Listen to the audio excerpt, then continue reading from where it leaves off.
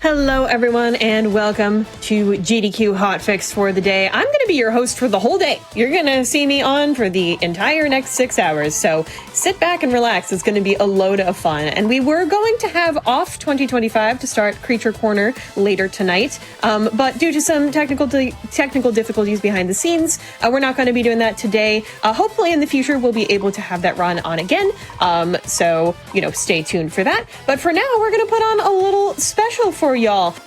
This is going to be Ninja Gaiden RAGEBOUND any % by Cutie, who is our lovely Perilous Paths host, so he can tell us all about that too, as well as his run when he starts. So let's get to it. Awesome. Hi there, I'm Cutie. You might know me from the show that I had on Monday called Perilous Paths, so I'm afraid you have to put up with me again here.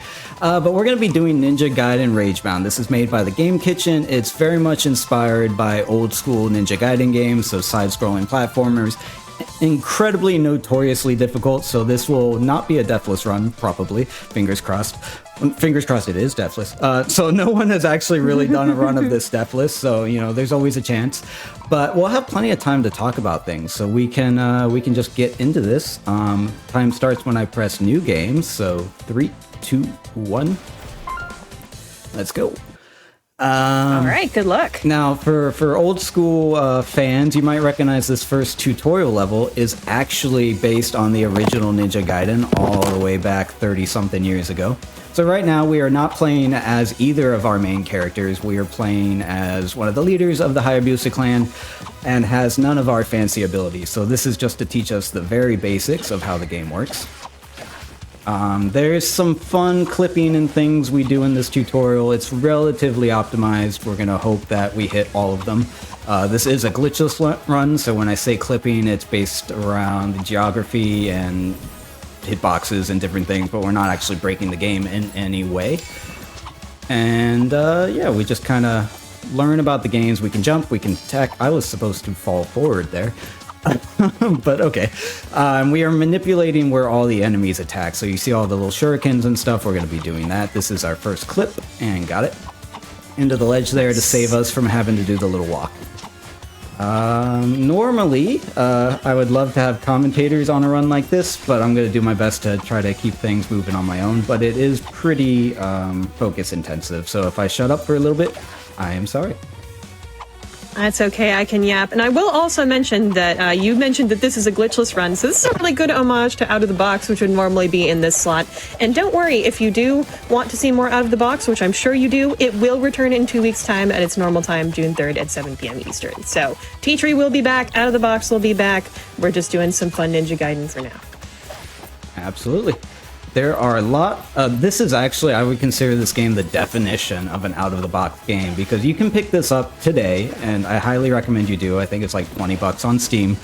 And you can beat the game in like 2 or 3 hours, and then you can do a speed run and do like a 140 speed run, probably on your first try. So it's the definition of like easy to learn, but impossible to master. And then it becomes all the optimizations and all the fun stuff afterwards. That was not supposed to happen. This is why I say like it's hard to talk and play. So now we are into our first main character, which is Kinji. So we have, I guess, learned how to roll. That's something the younger kids can do. And we are doing a tutorial obstacle course to prove that we know how to be a ninja, basically.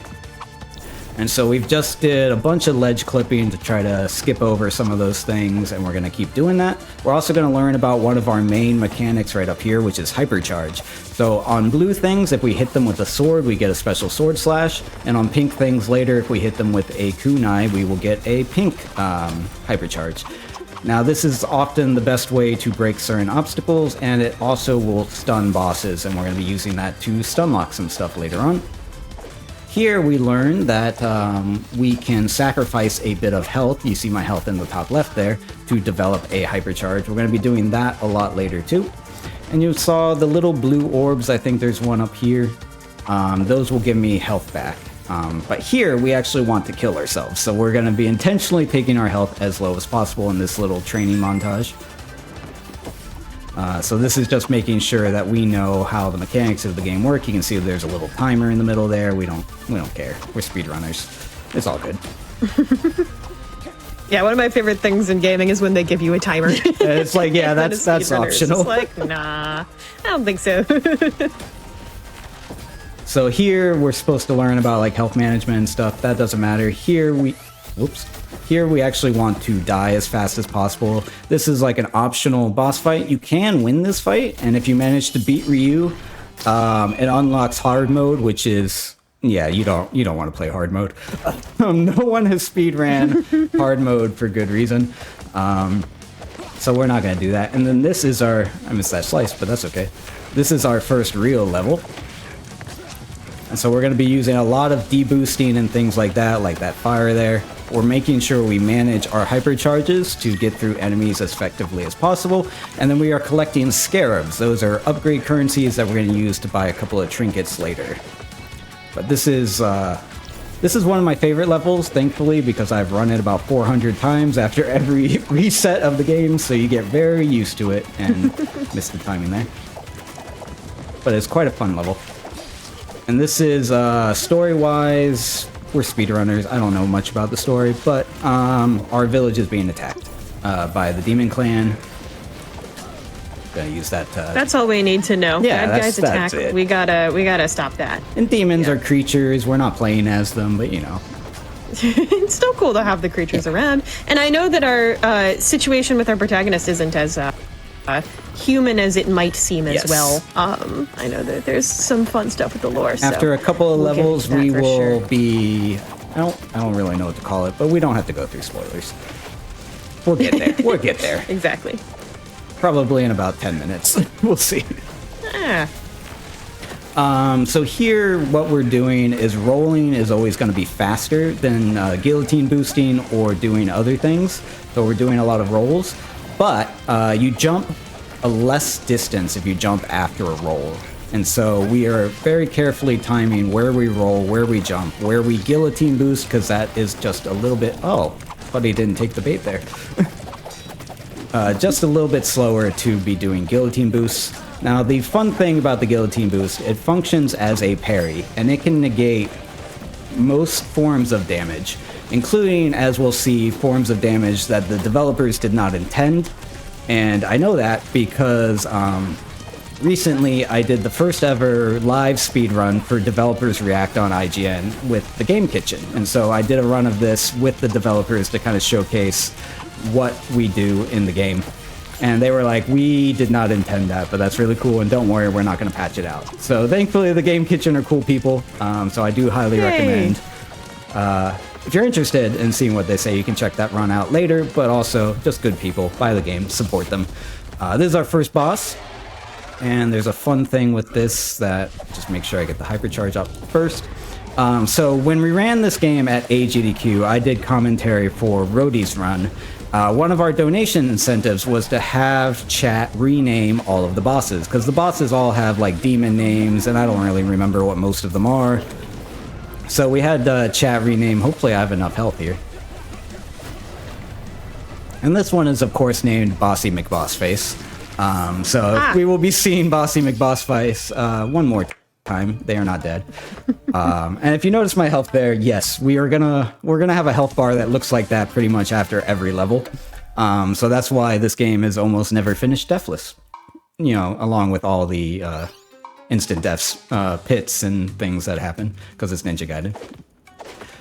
Here is where we're going to learn all the fun stuff you can do with the guillotine boost. And these they're not quite pixel perfect, or not quite frame perfect, but they are very tight, so we'll see if I can get them. There's a little skip. And so we can actually bounce off these little spikes. Oh, the fireball did not cooperate there. So these are very, very tight timing. I won't get all of them, but I got a decent amount. And we're going to be doing that in different places throughout the game. But like I said, not intent... That guy never turns around like that. Alright, just make sure I buy the right thing here. So we just picked up an item called Last Stand. What that is going to do is whenever our health is below, I think it's 30%, we're going to do extra damage, which means we are going to be using that to basically keep our health down in every boss fight. If you're familiar with like the red tear stone ring, kind of similar idea there. Just deboost through everything, because why not? Wow, a Ninja Gaiden game where you want to stay at low damage? Yes. Never heard of that before. Yeah, so basically every fight is going to be played with like one hit of health. Some of them are choreographed, some of them are not. I have a couple of unique strategies myself that I've developed that may or may not work. We'll see. But yeah, it's going to be fun. And then this stage... This is... Oh, no, go ahead. Oh, I was going to say, so they designed this specifically so you could do what I just did there, which is basically run right through it without stopping. And then we did a little skip there with the shuriken. Sorry, not to cut you off. No, I was just thinking staying at one health sounds an awful lot like your show, Cutie. Things you might see on your show. This has actually been on my show before, not with me running it. There's another runner, Ed Nolium, who's a fantastic runner for this game. Super active, super, supportive of the community. Also a Metroid Dread speedrunner who did this for my show. And then we did have it at GDQ 25 as well. But yes, there is a reason I run a game like this, because my show Perilous Paths is all about doing adventurous and challenging speedruns, and if you can't die in it, then you can't be on my show. I'm sorry, you have to be able to die. Them's the rules. Them's the rules. Is that the kind of game you sort of gravitate towards for your speedruns as well? A lot of time.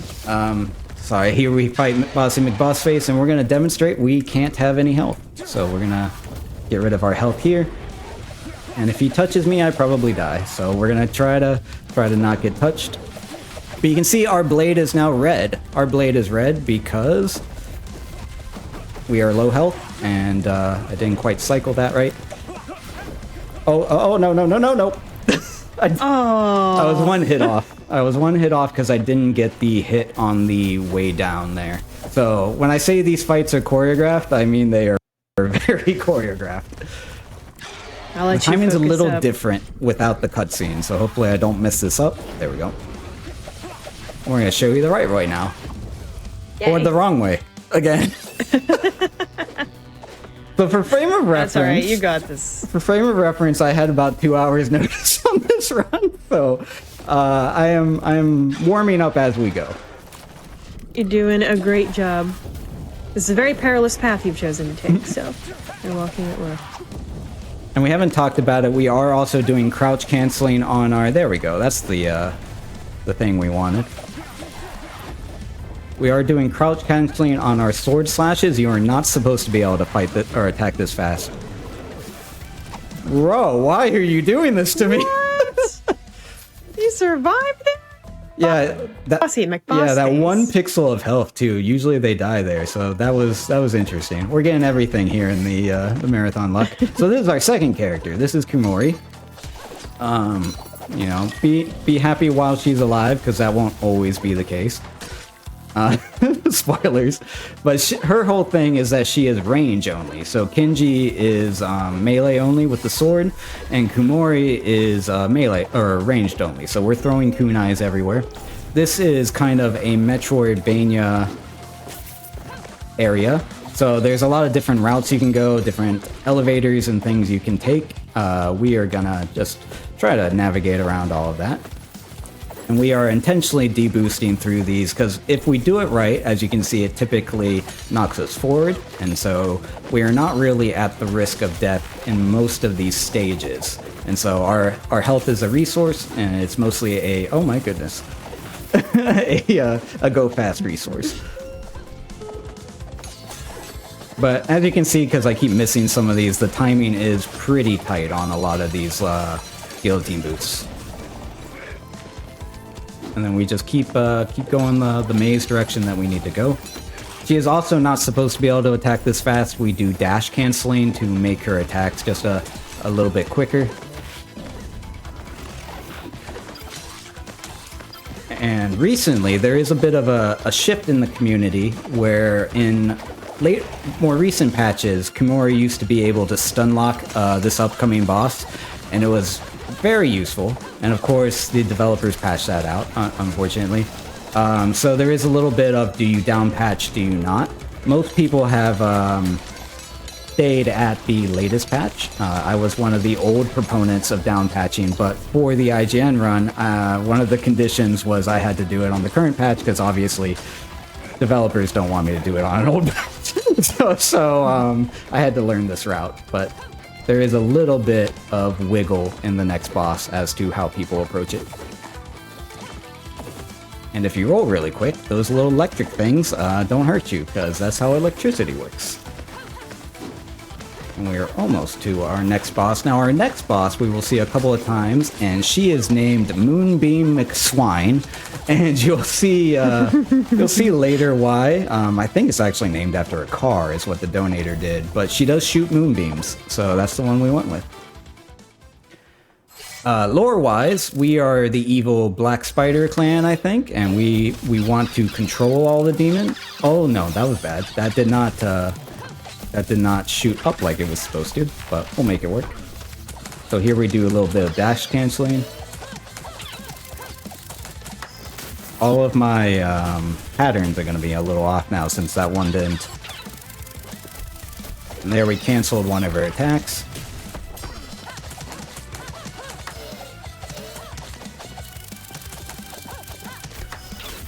I saw there was a little text that popped up that said defeat the boss without being hit. Is that an extra challenge? Yes, so all the levels have... no, it's okay.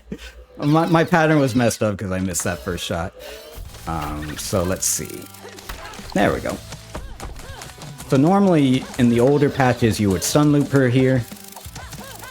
And you can see there she kind of did a little stutter step because we messed up her pattern. Now she should come down. And we do a little stutter stepping to lay on some damage.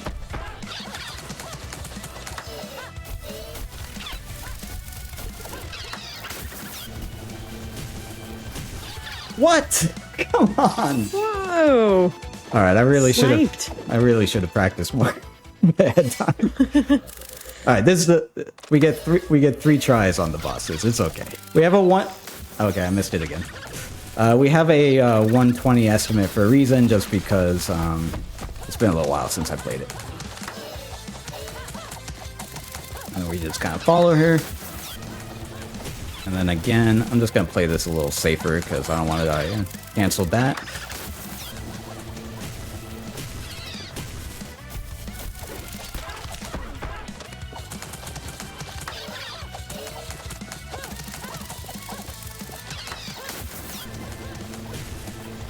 We had enough health, I could have taken that, but we've died too many times. I can't do it. Alright, so for the challenges. You're safe than sorry. Thankfully, the next section is an auto-scroller, so we have a little bit of break. So for the challenges, every level has multiple challenges, and it has multiple hidden collectibles, and you can unlock different weapons. So if we look over here, 3 challenges, we never really do them. There's also skulls you can collect down the bottom left, and there are hidden levels. So if you collect a lot of that stuff, there are secret levels. Obviously, we're not going to do them. And there is actually a wide variety of weapons. So later on, as Kumori develops, she will have access to different spider weapons. There's all kinds of fun stuff that she can do. And we're going to get a spider weapon gauge and things as the game goes on. But we're not going to do any of that in speedrun. We haven't found a way that makes anything faster. Now, we do have individual level leaderboards, and in those, you can use any weapon, any item, anything, because it's basically New Game Plus. And so there are strategies where you can use, different weapons. But for here, we just use the base. Because this level is really easy and not much is going on, I try to kill every single enemy in the level. So if I get to, I think it's 75 in the top right in the chain, I've accomplished my little mini game. But none of this is necessary. We can just kind of drive and do whatever we want. That little skull was one of the collectibles. So you can see in the top right, I got a collectible. I destroyed a trap for a challenge too.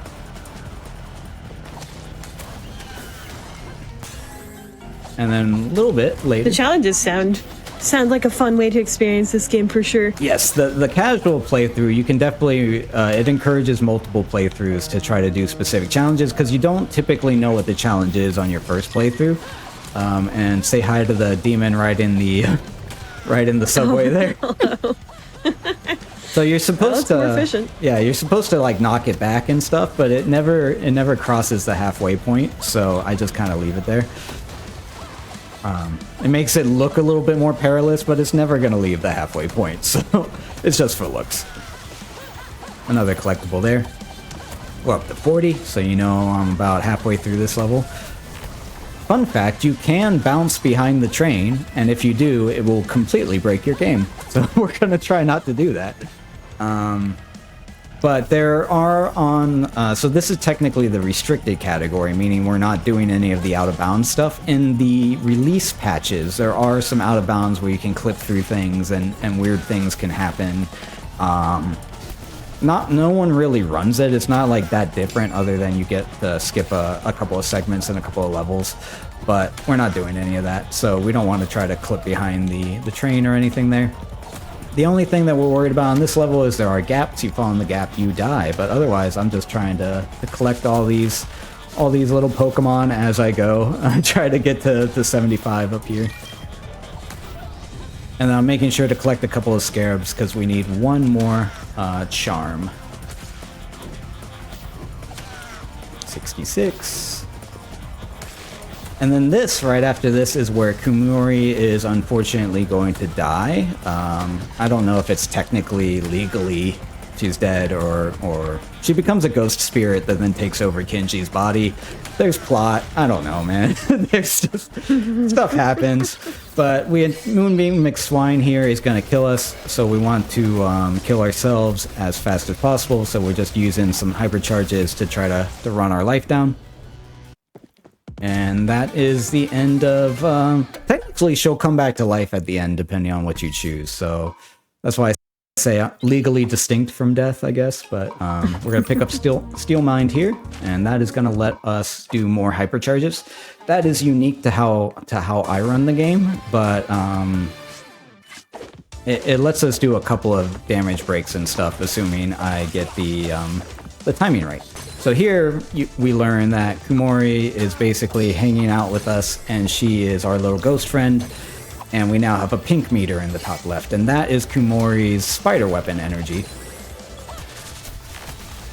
And so you can see we're just hitting these orange orbs to try to make sure that we keep that energy up. That's what this level is trying to basically teach us. And then we also have these spider weapons. And so those are the ones that I said earlier you can trade out by finishing some of the levels and buying them from the shop, or that's very tight. Okay, got that. But like I said, we haven't found anything particularly more useful than the kunai that Kumori starts with. Now, fun fact, in older patches, Last Stand actually used to work with Kumori's kunai, and it's one of the reasons that some people like myself still like the older patch. But in more recent patches, Last Stand only works with the sword. Here, she gets some... the developers actually like speedrunning, so they put a couple of little miniature speedrunning segments in the game. So Kumori, you'll see, and this is where we use a hit to get out of a cutscene. Kumori can go into the nether realm or whatever and help Kenji out. This is a little skip. You're not supposed to be able to do that. But you can see that looked really slick. Yeah. You can see the blue bar above Kumori. If that goes to 0, we get knocked out of it. So it's kind of like a little platforming challenge section.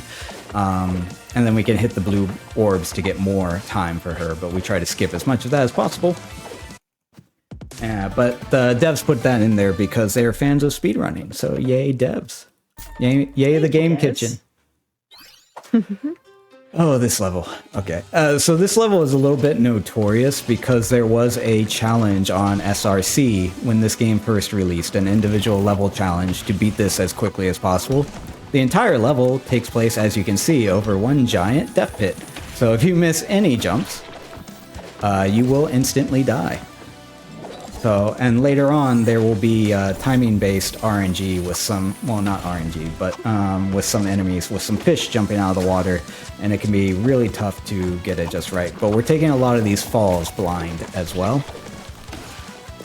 Oh, I didn't get the boost off that. Oh, that's not where I thought I spawned. When I say this game never gets finished deathless, I mean it. We're basically playing Super Meat Boy with swords. So what happened there is I'm supposed to be able to guillotine boost off of that next. I went through the ledge. Okay. We're going to take this section just a little bit safer because apparently the game does not want to work with me today. So you're supposed to be able to guillotine boost off of this and then guillotine boost onto that one. And then you just land on the ledge just like that. So I don't know what happened the last couple of times, but eventually we got there. For this, we're gonna try to deboost through these spikes rather than taking the little zip lines, because of course that's slow. But again, you can see how low our health is. So we are intentionally doing a lot of health management in terms of we are always going to be using our health as a resource to get through obstacles. And we can do, that's a little weird animation thing where you're not supposed to be able to keep climbing on the, keep climbing on the zip line, but we just do it for fun.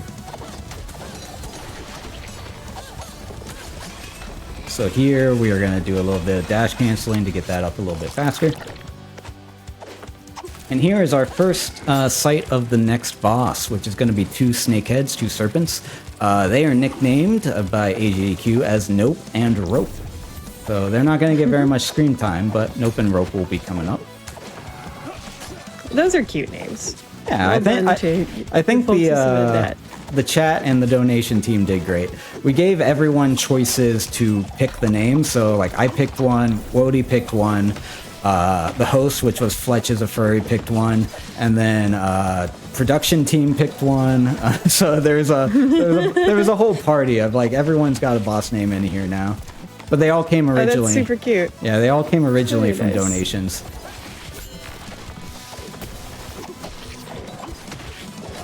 And well, that is the kind of fun stuff you'll be able to see at mainline GDQ, and of course we love Hotfix, but there's even more fun coming up at SGDQ. Just wanted to mention that we will be live in Minneapolis, Minnesota from July 5th to the 11th. You can visit gdq.gg to learn more or register for the event, and you can check out the schedule at gdq.gg/schedule. And I know we were mentioning Super Meat Boy earlier. The schedule is now complete with our new games that we accepted as well, and that does include Super Meat Boy 3D. So if you want to see that on the schedule and all the other amazing stuff, I know that there's a bonus game for a Resident Evil guitar controller only speedrun. That's going to be wild. There's so much fun stuff coming up. Go to gdq.gg/schedule and you can see the SGDQ 2025 schedule. Definitely register if you'd like to attend. You still can. It's going to be loads of fun. I highly, highly recommend it. If you have not been to an event, or even if you have, to check out one of the mainline events. AGDQ was my first time there. It's an amazing experience. Oh, buddy. Buddy hit me out of the cutscene there.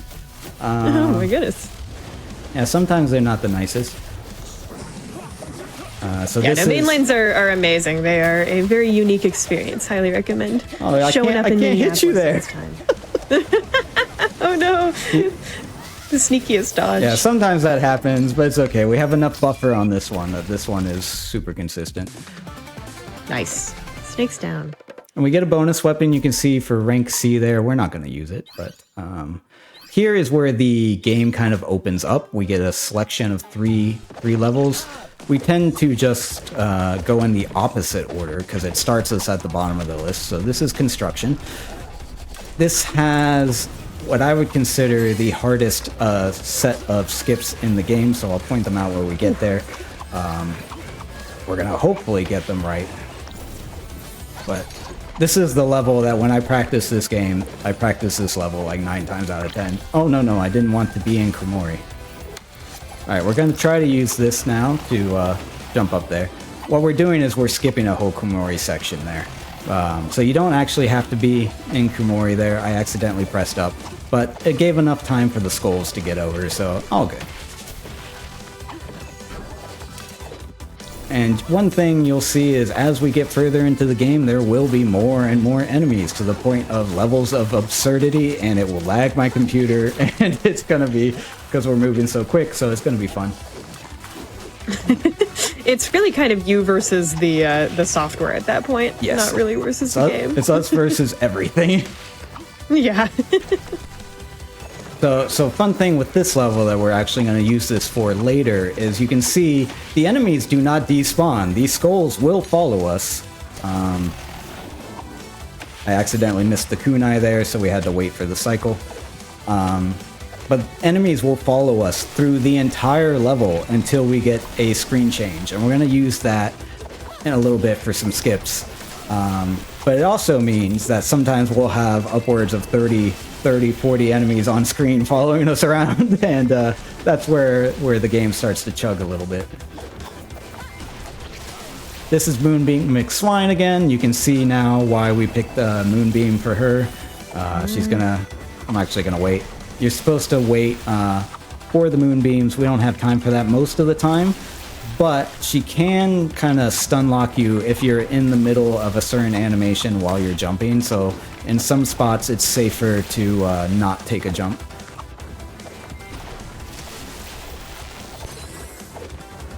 That animation on the beam is so pretty. Oh yeah, it's fantastic. Oh, okay, I just made it. Oh. I was like, can I survive? Well done. So this is the screen that has a triple skip in it. If our health gets too low, we won't be able to pull it off. So I'm going to focus for about 20-30 seconds while we try to get through all of this. Here's our first skip over here. Just rub our face into some barbed wire. Don't worry about it. Exfoliating. I have not heard that one. Well, if that was exfoliating, I don't know what this is. full treatment. So naturally, if we take one or two more hits than we want to take, we're not going to have the health that we need for all this. So we are collecting these little birdies for this skip. So you can see I basically broke the camera there, and we skipped the whole platforming section by using their fireballs. But that was really cool. Yeah. Well done. So if we don't have enough health there, things can get kind of ugly. But they're actually going to follow us for the rest of the level. And, we have friends. Yeah, we have friends. And funny enough, the developers didn't know you could do this either. So they said they might try to patch in a thing where this bulldozer runs into the birds behind us and kills all the birds. We'll see. That'd be cool. If they had like a little That'd be a Easter egg. wild bonus thing to be able to do, to make happen in the game. That's really cool. All right, so this boss is extremely tight on cycling. So I'm going to do my best, but we only get one try at it. I'm going to try to focus here, but it's literally every damage breakpoint is super specific.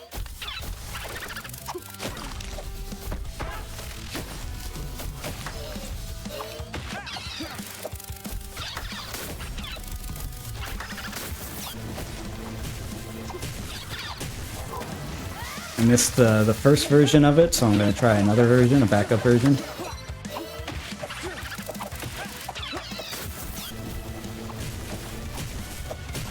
Nope, that's okay. So normally this is what we don't want to see, because, you know, it's an animation, it's slow. But I was one hit off, I think, on doing the cycle lock.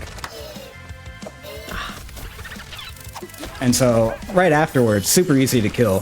But they built a timer into it. So she has breakpoints for damage and she has breakpoints for stun locking.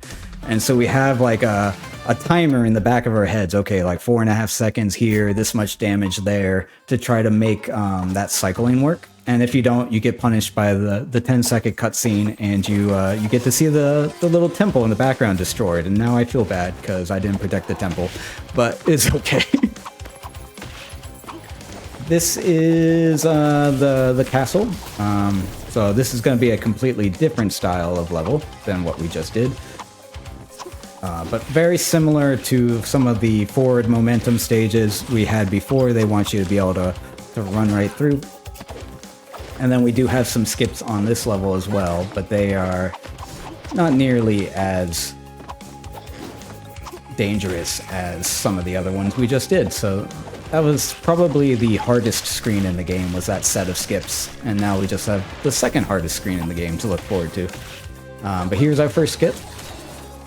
So we are supposed to go all the way to the right and do a bunch of platforming and come back left, but we don't have time to that, so we just do that.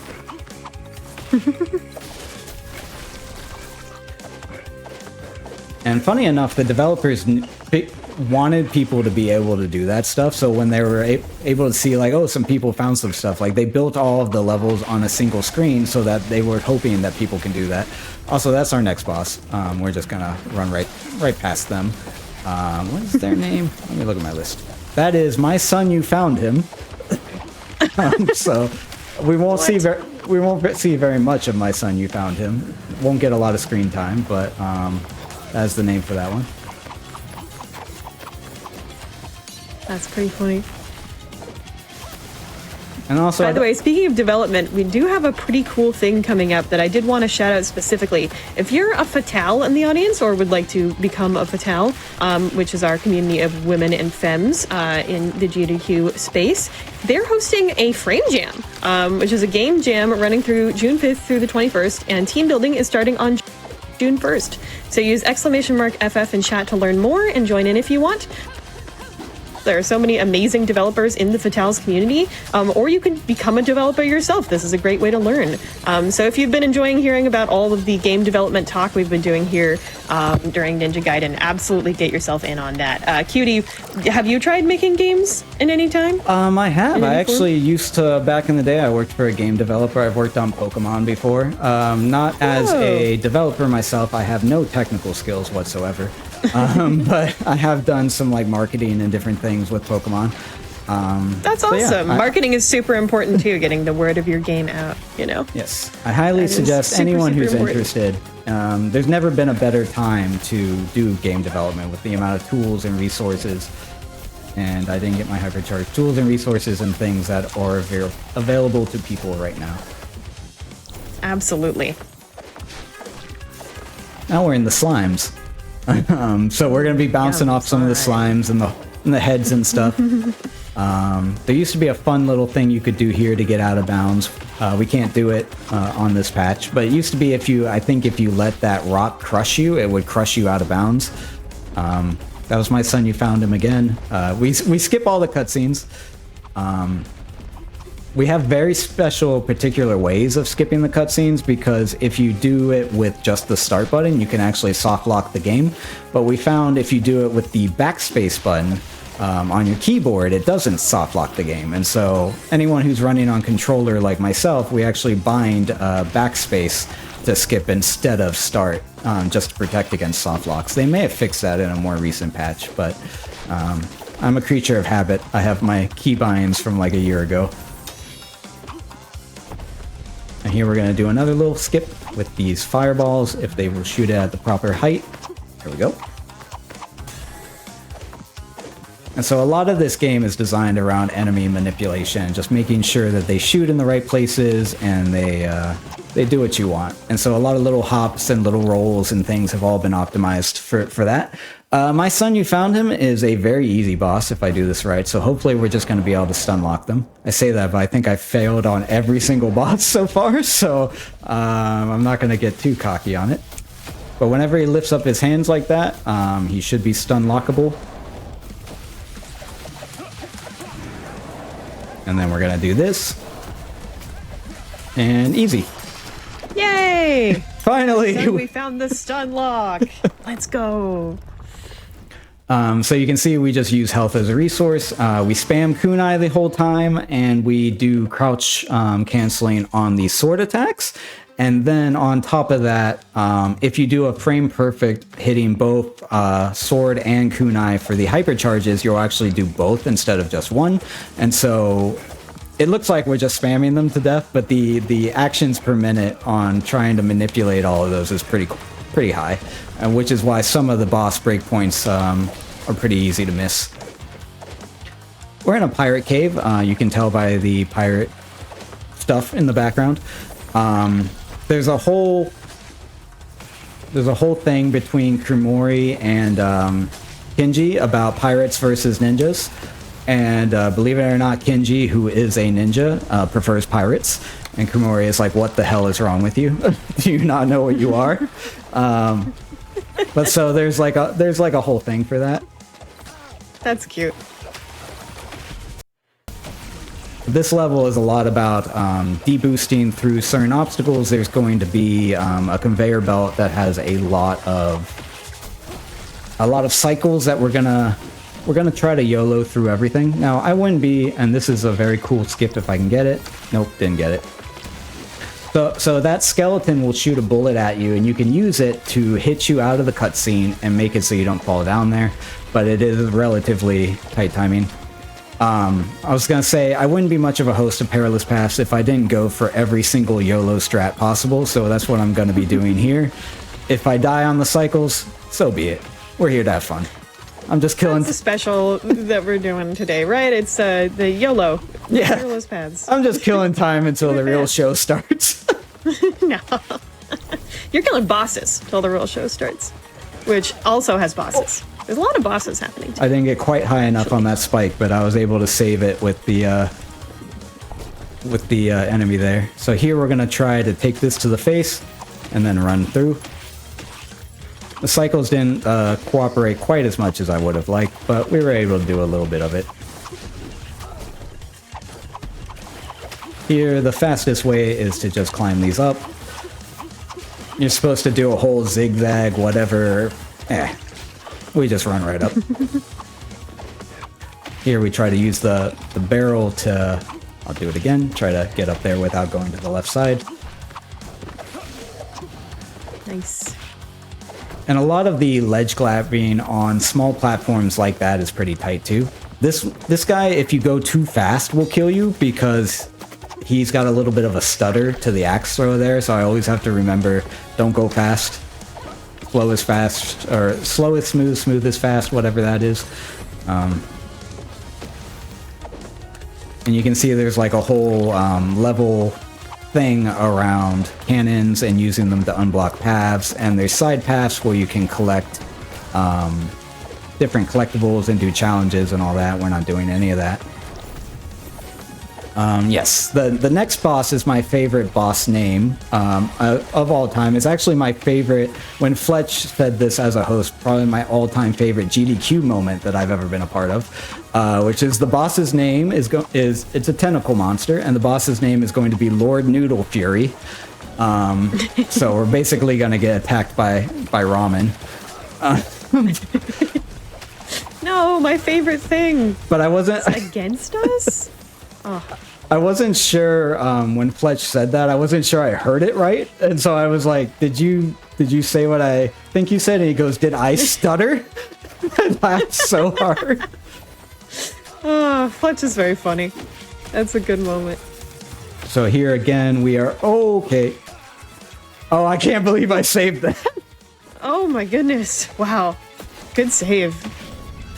So what we want to do is take as many spikes and things as we can, because we haven't talked about it, but when you take damage, you get another short hop back, and so we take the spike to get the short hop to the next damage boost to the next enemy, etc. And so I was just barely able there to take another damage boost. Here's the first part, I guess you could say, of Lord Noodle Fury, and then we'll fight the actual Lord part, I guess, here in a little bit. So the main thing here is you just don't want to fall, and unfortunately the tentacles can be a little finicky. You can unfortunately fall right through them if you don't hit just the right spots. So we're gonna try to not have that happen. You usually want to stay right around the middle. If you go too far forward and they start to pull it back, something weird happens with the collision. But there's nothing we can do to speed this part up. And now we go say hi to Lord Noodle Fury. Very difficult boss casually. If we can stun lock, very easy boss, so we'll see.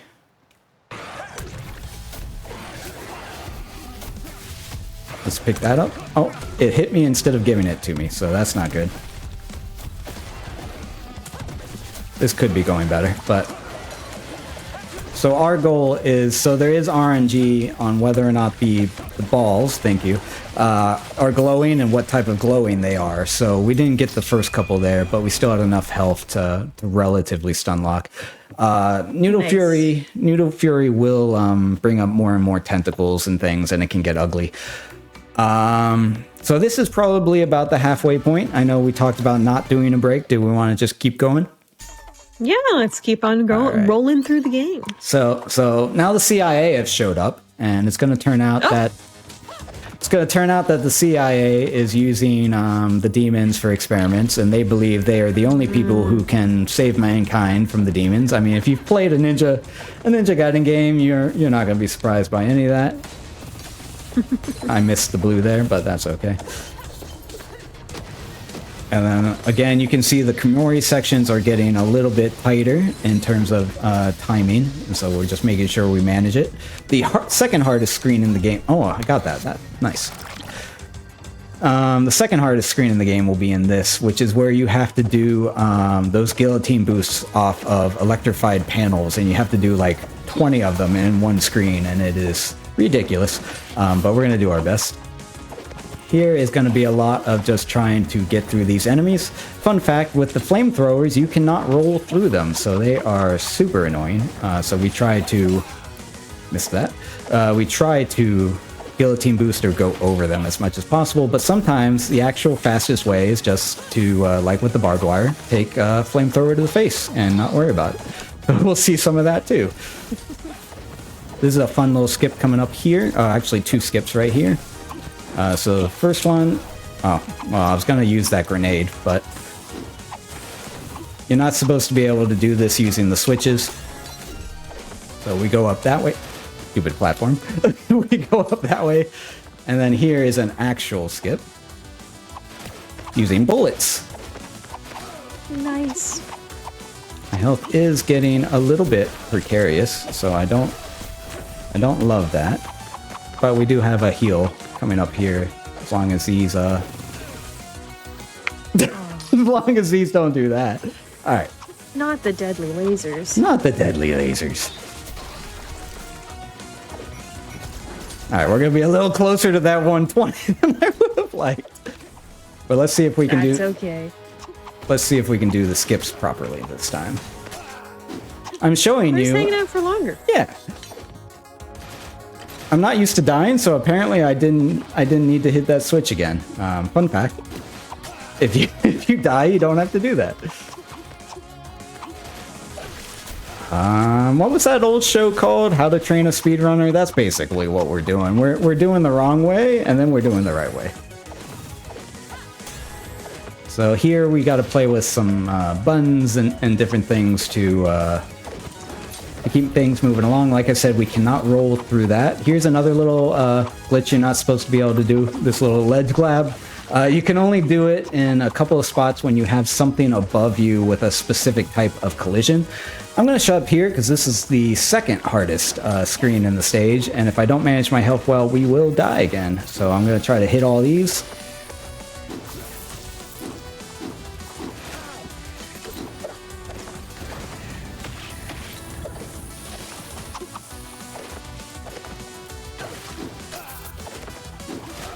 When you miss one, unfortunately, they get to have shots at you, which makes it even worse. All right, we made it to this checkpoint. Hopefully, I'm gonna try to keep it going. Normally, I might reset there to get my health back, but I think we can do it. I have faith, even though this is not going especially well today. But we're gonna do it. We're gonna do something cool today, I promise. This is all cool. This game looks really, really difficult, so just doing it fast at all. I'm impressed.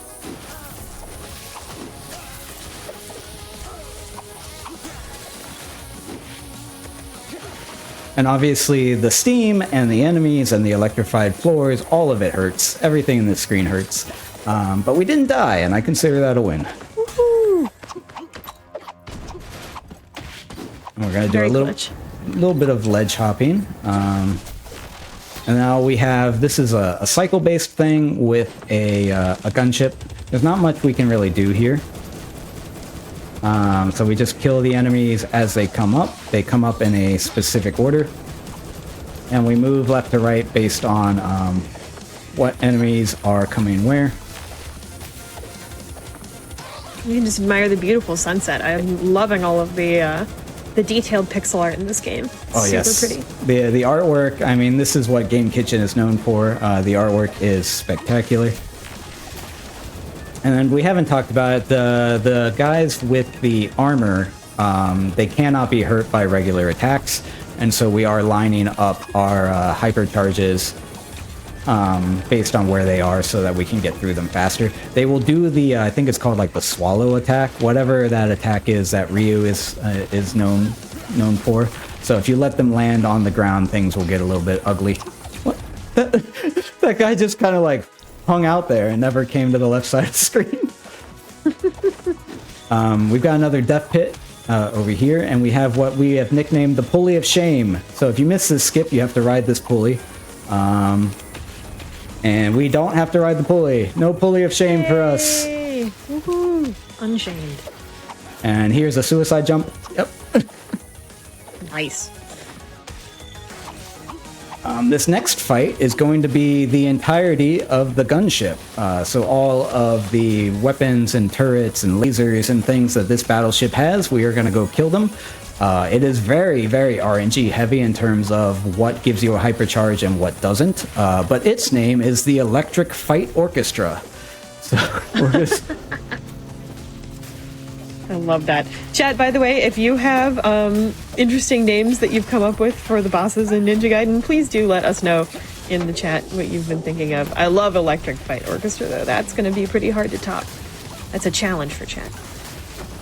And as you can see, the higher they get, obviously, the harder it is to reach them. So we're trying to get the hypercharges, and this is actually going pretty decent. Try to get the hypercharges and balance like which ones we're killing where, what we're bouncing off of. But that was actually, of all the fights today, one that actually went okay. Woohoo, nice. Yeah, me avoiding being hit by gas leaks is just never going to happen. I don't know about that challenge.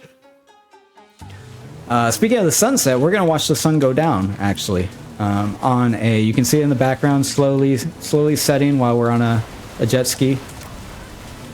So nice. much like the motorcycle earlier, there's not a whole lot to do here. I do not have a mini game for this one. I do not try to kill everything. I mostly just... By now I'm usually exhausted and I just ride the jet ski for a minute. That's just in. Ninja Gaiden devs know more about skyboxes than Mario Kart 8 Deluxe DLC devs do. Is that an outdated gaming reference by now? I mean... The devs for this game are incredible, and they're not just like the nicest people ever, too. They were super fun to hang out with. They love the community. Seem super cool. Yeah, they love the community. They love speedrunners. They just want to make gamers happy. Like, that's why so much of this game has homages to like old school NES Ninja Gaiden. So originally this was kind of just a side game that was meant to get people excited for Ninja Gaiden 4, and it was so unexpectedly good that it overshadowed Ninja Gaiden 4, and no one really talks about Ninja Gaiden 4 anymore, and they just talk about this game. Wow. So. Mission successfully succeeded, I think. But yeah, once again, we got the challenge for killing 25 enemies, so I guess that's something. But we're just going through the level. And then we got, I'm just looking at the boss list. Yeah, now we're going to go to the secret mutation lab. We just unlocked a weapon that we're not going to use. But now we're going to figure out that the CIA is doing evil experiments, and of course they are. So these guys have shields. You can't go through them. If this works, we're going to do a little funny glitch. That was not it. On this little elevator. And if we're really, really good... Oh, no. That was supposed to make that enemy fall off the map. But what we're trying to do is we have to get to this as fast as possible, but for whatever reason, we cannot face rub the barbed wire like we did before. So we're trying to get these knives to give us just enough that we can get up there quick enough, but I didn't get a cycle that worked. So you don't lose any time if it doesn't work, and it looks really cool when it does, but no one gets it more than like 10% of the time, just because lining up the knives so that they're split and line up in the right places is more luck than it is skill, I would argue. Here, we can go up the barbed wire. So, you know, don't mind this. Just skip all of that platforming. Because Kimori does not actually have health. She can do whatever she wants. The advantage of being incorporeal. Noted. And here we have kind of the technology section. Fun fact, if you... it used to be that these crusher things had like really big hitboxes, and if you went anywhere near them, they had like a shockwave effect, and it was awful. So they removed that, but now... if you, and we are intentionally going through the lava, don't worry about it. Now, if you, oh, okay. That's okay. We literally just hit the checkpoint. Now, if you end up in a crusher, it doesn't kill you, but it does somehow break your controls. And so your controls will like get mirrored. Speaking of game jams, I have no idea like how, yes, you know, we're going Super Mario. I'm on the top of the screen. Don't worry about it. I don't know how like game development wise it happens, but if you get stuck in one of these, like it puts you into the floor, and then your controls will be messed up until you relaunch the game. So I'm not even gonna risk it. I'm gonna take these a little carefully so we don't have a control issue. I feel like even though it doesn't seem like that's intentional, it kind of mirrors like a concussion, I guess, effect. That's a good way to think about it. Yeah, the ninja gets a concussion. Yeah.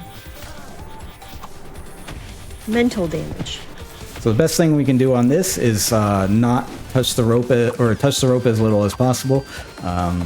Here we're gonna do this, but touching ropes in general is very slow. Like I said, sometimes you just have to go right into the flamethrower. That will not be the last time we do that. Yeah, we're not messing with any of that fun platforming stuff.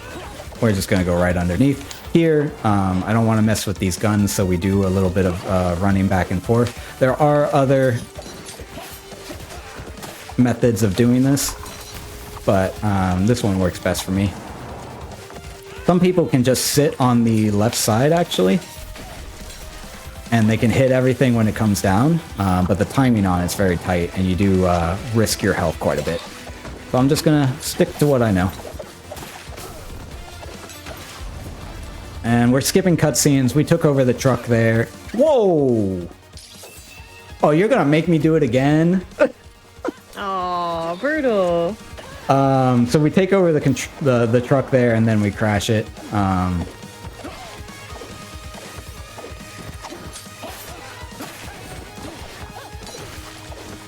But yeah, so we do manage our health pretty tight on all of these things.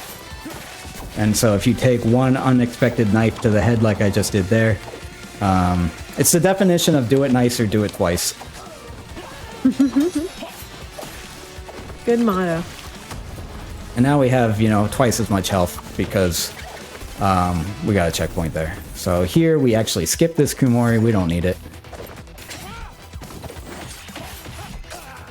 And we are taking some of these knives to the back intentionally to push us through a couple of the things. Just kill all of these as they come up.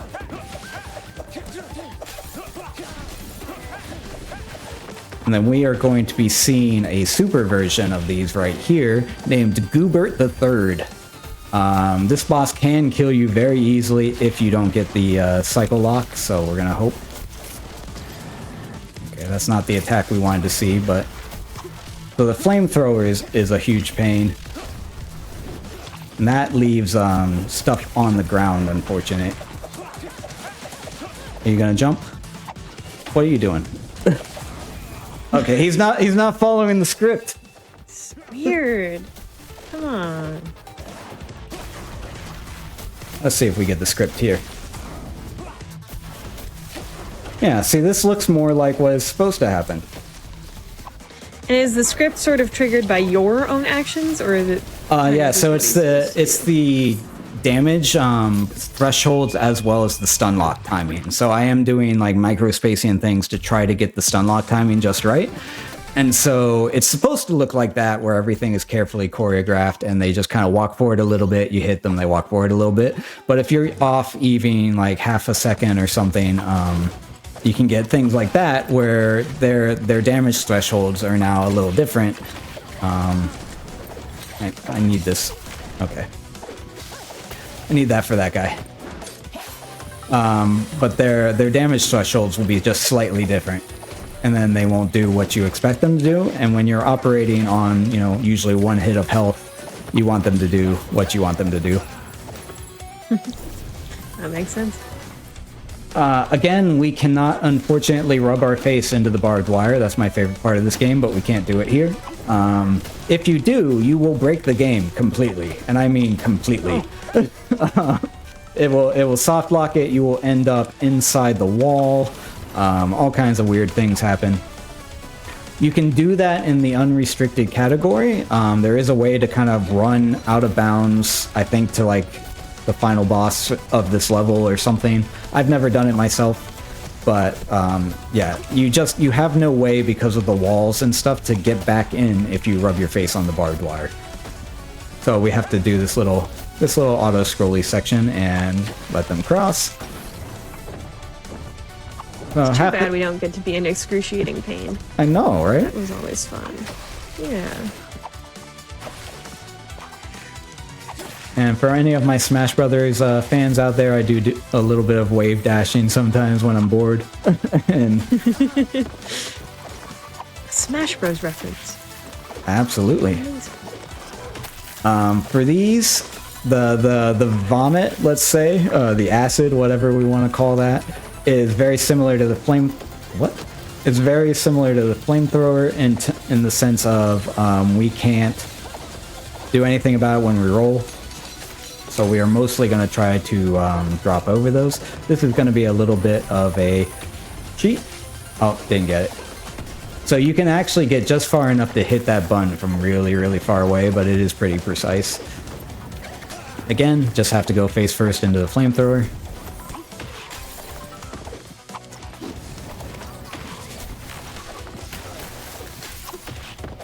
Unfortunately, getting puked on is, for the most part, the fastest way to do this. Not my favorite speedrunning tech that I know of, but it is something that we have to do. This section is notoriously buggy in terms of the collision, so I'm gonna hope that I don't get, like that, get stuck on the side. So this is everyone's least favorite part of the entire game, because you need to go up these cycles and use the collision, and that is how it's supposed to look, but for some reason I didn't grab the ledge on the first attempt. But it can be a little bit on the problematic side. If you hit these, you may notice they turn red and they get very, very angry at you. So we are trying our best not to touch those in a spot where they would be able to run us down. Here, again, take the puke, unfortunately. This is another cycle-based thing. We try to go as fast as we can like this. But there's going to be a lot of enemies and things designed to prevent us from doing this. And I'm doing the short hot rolls to try to preserve momentum. And then after this one, I'm going to try to do a cheeky little... Oh, I didn't get it. Like I said, I got to go for everything. So at this point, the run is scuffed. We might as well do all of it. Any percent, all things showcase. So if you can get the cycle just right, you can skip a couple of those drops. But it worked out there because you want to land right when this one comes. Otherwise, you can see the one on the right is like very, very slowly coming down. It's like a 15-second time loss if you don't hit this cycle right. We can't do anything here. We're on an island, so we're just kind of hanging out. And then we go up. Again, another weird section for collision right here, so I'm going to take it safe. You can go on the left side of that one, but there's weird stuff where you can get pushed into the wall. And we don't want that. Here we're going to meet a new character who, honestly, I don't remember them like even being in the game, like in my casual playthrough. There's going to be a person down here that like tells you how to escape the lab, I don't remember anything about her. I don't know her name. She's in the game. She's down there. I don't know what happened to her. Bad stuff, I guess. But we're gonna just keep running through the laser lab. So here, the fastest way to get through these is to use hypercharges. I didn't get the pink one there. We're gonna intentionally not take that one. I was trying to to drag that one over to the last screen, but it came up so slowly that it was just faster to do the manual version. We are almost to our next boss, which is going to be a giant turtle. And the giant turtle is named Turt Reynolds because, of course it is. Turt Reynolds. Let's go. Alright. I don't quite have full health, so we're not going to get, the perfect cycling here. Fun fact, if you stand right here, when Turt Reynolds does its claw attack, we're not going to get the claw attack, unfortunate. When it does its claw attack, there we go. You can just clip right through it. Doesn't even matter. Oh. And once again, this is not the cycle we were supposed to have. Why are you not cooperating, Turt Reynolds? Okay. About 5 seconds slow just because I was one hypercharge off. Because I didn't have quite enough health coming through the stage. But 5 seconds is 5. This is my favorite level in the whole game. We're going to be on a train. This is the level where I played this casually and decided I was going to speedrun it because it gets ridiculous. We are not on the train yet. But we are headed to the train. And so for this level, hypercharge management... Oh, okay. Normally that is just slightly left of me, but we can take the hit. We got help. Hypercharge management is super important in this level, so you're going to see stuff like this, where I get the hypercharge and use it to go through. And we're going to be doing that in a lot of places. I missed the timing on this one. So you want to be able to get all the way up here and hypercharge through that flamethrower, but you can guillotine boost it. It just looks a lot cooler if you kill her. Now we're on a train. And things are gonna get fun. We are gonna have, remember the part where we said the enemies don't ever despawn? We're gonna see that. We're gonna see a lot of that. So we're gonna kill stuff as we can.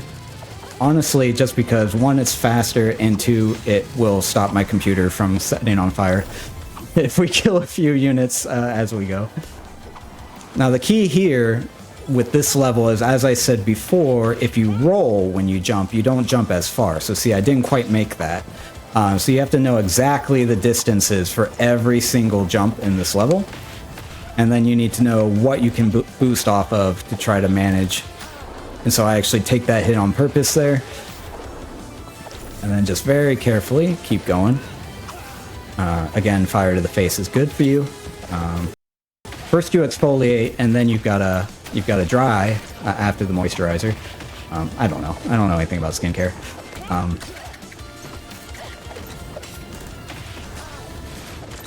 But there are just so many. Neither do I. So many bullets and things on screen here that I quite enjoy this level just because of how ridiculous it is. Here we're gonna go on the Shinkansen. At least I think it's the Shinkansen. It looks like one to me. And this is the speedy Japanese bullet train. If you don't know what a Shinkansen is. How did my sword literally went through that first guy? But this is how you're supposed to get through the train. It's one hypercharge after the other. And now we are gonna, as you can, I don't know if we can see, but my screen tearing is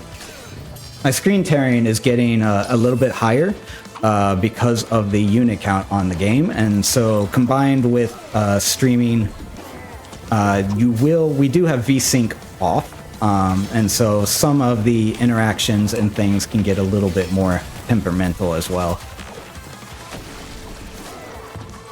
Yeah, this is a really interesting speedrun, honestly, because it isn't just about performing the game well, it's also about the game performance Like, I think that adds such an extra dimension to dealing with it.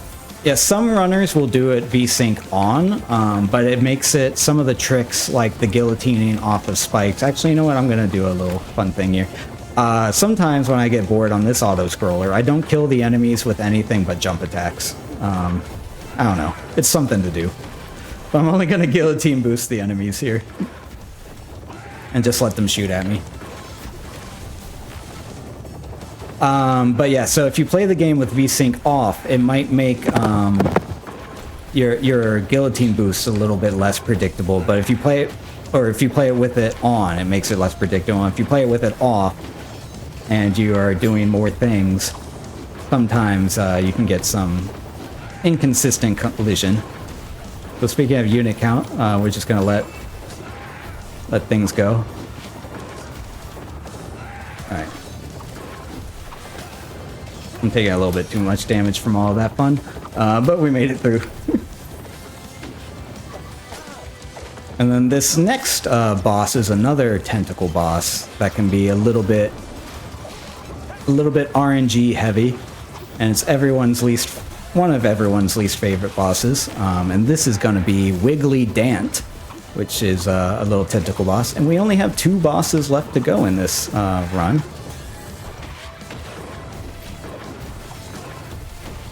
And then, as you can see, all of these little flying guys want to hang out on screen. And so this is just, we are trying to survive everything. I'm actually going to restart checkpoint just to make sure I have full health, because we just hit the checkpoint. And then this is also a choreographed fight in some ways. So we will take some intentional damage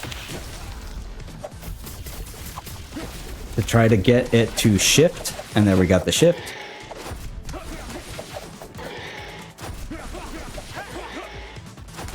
This thing is... that design is wild. Definitely not what I'd like to see in real life. Oof. There we go.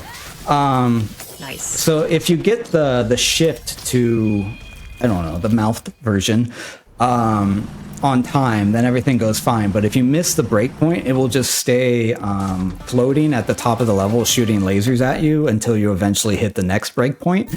And it's really unfortunate. So we try to get that breakpoint as quick as possible. And this is, believe it or not, the last level. Wow. A little skip there. So this level, the developers kind of throw everything possible at us. We're gonna see more trains. We're gonna see more barbed wire. We're just gonna run off the screen on the barbed wire. We're definitely not supposed to be doing that, but that's okay. And then we got another skip coming up right up here that hopefully we can get the timing. Nice.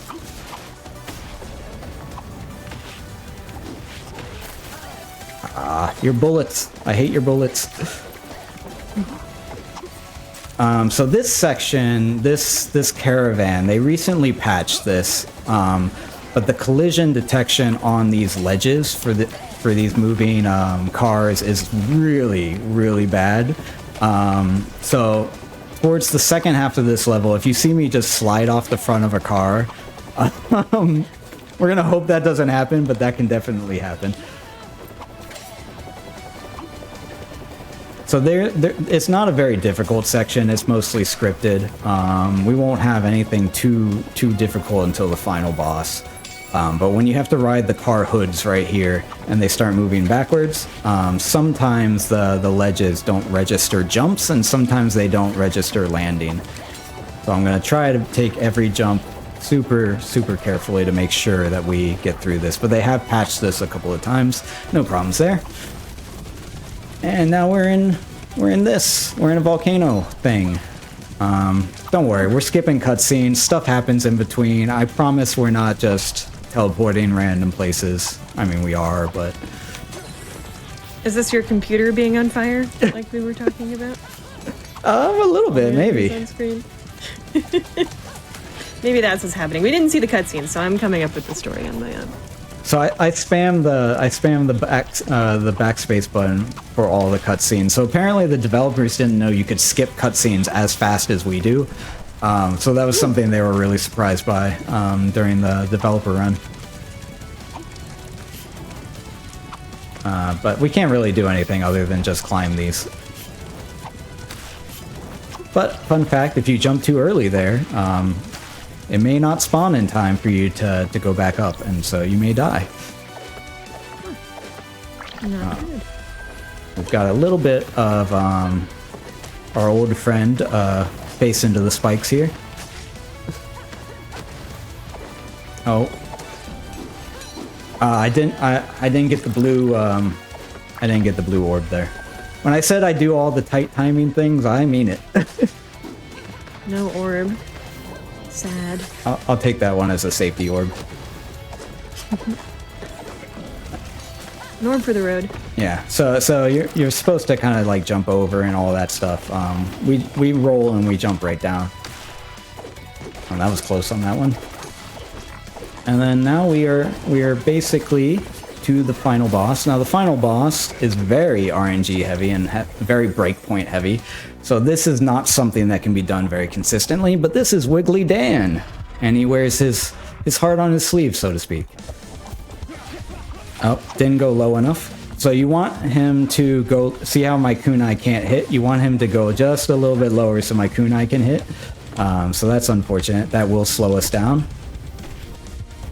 Because I can only hit with the sword right now. Now I can hit with the kunai. I'm gonna wait for these hypercharges.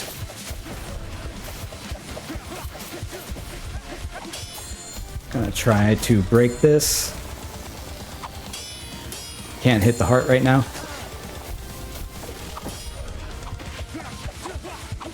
Come all the way back down, please. No, not the slow horizontal. This is literally the worst thing it could do. Because now I have to jump to hit it.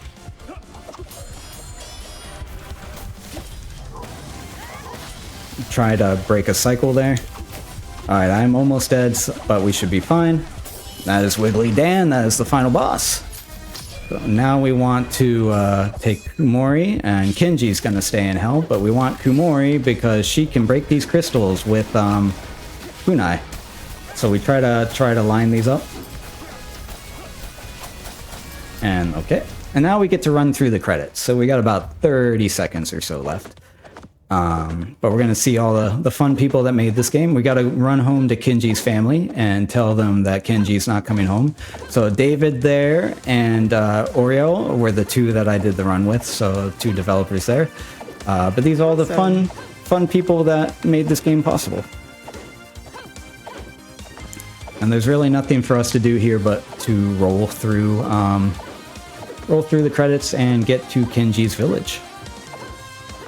I love playable credits. One of my favorite little details you can do in a game. Absolutely. My favorite's in Nier Automata, where you have to fight the credits. Oh, yeah, that's awesome. Yeah, I would shout out Undertale and every Katamari game. Amazing credits sequence. It's all over there. And time will be coming up here at the cutscene. And time. That was probably... Woo, GG! Okay, just under 117. It's okay. Then we got credits, but we can skip the credits, and it will actually give me a report card of how I did across the whole game, which is all going to be terrible letters. So I hope nobody who's in school watches this, but let's see. Oh, there we go. B, B, B, C, D, A, C, B, D, D, C, D, A. I got a couple A's. Anyways, so that's Ninja Gaiden RAGEBOUND. In terms of shoutouts and... Well, let me fix my thingy there. I almost dropped the controller. Life is hard.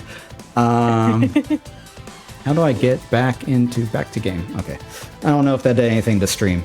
But So in terms of shoutouts and things, shout out to the Ninja Gaiden RAGEBOUND community. If you want to join the Discord and learn about running this game is perfect in terms of easy games to learn, difficult to master. So you can get a 140 by the weekend if you wanted to, and then you would work on grinding it down, trying to perfect some of the things. So if you're interested in that, I hang out in there. Ed Nolium is also an amazing resource and runner for this. If you want to check me out, you can do so here at GDQ. I have a show called Perilous Pass, like we talked about before, which focuses on adventurous and challenging speedruns. So basically, if it's hard and you can die in it a lot, like I just did, it's fair game for that show. I'm also available on Twitch, twitch.tv/cutie. But otherwise, don't go anywhere because Creature Corner is going to be amazing, and Satan is an amazing host, and you're in good hands. Oh, thank you, Cutie, and so are you. Yeah, y'all should definitely check out Perilous Paths. It is on every other Monday. It's super cool. You get to see runs that are very similar to Ninja Gaiden RAGEBOUND. So if you like this, you should absolutely check out that show because there's all sorts of difficult games being played there. And yeah, we have another very, very difficult run, one of the most technical RPG runs out there. Deltarune, all bosses, all glitches coming up after the break on my show, Creature Corner. And before we go to the break, I just want to thank you to everybody supporting Games Done Quick with your subscriptions, gift subs, and bits cheered. Your contributions help keep our shows running. It genuinely super, super helps us out. So anything you can do, whether you want to have access to ad-free viewing and exclusive emotes or sharing GDQ with your friends, all of it is absolutely.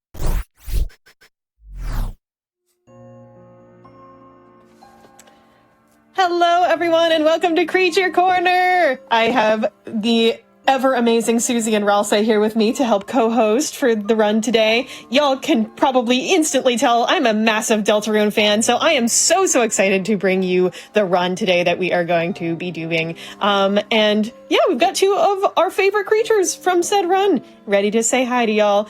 This one's going to be intense. It's going to be super cool. This run is super tactical, really interesting, and I'm sure y'all are absolutely going to love it. It is basically everything that Deltarune has to offer in a single package. So let's do Deltarune, all chapters, all bosses glitched by 30 Aces. Let's go. Yeah, hello everyone, I'm 30 Aces. Super happy to be here to showcase all chapters, all bosses glitched. I'm here with two very lovely commentators. The two of you would like to introduce yourselves. Hi. I'm Jack. I speedrun Undertale Deltarune. I don't know, I routed this category initially, and I have record currently, so yeah, I'm pretty excited about this. Wow. Hello, my name is Ash Maikta. I also speedrun this game. I'm not quite as good as the other two wonderful people, but I'm happy to be here nonetheless. Alright, yeah. We're just gonna go ahead and get right into it. It's gonna be a long one, so might as well not waste any time. We'll go go ahead and get started in 3, 2, 1, go. Alright, all chapters, all bosses. This is one of, if not the hardest category of this game. So yeah. Yeah, so obviously with the name of the category, the goal is to do every boss in the game in every chapter, and so what's funny about Glitched is we actually have the ability to skip a couple things that some people might consider bosses, but we don't. So the way we define a boss in Deltarune for speedrun purposes is anything that's sort of part of the side quests that give you shadow crystals. So for our this run, we're going to be doing Jevil, Swamp Neo, Eram, Knight, and Gerson, as well as the final bosses for each main chapter. So King, Queen, Giga Queen, Tenna, and Titan. So yeah, there's going to be a lot of stuff. We got a lot of good items from those bosses too, so gonna route those in, and yeah. Yeah, totally. The bed skip here, yeah. It skips basically the true reset portion of the game. Otherwise, we'd have to go through the entirety of Hometown. If one of you want to explain auto run real quick. So auto run is a funny little thing in this game, which is basically an option that makes it so your character runs at all times without holding any button, right? Because there's the walking speed and there's the running speed. Normally you'd hold X to run, but we enable auto run to have the character run automatically. Now, in addition to making the character run automatically, there's some fun jank you can do with it later, and specifically the first chapter. There's a trick known as auto run stutter stepping, where when you specifically have auto run enabled and you open the menu, your character will stop walking while the menu is open, and then when you unpause the game, Your character keeps the speed that they originally had. However, enemies and encounters along the way will lose their speed and will walk slower. So we use this throughout the duration of Chapter 1. We'll get to it later, to skip encounters a lot easier. Something you also may have noticed is we're playing in Japanese, and you're never gonna guess why. It's because text scrolls faster when it's unskippable. No way. You're telling me 30 Aces can't read Japanese? I don't know. Because that would have been my first guess. Maybe.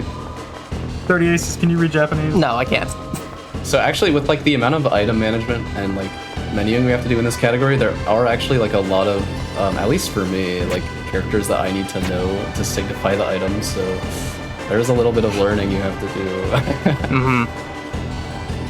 There is a select few people that learn actual characters to know the items. Other people just guess and hope. Right. At least that's what I do. You know, we're coming up on the first fight here, the Lancer fight. We're gonna try and end it in 3 turns, and also hope for Susie to get targeted, so we can take a little bit of damage for her. That'll come up a little bit later on.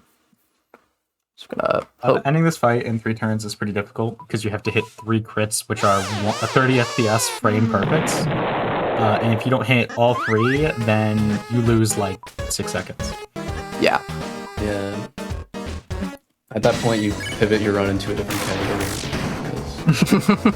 Yeah, you just run a less important category. You've already lost so much time.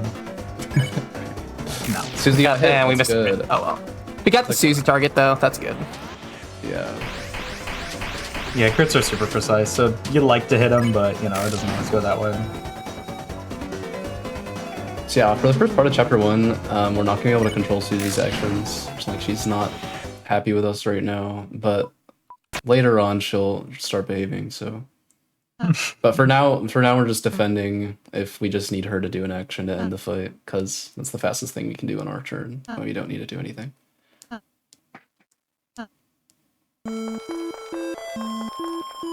So Aces also is, you might notice the text is going by quite fast on the screen. So in Deltarune there's a built-in auto masher. In vanilla it actually only mashes at 15 text boxes per second, which means every other frame it clears a text box. But the speedrun community has allowed a mod to the game that actually makes it 30 text boxes per second, so it clears a text box on every frame. Oh yeah, that's due to the fact that if you don't hold the auto masher, and just hold X and just mash with Z and enter, you can actually mash up to that 30 text boxes per second threshold. And it's kind of taxing on your hands, so we allow a mod so that we don't have to do that. I'm gonna grab, oops. Did I grab it? I'm just, okay, yeah, I did. Who knows? You did both choices. I did both, it's Still fine. can't read Japanese. Yeah, right we... Let's grab the broken cake. This is an item that, once we fix it later, will become a full heal for all party members in a fight. And considering this is all bosses, there are a lot of pretty difficult fights, and it's really nice to have that really easy healing. I shouldn't need it, but it's just for a last resort, just in case. You never know. Of all the backups, it's a pretty quick backup. So It's really worth getting. fast, yeah. It's like 5 seconds. So Raul stays in our party now. We're gonna get Susie back in the party temporarily. We're gonna adjust Ralsei's position over to the right so Susie doesn't walk as far. It saves like 0.2, but it's really hard for no reason. Yeah. Not really. It's just kind of annoying. It's a little annoying, a little bit precise. Chapter 1 doesn't have as much funny stuff as the later chapters. You'll see when we get there, so we care about little 0.2 time saves like that. Yeah. Chapter 1 doesn't really have glitches per se, other than the thing I was talking about before with autorun. 2, 3, and 4 are very glitch heavy, and we'll get there when we get there. There are a lot of precise strats in Chapter 1, even though there aren't any glitches really. Mostly in the form of encounter skips, which have to do with the autorun thing, but also just being able to maneuver Chris without like bumping into walls is actually pretty hard. Yeah.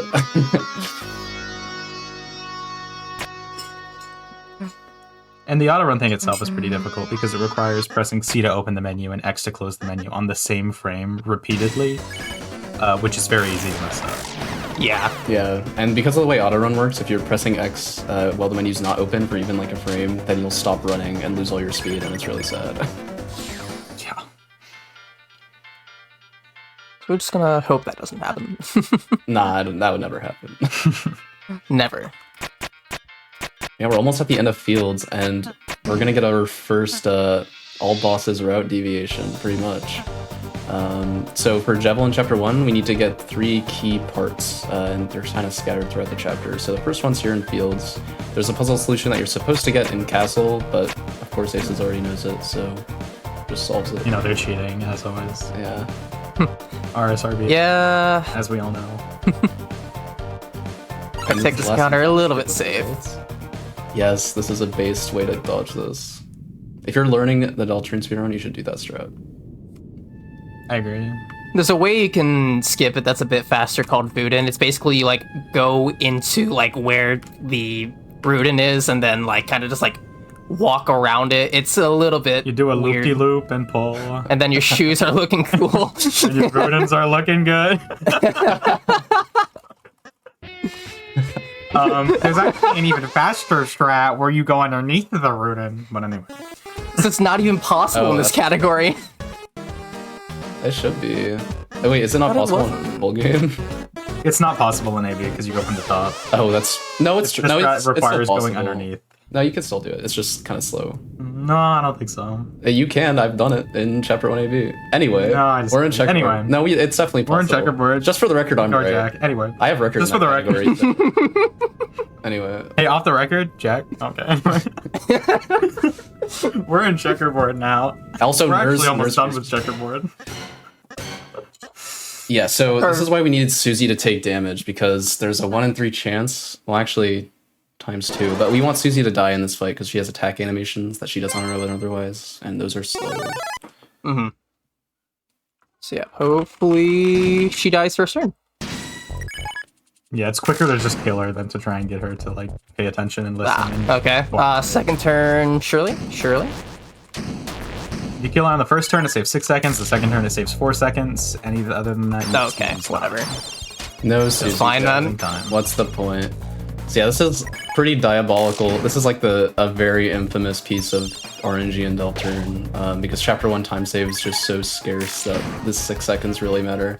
Oh, of course, now you get targeted. Whatever, man. Classic. Now that it Classic, doesn't matter whatever. anymore.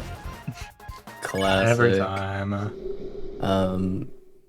But yeah, that's checkerboard, and now we're moving Hey, into at least she fourth. didn't the milk.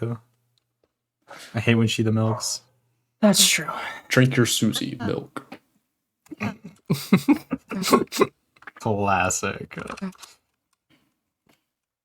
Now Susie is leaving the party again. GG. Good riddance. I mean, goal. Creature, though. So mean. No, that's one less creature for the corner. Sigh. But what if the creature's losing us time? No, the creature will come back. Okay. Well, the creature was Yeah. losing us time. She'll be then. back. It's like, she's not going to lose us time later, though. Yeah, it'll be fine. Yeah, exactly. I shudder to think about some of the bosses we'll be doing later without Susie. I don't want to think about that. Don't even. Ooh. No, thanks. We might need her for the fights. Yeah. Yeah, now we're in forest. Yay! Yeah. This section's really hard. So there's actually a Chapter 1 exclusive tech. Yeah, I'm gonna talk about this called autorun manual stuttering. Of course, it was man. considered TAS only until quite recently, and The acronym is LEGS, is what we call it. So. the reason Forest has become sort of a funny segment is because it's one of the only segments RTA where you can actually do that strat and save time with it somewhat consistently. It would actually be normally to skip this fight, but obviously in a category that's this long, like the 1 second you get from that isn't really going to be worth. So do not blame Aces for That won't skipping stop up. It's fine. Oh. That was our first look at menu stuttering there. Or stutter stepping, sorry. I'm not gonna make this. I'm not gonna make We this. don't die. say the acronym for that. Look Okay. out. I didn't heal, so I kind of got to play this a little bit safe. Yeah, You got go the that. long way around. It'll be alright. I totally meant to heal and I just didn't. Oopsies. This is another diversion from 80%. This is the second broken key piece that we need for Jebel. You can also arms that encounter. Fun fact. Make that cycle. Okay. Didn't heal, so I gotta wait on this cycle, unfortunately. Yeah, normally we would just damage boost here, but sometimes you take too much damage in early game. Gotta wait. That's alright. And then if you That's wait for that cycle, you then have to wait for this cycle perfectly. It perfectly lines up to where you have to wait for that cycle. It's wonderful. It's really just a slap in the face, no matter what way you look at it.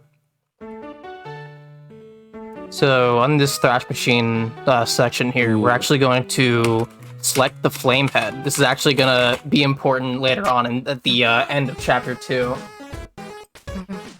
Yeah, the We Thrash got like Machine. over an hour for that. Yeah, the Thrash Machine comes Yeah. back. It's unironically very important how you do that menuing.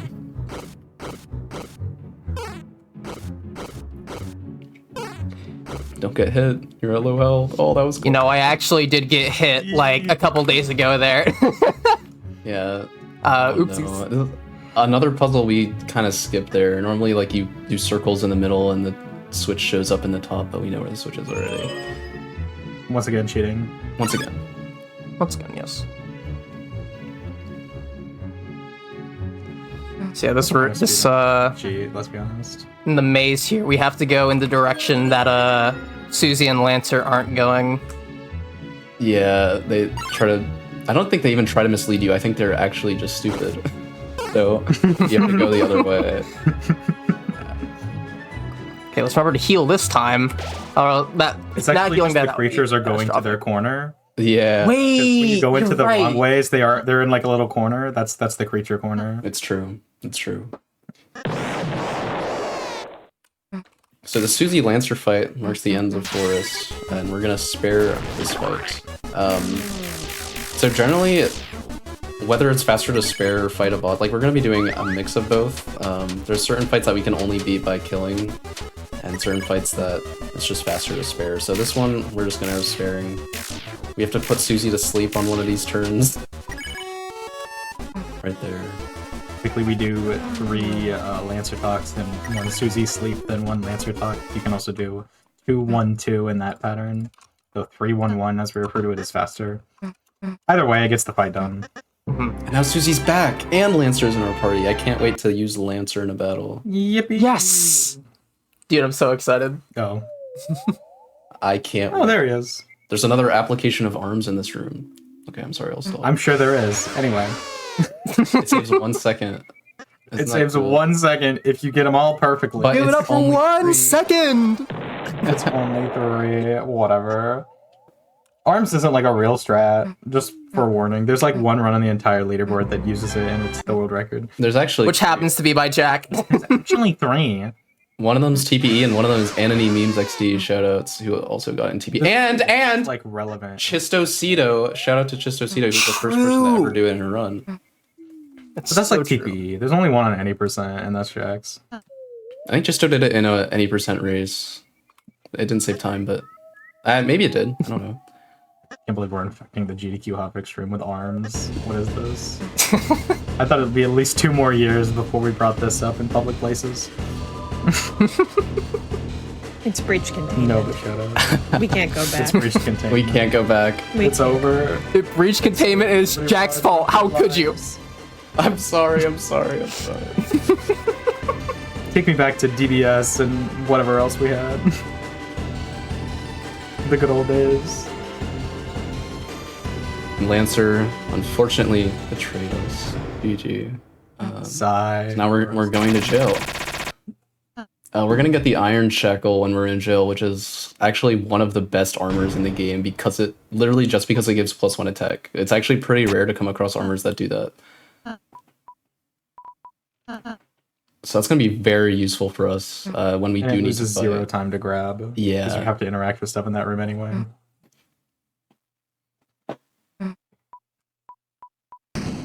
So in a second here, we are coming up to our first just auto-scroller segment for a bit, which includes 2 choices, a bunch of cutscenes, a little bit of dodging attacks, and then a bunch of cutscenes.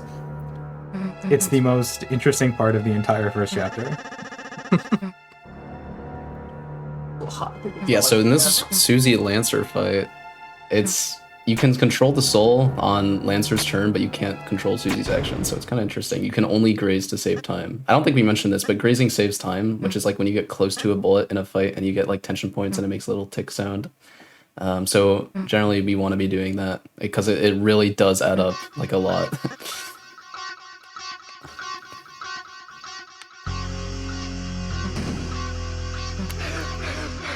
Alright, yep. Let's hope for good grazing here.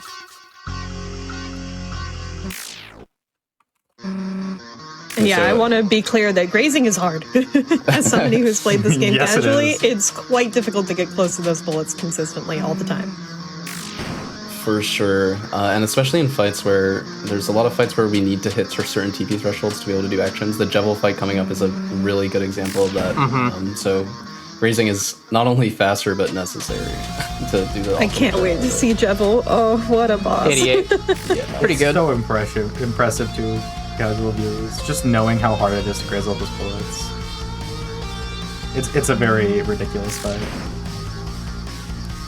Yeah, that's the end. Ideally, you can actually get up to 100 TP after Susie's swing, or maybe before. I don't even know. You can get to 100 before. Okay. I think the best is like a theoretical 103 or something. Like that's BTT. It's very difficult though. Yeah. And RNG, because of course it is. And RNG, of course it's RNG.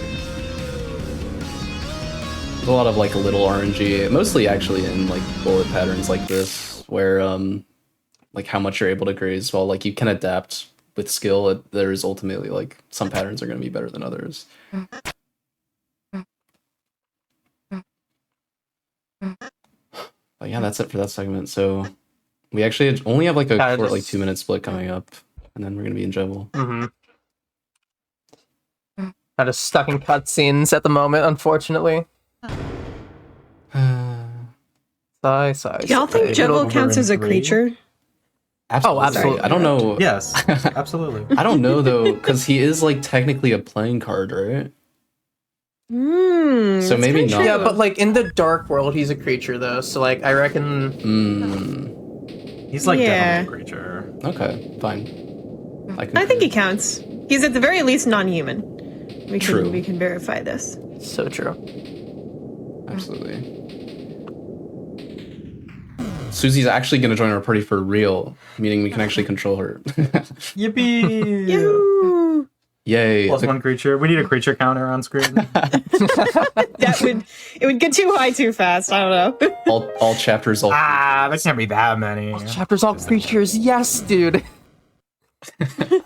That's like all chapters, all recruits. Wait, you're right. New title, Richard. New category. Let's route it. Our producer.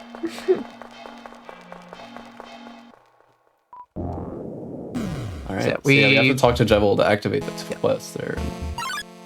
Yeah, we're gonna do a little bit of backtracking. We're gonna go to Sham's shop. We're actually gonna get a weapon while we're there, as well as the key fragment that he has, or they have.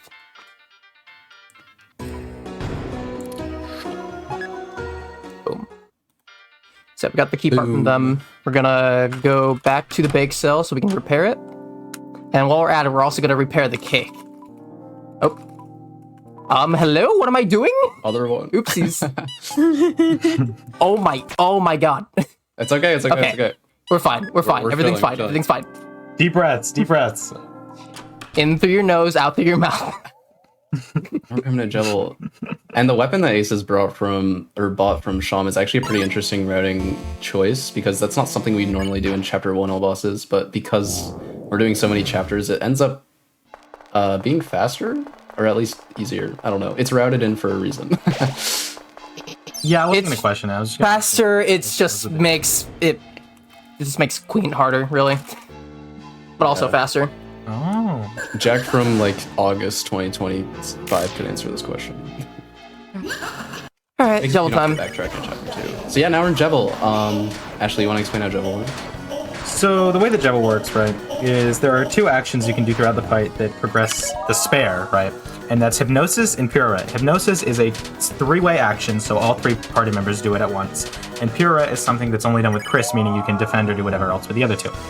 Ideally, Hypnosis costs 50 TP and Pirouette costs 20. We want to do as much of the actions as possible. So if we have 50, we're going to do Hypnosis, and if we don't, we're going to do Pirouette. Ideally, the fight ends in 12 turns. A 13 turn is also perfectly acceptable because of how hard a 12 turn is, but ideally we want to end the fight in 12 turns. So yeah, the best way to progress the fight is just grazing as much as physically possible. In addition to that, Hypnosis just increases the spare percentage, but Pirouette has different actions that are turn dependent. So if you do a Pirouette on a specific turn, certain things can happen, like their HP could get swapped. You can get a full party heal, a heal for just one character. There are sound effects that play all that stuff. There's the Jevil's defense goes down. Most of it doesn't really matter, except there is a heal that we want to go for later in the fight, just because it makes it easier. But for the most part, we're just trying to do as much Hypnosis as possible and Pirouette whatever we can. There's the full heal I was talking about. Okay, so It's always on that turn, so we can script. pretty decent pace for 12. It might be pretty hard. yeah. We want 50 TP here is kind of the normal. I may honestly miss it, to be honest. Yeah. That's fine. 8 TP off. So that's a 13 turn. Not bad at all. Though. 13 turn is pretty respectable. 12 turn is quite difficult, but it is technically optimal. And 11 turn is quote possible, quote heavy quote possible. Okay. But Possible So in the I'm turn. someone- The fact that it's only pass only, really. All right, there we go. That's double. That's double. Yeah, I'm someone who's like, I hate saying things and speedruns are impossible. I'm like a very positive person when it comes to the future. 11 turns impossible. Yeah. like only Tass and I could do it, like realistically. So like I mean, it's basically impossible. And we got the Jevil's Tail from Sparing Jevil, which is another really good armor because it gives +2 attack and +2 magic, which is helpful for Susie's Rude Buster and Red Buster, which skill for magic. I lost speed on that Very barely. stutter step there. I got a little concerned. That's scary. Yeah, the encounter skips in Castle are truly the final boss of encounter skips. They're really hard. So that one was Rujin Ranger, which is pretty tight, and this one's Head Hathy Skip, which is pretty infamous. But with the new auto run stutter stepping, it's actually not as bad as it used to be. You can see it's not even close. Yeah. Very clean. Also, we didn't really mention it, but Ace has kind of phased through one of the bars in the earlier rooms in the castle. Don't worry about it. You can just phase through hitboxes in this game. Yeah. Because there are hitboxes. There are hitboxes that, in theory, exist. Suggestions, classic. Give or take, yeah. Gonna get the Brave Axe from rules here for Susie's weapon. Gonna help us end King a lot faster, and also we're gonna use it all the way into Chapter 2, so... Same with the Spooky Sword from Sean. I think my saddest thing about this game being optimal to run in Japanese is not being able to read rules as dialogue. My goodness. Oh, yeah. So good. Oh, of course, now you get targeted first turn. Whatever, man. Susie. Classic. Yeah, so this is why we don't like Susie as speedrunners. No, she's so good. Nah. That's my green dino, or not green. That's Rousing. That's my purple dino you're talking about. I can see colors. Nah, Susie's chill. In the next chapter, she's kind of the goat, so... That's true. Yeah. Now we're in King. No healing. Wow. Wow. Wow. That was that full HP. So, just the way the case. King fight works, I'm taking this one too, because King is kind of my thing. The King fight, it's as opposed to the Jevil fight, we're actually going to try and kill King. It's much faster. What we do is on the first turn, we talk to Susie, or the first or second turn, we talk to Susie to activate the Red Buster ability, which is better than Susie's solo Rude Buster ability. And then from there, we kind of just alternate either fighting with every character, or Red Bustering and then defending with Ralsei. Because this is all bosses, we ideally want to end the fight in 9 turns. In any percent, it would be 10 turns would be the fastest option. I believe because Aces does have Spooky Sword on Chris, so it's a little different than what I'm used to, but I believe there is a Red Buster and then a Ralsei fight on one of these turns. Ideally, no, but maybe if you miss crits, Yeah. you might have to. But like, so you can always do a Red Buster fight at the end, and if you need the extra damage, then Roll Say Solo will happen, but if you don't, then it won't happen, so you won't lose time. Yeah. The good thing about Spooky Sword as well is it actually gives you a tiny bit more crit leniency, maybe like an extra crit or so. Yeah, it's pretty significant, actually. And it is actually possible to end this fight in 8 turns with this loadout, but it's actually slower because the optimal damage is Fight Rude Fight instead of Red Buster Fight, which is what we're doing, and that just results in way more attack animations than what we're doing right now. So, it ends up being faster to take more turns and less attack animations. That's fine. Yeah, theoretically you can beat this fight in, I want to say 7 turns, but it's just slower. Which is hilarious to think about. One of the only fights in the game raising off has that should be fine. Normally it's just like... Normally it's the lowest amount of turns is the fastest. I think I need to do a Roll Say Solo. Yeah, I might have to, but it's all good. Or maybe not. Closing is good. No, I don't. And we're good. Okay.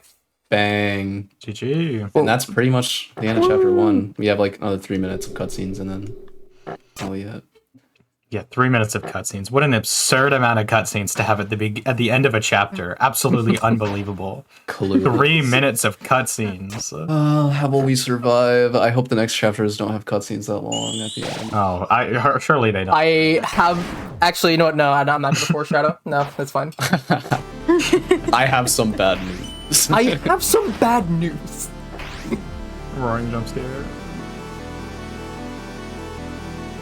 Yeah, no, successful chapter 1. Yeah, very clean, all things considered. Didn't miss any big encounter skips. Got all the fights pretty cleanly. So chapter 1 is actually the shortest chapter, meaning we have a long road ahead of us for all the chapters. For sure. But that's okay.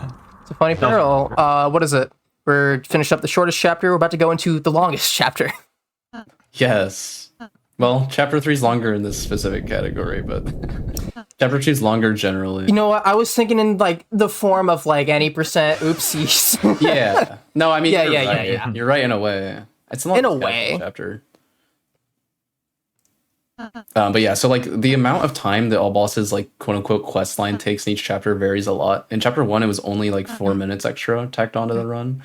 But in chapter 2, it's like 20 minutes. And in chapter 3, it's also like 20 minutes. So there's a lot of stuff to do. It's more like 10 in chapter 2, minutes. but like Yeah. it's like 20 in chapter 3. It's a lot. Well, it's so much in chapter 2 because of the fact that we can't do the super big glitch in the glitch category. And glitchless, it wouldn't be nearly as much, but we don't get to abuse the super crazy major glitch we'll get to later. Foreshadowing. This game is Foreshadowing. glitchless. This game is perfect. At least we get to abuse it, but not as much. Yeah. We sealed the first fountain, and now we're in hometown again. Yes. Town named hometown. So a town hometown. everything in the Dark World is made up of these little items that occupy the space in which the dark fountains are formed. So There's like 10 creatures in this room alone. Yeah, there's so many creatures Yeah. in this room on screen at the same time.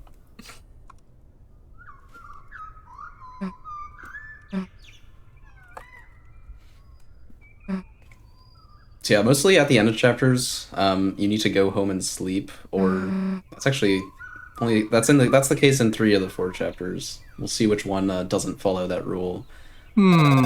So There chapter will be a 1, quiz. there will be a quiz. That is true. Pay attention. That is true. There actually will be a quiz, maybe. But yeah, so chapter 1's walk back is pretty short. You kind of just go back, go to sleep, and that's it. That's it for While chapter we're 1. hanging out here, I'll ask all y'all, what's your favorite chapter in the game? So, AKA, which chapter are you looking forward to most? I'm sorry, chapter 1. Chapter I'm looking forward to most in this run or in the future for like yet to be released chapters. Oh, that would be cool, but in this run. Okay. I'm really excited for chapter 2. This is my favorite chapter to run and casually. It just has so many cool glitches. I'm a chapter 1er at heart.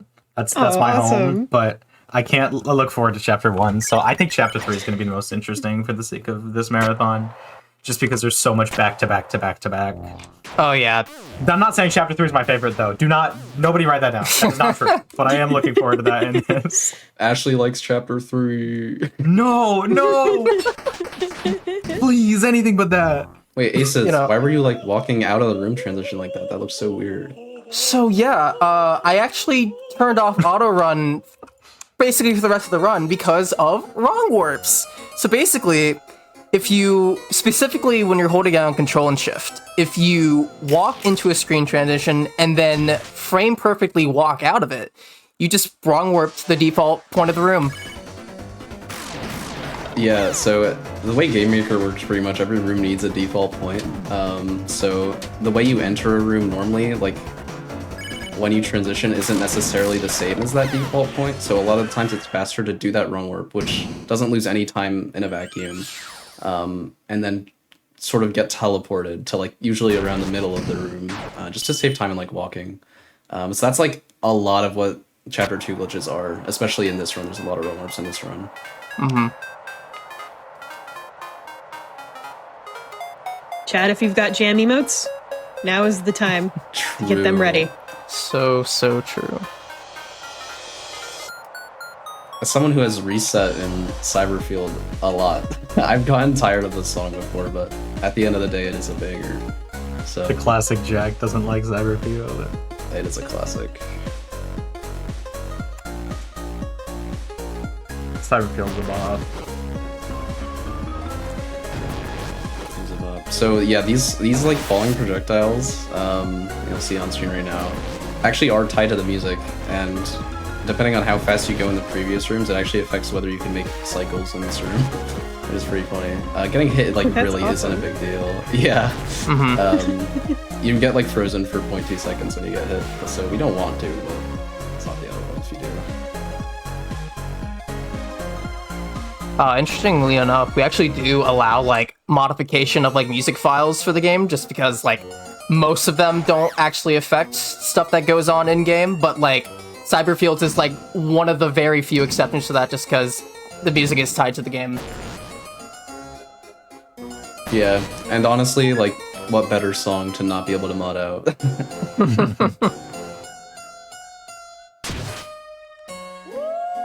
But now we have to be gamers. Yes. I love video games. Who's with me? Games. I'm with you. I Yes! say video, you say games. Alright. Punch Yeah. Out. I'm gonna explain Punch Out. This game is so much cool tech.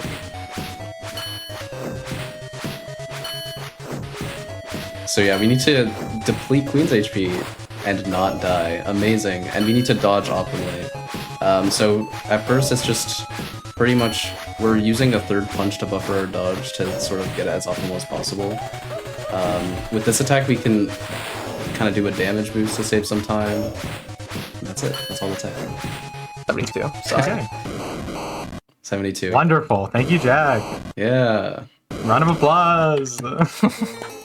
W explanation. Alright, I'm gonna take a safety save, just in case. I shouldn't mess up here, but just in case. So we're gonna buy 400 bagels. Joke cutscene. This is the major glitch thingy. Mm-hmm. And we're in we're in city now. Dang. Woo! GG easy. Let's go. Yeah, so I don't want to explain how that works. I mean, I don't know, like, if I don't anyone even can go fully know super how it in-depth. works. I'm gonna be honest. It's I can take a crack. I'll take a crack at it. So Okay. basically, the way it works is when you. This is how my poorly explanation of it from the past. I think it's pretty good. When you interact with the DJ and then hit to buy 400 bagels, when that cutscene ends, it gives you your like movement back twice for some reason.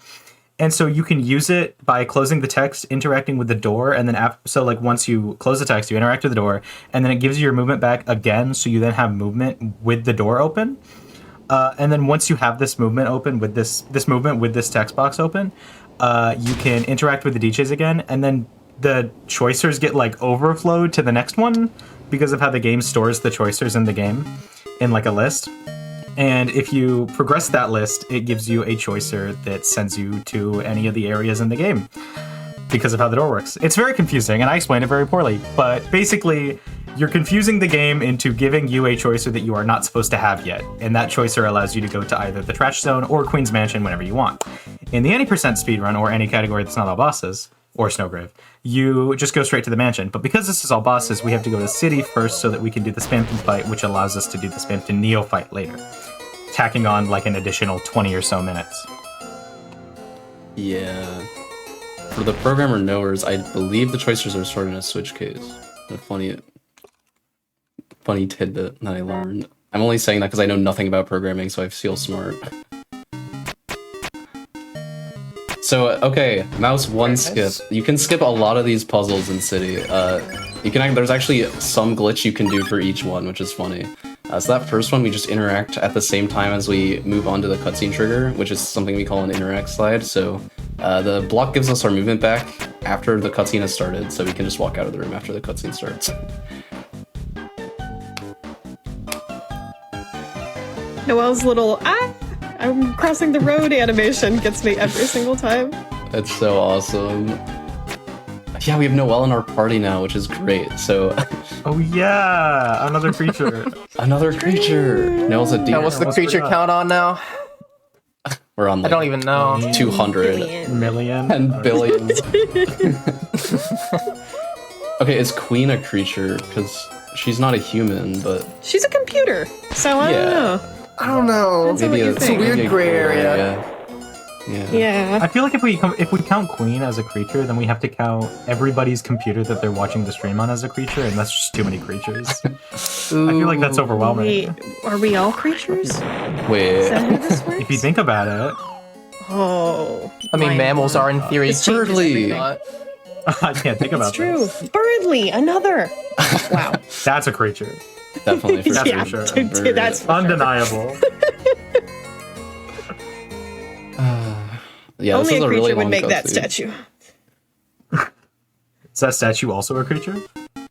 Nah, that's a. Is that statue two creatures? Nah. Okay.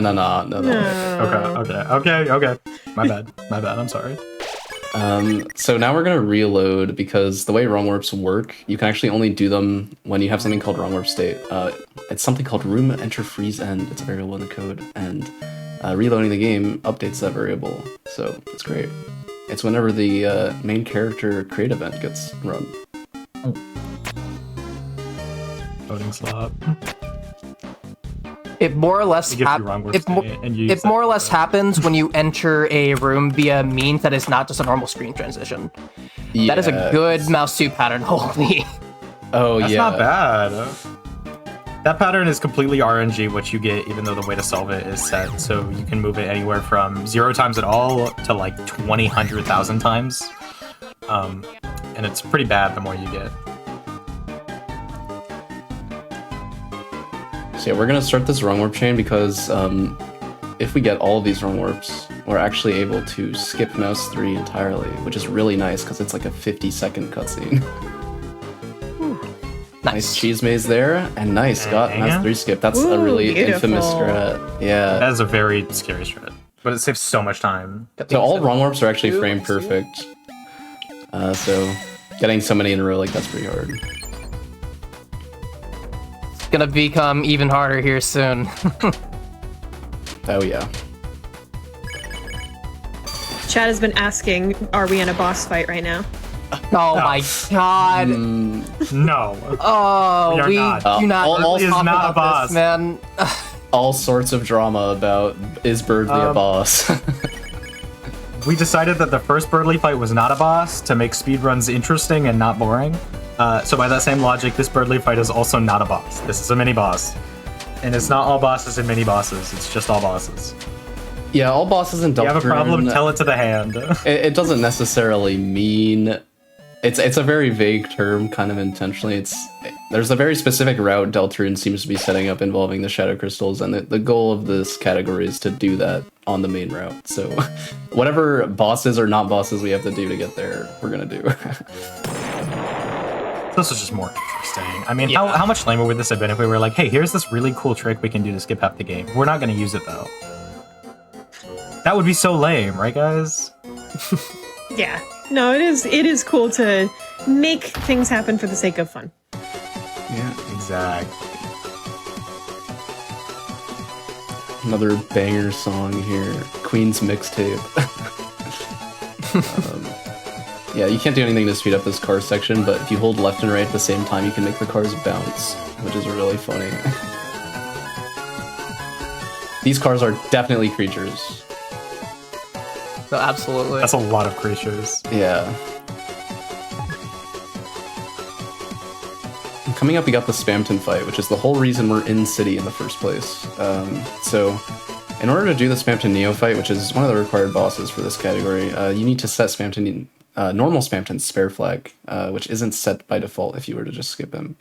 So we're gonna do this fight, but it's gonna be really interesting, and you're gonna see what I mean if Aces gets this strat. Oh my god, I really just did that. Oh no, I haven't done that in so long. Oh, I haven't done that in forever, dude. Whatever. It's fine. That's actually not a huge time save, but it is like a pretty funny looking strat you could do here. But we're gonna see the fight fully as intended, which is awesome because this fight's really funny. An ironic fact, I made Spamton out of clay once. Really? And Whoa. yeah, I have him in my hand right now. That's so cool. That's so cool. What? If y'all, yeah, if y'all want to go to the GDQ Discord, by the way, and add the Hotfix Enjoyer role, please do that. I'll send a photo of him there later. He's really cursed. That's awesome. Yeah, Spamton It was is very difficult to translate to 3 dimensions, I'll tell you. Oh, I'm sure.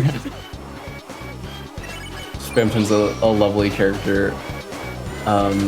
His attacks here are actually pretty devious. Another instance of grazing RNG, where one of the attacks where he sort of shoots money at you, or words at you, is way faster than the other ones. So we are hoping for that. Yeah, you can lose up to like 10 seconds on all the turns if you just get the bad turns each time. I don't know if it's 10, It's but like it's something more than you expect. it's like 2 seconds per turn. I guess it would be 8 seconds then. Yeah. Because there's 4 turns. Okay. It's like a absolutely ridiculous amount of time.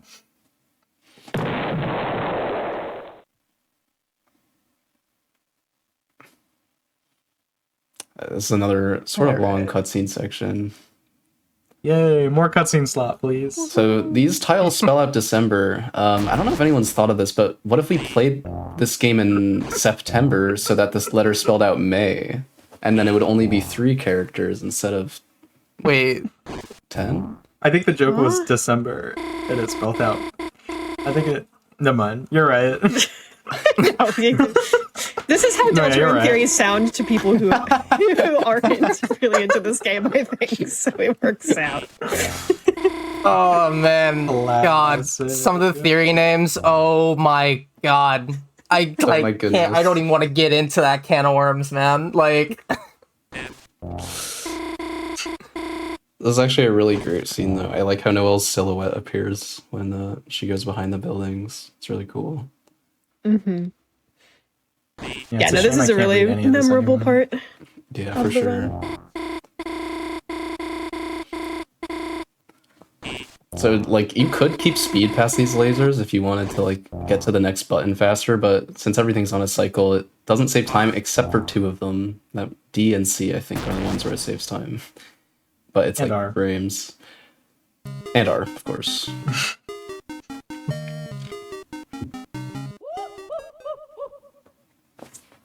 so This actually- my buddy Woofle in chat mentioned Noel gets hit by a car theory, and that's all we will. That's all. I think it's Go pretty on your own self-explanatory. rabbit hole after on the this theory run, names. chat. You can do whatever you want later. Pretty descriptive We can't theory stop you. name. Who you give this gift to matters a lot. Ace is gonna have a choice right here in a second. Deciding who to give the gift to. Giving the gift to Birdly loses 14 seconds. it's so bad. Of course. Chat, who would you give the gift to? Please tell us. Yes. The correct answer is Noel because it's faster. But if you want to be slow, then you can go ahead and give us whatever. Never mind. Whatever other answer you want. I can't talk today. If you look inside, I'm seeing what's in the- Birdly exclusively in chat, by the way. Yeah, well, yeah, Birdly is the correct option. If you have Starwalker, True, Captain yes. One, Starwalker also joins your party in that room if you give it to him. And then you such get a like good the bit. largest party in the entire game. It's wonderful. Yeah.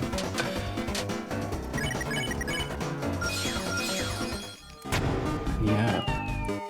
Really quick spare on those ammies where you do an act that makes it so if you get hit, they get insta-spared. But you have to get hit by the cards. If you get hit by the cactus, it doesn't work. For some reason. This is like a low reason there. But I can't read it. It's in Japanese. Wow, no hitting the fireworks. That's actually really hard. I've seen many a no-hit run die in this room to his fireworks recently. No hitting this game sounds like a nightmare. Oh yeah. Oh, wait, I couldn't do that. Oh, no. Right. I thought I could. No, I couldn't. Yeah, there's a whole dedicated no-hit community though. There's recently actually an event that sort of combined no-hitting and speedrunning that was really cool. Yeah, shoutouts Undertale Deltarune Challenge community. Yeah, for sure. Wonderful place to no-hit the game. You don't quite want to go fast, you just want to like take it slow, but still be really good at the game. Yeah.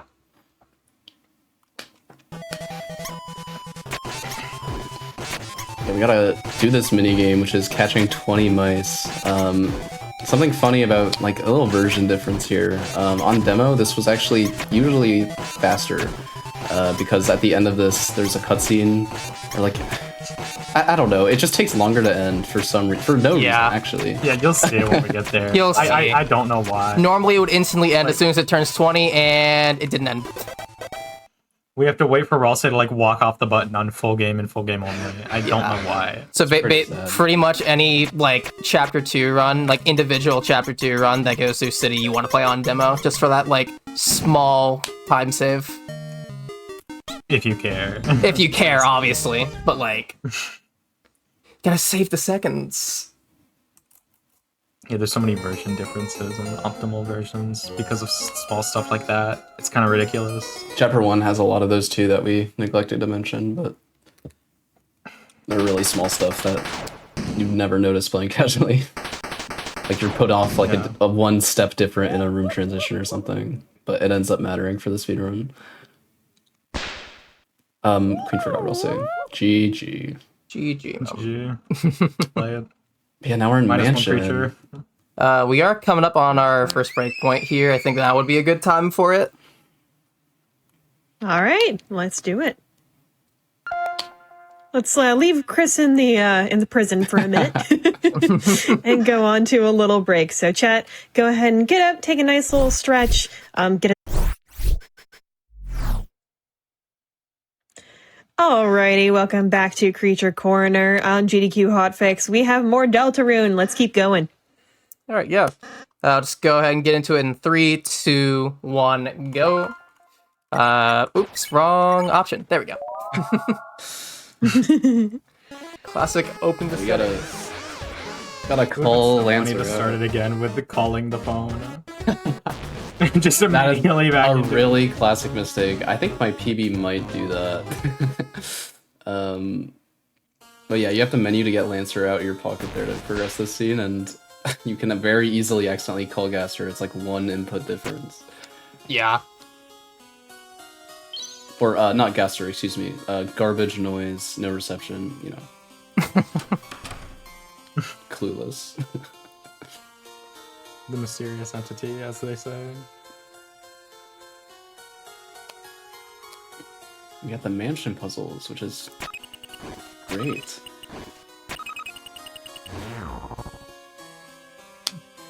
So in this next room, we have a trick, if Aces can get it, known as Michigan International Speedway. No. No, I'm kidding. It's called... oh. Bang! Yes! So that's called Nice. for Mansion Interact Slide. It's literally just walking... When you, like, slide over, you can interact with something on the same frame that a cutscene starts, and then you have movement during the cutscene. This is something that Aces tried to do earlier with Spampton, but did not get there, so this is kind of a redemption, which is nice. It saves about 8 seconds because you can do the puzzle while the characters are talking and then end the cutscene early. And not watch the cutscene that plays after they do the puzzle. All right, what do we think? Am I getting December skip? You're getting it 100%. Surely. We'll Surely. explain. We'll only explain December skip if they get it. Otherwise, no, I'm just kidding. Decent word. Clever. Boom! Let's freaking go. Oh. Dang. So yeah, December skip. It's really stupid. Basically, when you clear that text, every other frame, if you clear the text on one of every other frame in like a 30 frame window, then Noel will go down early and it saves like 7 seconds, and otherwise you just lose like 10 seconds. So It's genuinely a coin flip. it's I mean, you can try and time it based on like the fade out and sort of vibes, but it's just like a really unique I've never heard of a frame window that happened every other frame. Like, it's a really unique strat in that way. And Lancer is stone. Unfortunate. But we're gonna save him. It's okay. We'll come back for you. We gotta get going on the Spampton Neo quest. A little bit of backtracking here, back to the city. I go into Spampton's shop to get the keygen, which will allow us to get into the basement of the mansion. Interesting thing there, if you just like mash Z and enter, the keygen will always be $100. Yeah, very, very helpful thing there. Helpful So- managing money. This room Good right tip. here is where we would normally skip to with the like door overflow thingy we did earlier if this weren't all bosses. Yeah. But instead we had to play that entire city section. So you can imagine how much time that would have saved if we got to use it to its fullest extent. Yeah, if only Spampton was spared like by default in the programming, but no. Which is how Undertale does it. So it would not be a completely unreasonable thing to have happen. Top balance there. Yeah, so That was fun alright. fact, you can successfully do that minigame, but it's actually slower than just failing it at the very end and then running out. Just the whole cutscene that plays and Susie knocks you over. If you've even seen that before, I doubt most people who played this game carried it successfully to the end. It is really hard. It's I actually like definitely did It's that. really hard. top balance is another really infamous strat, and it's honestly kind of huge that Aces got it. Saves It's still about probably one of the more 7 infamous strats. It's just seconds? an intended gameplay mechanic. Yeah, it saves about 8 seconds. But there's even top runners who like don't go for it in all chapters. It's quite a hard strat.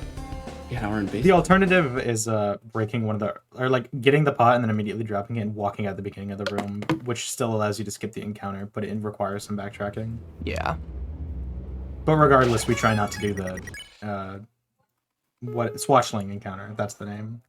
I was blanking on the name. Alright, time for the worst part of chapter 2. Basement warps. Surely. Got the first one, thank God. Yeah, as we sort of alluded to before, maybe, because of the way wrong warps work, you need to chain them. So if you ever miss a single wrong warp, then you cannot do any more. So that's why we reloaded there. These first 2 wrong warps don't save any time. Like, they put you in the same spot you would go if you just entered the room normally. But the ones on the way back will save a lot of time, because they'll put you all the way back at the start of the room. So it just saves time on backtracking. And then you can continue it even further to save even more time for similar reason. Just because basement has so much backtracking, it's like go here, hit the switch, and then go all the way back and put the disc in. Yeah, basement is one of the infamously very difficult wrong warp sections because of how many wrong warps there are that you have to hit back to back to back to back. It can end up saving a substantial amount of time, and every one you miss is just very painful. Yeah. Chat, time to raise your hand if you died to the teacups more than Spampton Neo. I am raising my hand. You cannot see. Raising hand. Obligatory. I hate to mention. I think it was about even for me. I do think it was about even. I attempted a no-hit of this game, the first 2 chapters, all the bosses, and I got hit to the teacups and literally nothing else the entire time. And I'll never forget this. Because it was when there were only 2 chapters, but literally nothing else. Perfect no-hit Spampton Neo, but I got hit to the teacups, and I'll never forget it. Beautiful wrong warps there. Save pretty much all the time. You can save some more on the way back, but hit the most important ones.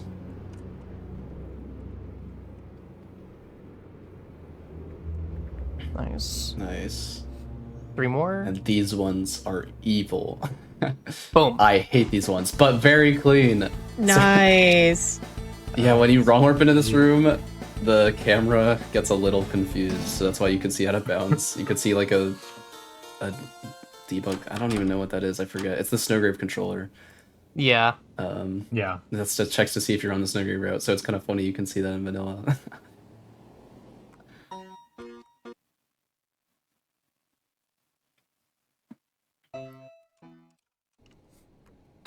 We have the loaded disc, so we're ready to fight Neo now. Just gotta go back to basement. But yeah, you can see why this chapter 2, the side quest sort of is so much longer than chapter 1.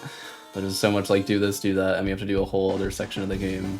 But it does make the all bosses speedrun pretty interesting, because this wouldn't see any of this in 90%.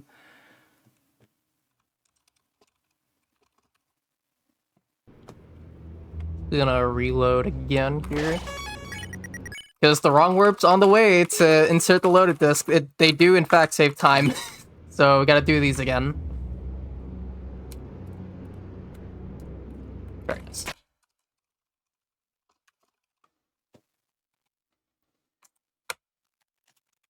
And now for Neo. Neo is considered, I think, one of the easier secret bosses to some people, but it's still my favorite. It's a really good boss, regardless of difficulty. One of my favorites for sure. True. Very true.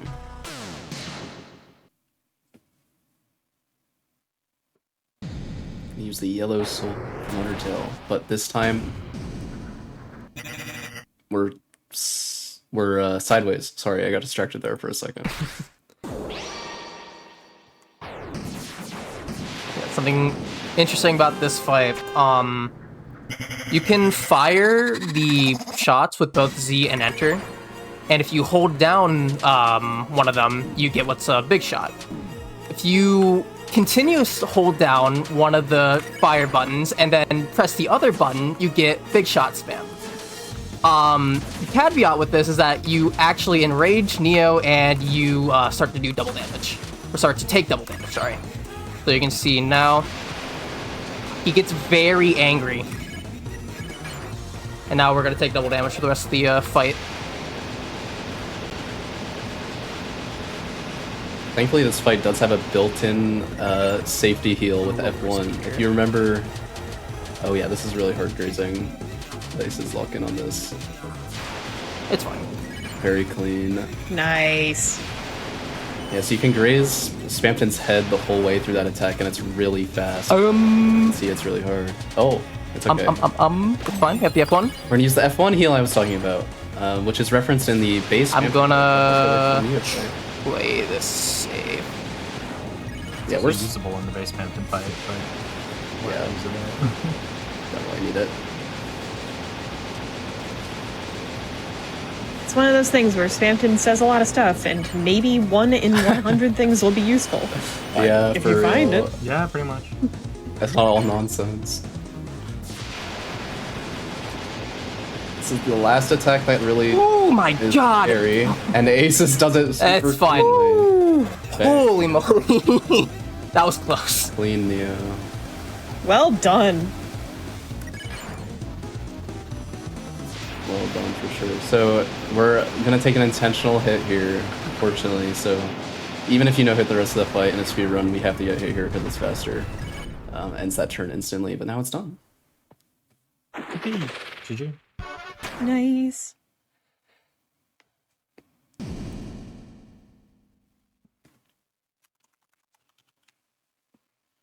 All right. For the secret bosses that we do have like little nice little heals along the way to just make it easier for us. Even though they're like super hard, you know, there's always that little cop out we can use if we really need it. All right. We have wrong rip sape again, so we're gonna hopefully chain this. Some menuing here. This wrong change. Just in case. Hang on. I'm just gonna. Just in case. Just in case. That is a good idea. Yeah. Nice. Nice. Now we're out of bounds here because it's Nice. We're out of bounds also means now. you have to hit this wrong. We're out of bounds. This one's a little weird. I cooked up a little setup to hopefully. yeah. Oh, never mind. Well, Oh no, it's okay. You can see it's the a frame vision, too but high. Oh well. yeah, the cutscene sort of pushes you out of bounds there, so you have to do the wrong warp like backwards. But yeah, this wrong warp change saves so much, and it's so late in the run, so it's there's so many infamous things in this game, but it's infamous.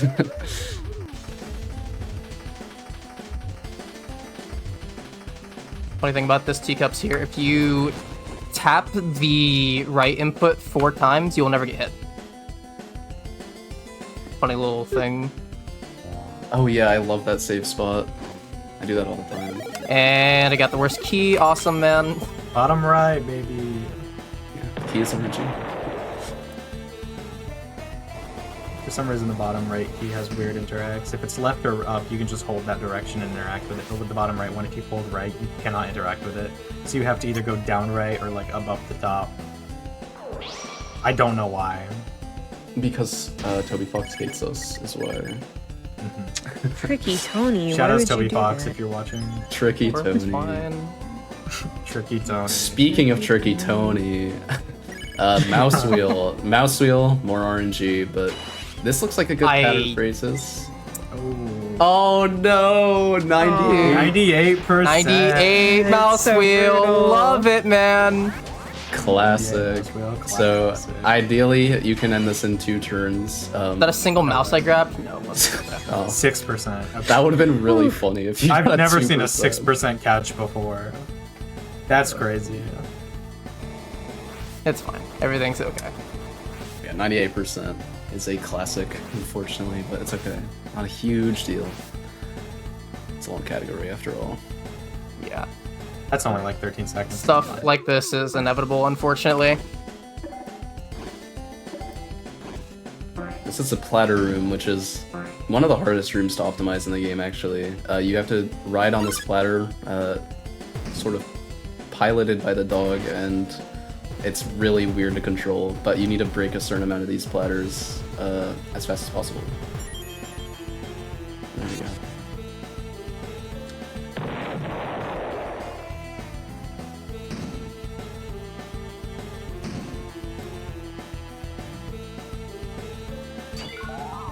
Funny little thing when you interact with the swatchlings here, they just fly into the abyss. I love how many funny little things there are in this game. It's so goofy. Originally, Yeah, they fun just fact about that disappeared. one, yeah. Yeah. I was They about to just mention that. disappeared into the ether. But then they updated it to make them fly away because they thought it was funny, and they added a variable called like speedrunners equals satiated or something. Yeah. It was really funny. Yeah, originally we considered that a glitch, but because they literally patched it in, we were like, alright, well, clearly they want us to do this. Pretty much. Mansion, this song is also one of the few songs we aren't allowed to mod out because the flame paintings will laugh to the beat of the music, or like whenever they laugh in the song, and they'll stop shooting flames. So if you mod out the song, it messes with that, so you're not allowed to do that. Even though in reality it won't give you any advantage, but ignore that. I mean, you never know. Who actually gets hit by those paintings? Sometimes I do. You heard it here first, folks. World record holder gets hit by paintings in Queen's Mansion. I mean, because I'm making the cycles faster than everyone else. No, I'm just kidding. Yeah, whatever. I'm just kidding. Also, shout out to all the top runners of this game. Should we go through a list? I think we should. Yeah, like Christos We got Arval, time. Trinky44. We have like 8 minutes later. Nerves. Oh, spoilers. Sorry. But yeah, there's a lot of talented top runners of this game. I don't think there's like firmly like a best runner, which is really nice. There's like a lot of diversity and skill, and there's so many different world record holders, and it's really cool. Yeah, if folks watching want to get into Deltarune speedrunning, what would y'all recommend they do? Absolutely join the Definitely- Discord. Yeah. Join the Discord, yeah. definitely join the Discord. Ask me personally. Yeah, no, speedrun.com/Deltarune. You can find a link to our Discord there.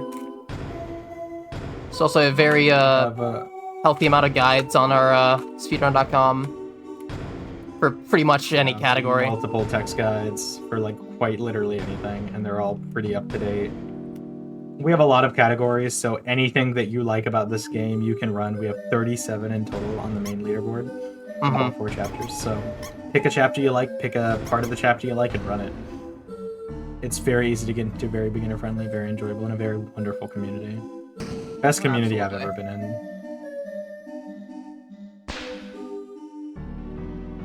Lap.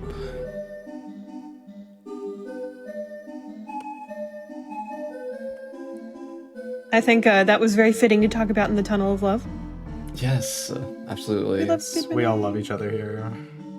We have a community of love and joy and acid. Wait. No, not the last one.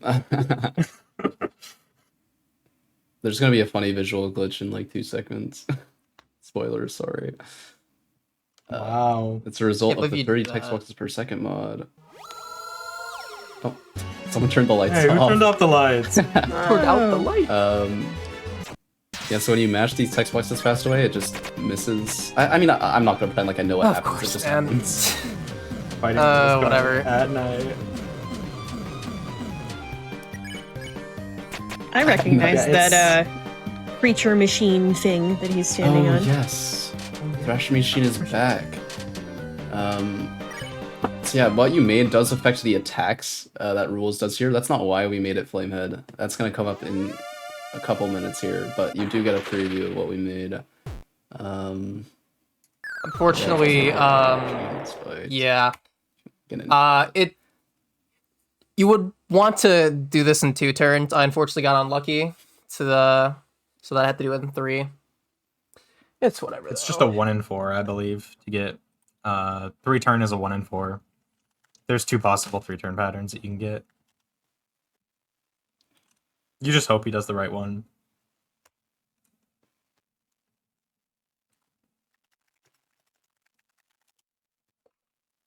No, yeah, that was the AC channel.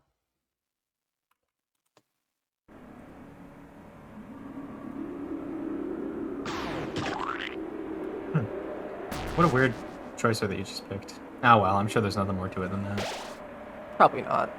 Yeah, we picked the right choice there because it's a little faster. A Anyway, little faster. Tiny bit. moving on.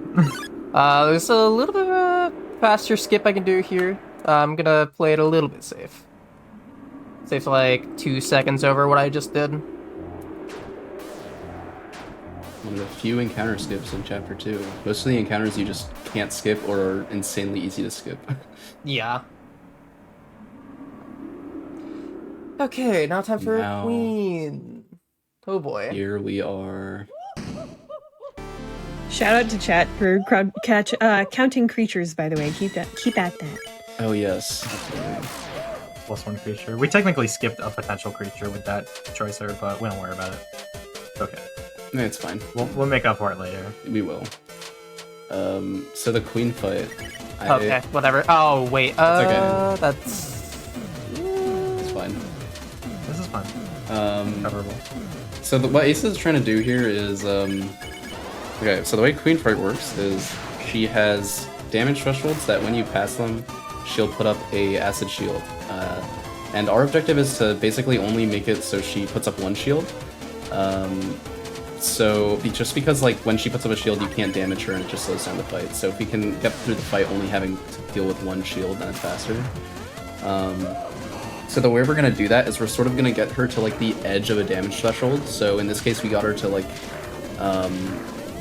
you can imagine it as we're getting her to like 76% if they happen every 25% of her health, right? We're getting her to like 76% and then doing a lot of damage, so it skips right over the 50% threshold. So we're getting down to like 40-something%. And then we can do the same after we deal with the shield that comes up from that. We can do the same with the 25% threshold, so we'll get down to like 28% or so. And we're at 27% here. And then we can end the fight before she's even able to put up the next shield. yeah. Optimally, I would have done that in Thinking about 5 turns. Unfortunately, I didn't graze enough TP on the first turn, so I had to back it up to a 6th turn. Speaking of getting into this game, if you want to start speedrunning it, we have a wonderful guide for the Queen fight and every single variation of it in literally every category to exist. Shout out to Jack for that. And Poncini, who worked a lot on it too. And Poncini. Shout out to Jack and Poncini. It's like the Jack Queen guide, and then Poncini did a lot of work more recently. And Devik also, so. shout out to Devik as well, who's done a lot of work on Queen fights. It's sort of like post 3 and 4 release with new routes. Focusing on Chapter 2 with Chapter 3 and 4 being released. What a ridiculous concept. Well, anyway. What do you mean the chapters don't get erased as new one comes out? The Flamehead is finally going to be important. Finally, after all this time. Yes. So yeah, the Gig Queen fight. Basically, your ability that you do, you get a special ability depending on your Thrash Machine head, because what you're fighting Queen with is based on your Thrash Machine. So we picked the Flame Head because it has the best ability for us. And you'll see why.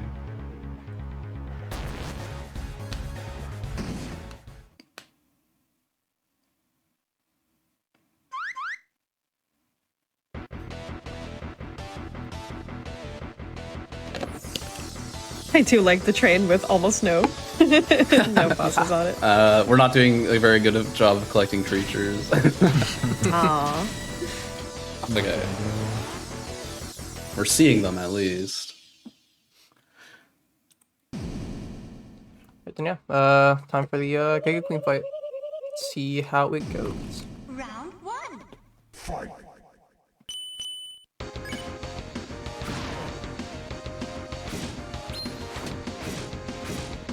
So there's some interesting speed tech you can do here where you delay the punches a little bit. Basically, Queen will have like a little it's like she's stunned for a second if you do the punches all in succession like a combo, but if you delay the punches a little bit, she doesn't have that, so it adds up a lot over the fight. It saves a couple seconds if you do this on every turn.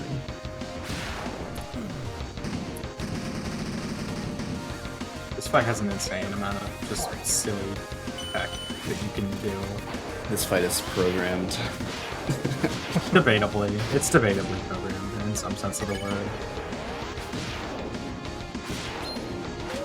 It's also possible to do these delayed punches here, however they're like significantly harder for no reason, so I'm just not gonna do them. Yeah, they're either frame perfect or a 2-frame window. I'm not sure. I'm pretty sure they're frame perfect. So they're pretty hard. There also exists a similar guide, like the Queen guide, but for the Giga Queen fight. Shout out to Poncini for that one. Yeah. Now we're in round 3, and not getting hit is really important for this because you actually do more damage in round 3, and you get different attacks if you don't get hit. So makes this fight that much more stressful when you're on pace. And we use auto heal there. It actually skips that whole final attack sequence. And that's Giga Queen. Once again, this fight is programmed. Yeah. Don't ask us why that happens. It just does. Yeah, no, it's specifically when you use self-fix there. Don't know why. Or turbo dodge.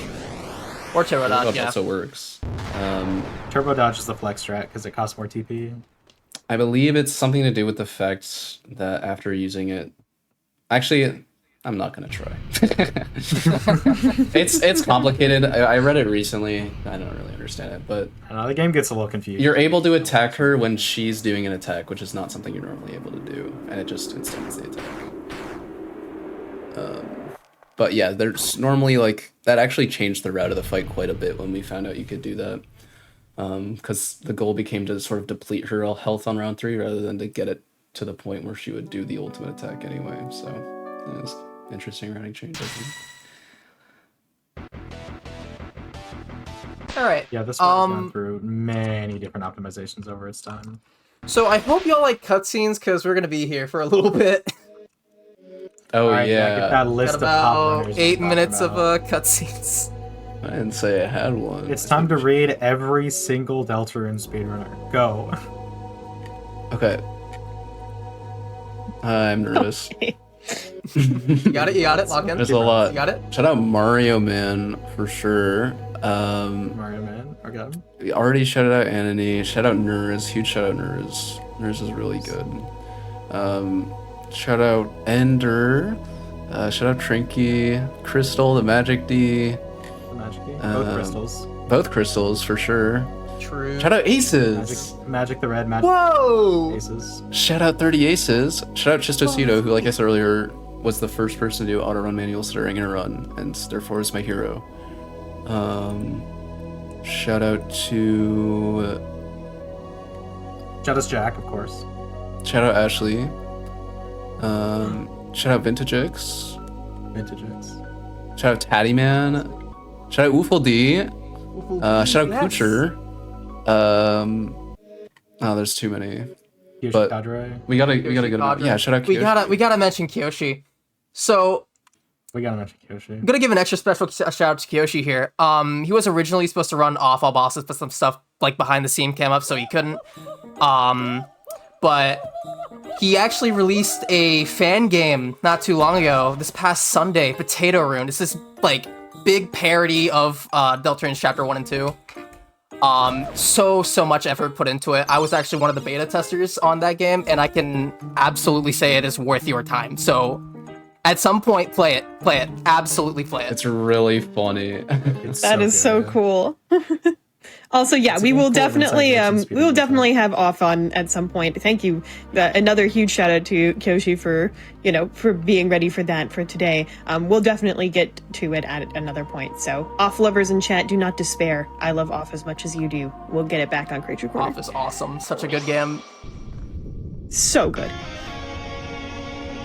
Yeah.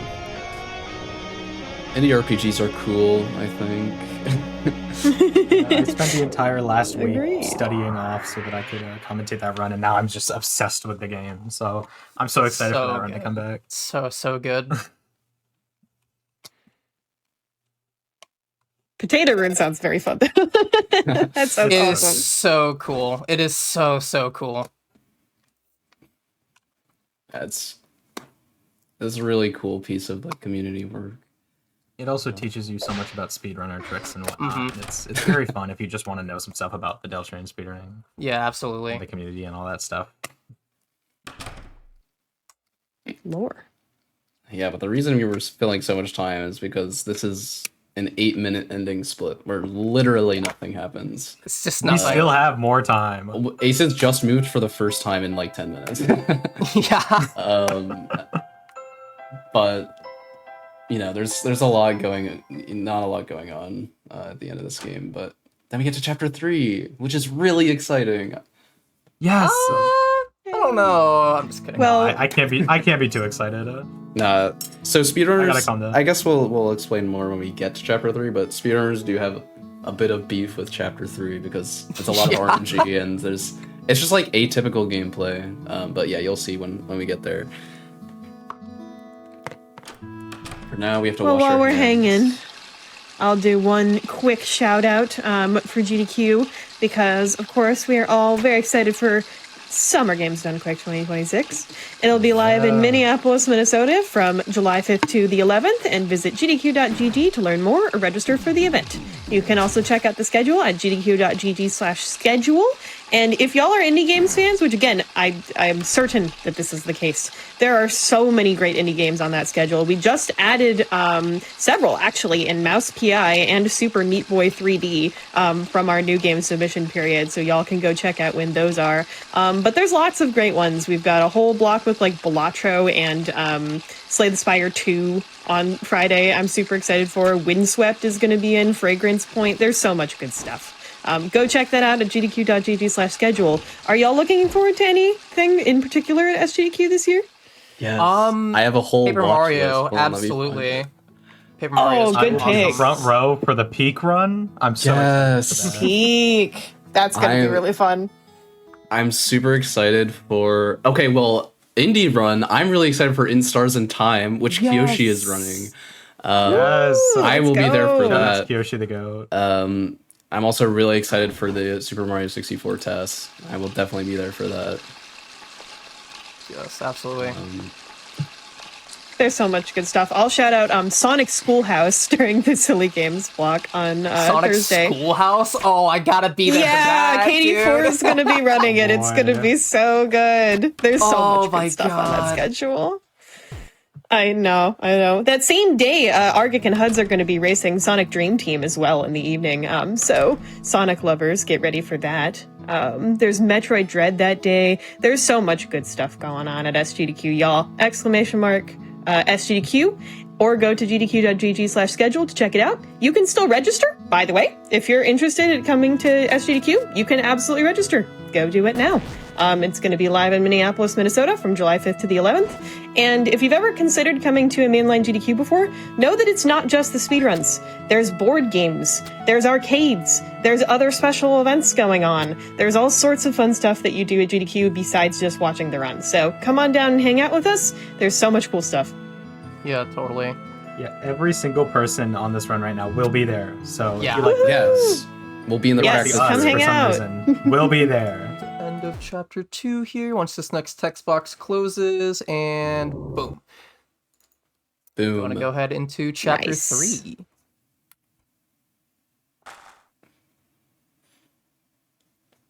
We're finally in the new Successfully stuff. killed the time. Good job, gang. Bang. Here we are. Yeah, no. So yeah, we skipped sorry, the you go. part that actually we skipped the part that moves the plot along, but Chris created a dark fountain while Susie was sleeping, so we're in a dark world now. That's all I had to say. Back to like GDQ, like it's a really this awesome week for both like the Undertale and Deltarune community, since like the majority of like those communities are there, so it's like a really special week for like all of us. So we're all really looking forward to it. It's gonna be fantastic. Yeah, for sure. Truly a highlight of the year. Really. It's a fun time. The communities are so like tight knit, and they're all friends with each other, and it's just such a great time. So yeah, we're you more should than just come. people who speedrun a mutual game. We really Yeah. are just like so close. So you should say hi if you're coming. You should say hi. You should learn the game and become our friend. Okay. You learn the game, there's a real chance. I'm just saying. It's Oh my very either game. God, please. Okay, that's fine. Slow interacts there, but it's fine. All right, chapter 3. We all hate the chapters. No, wait. No. Just kidding, man. Just kidding.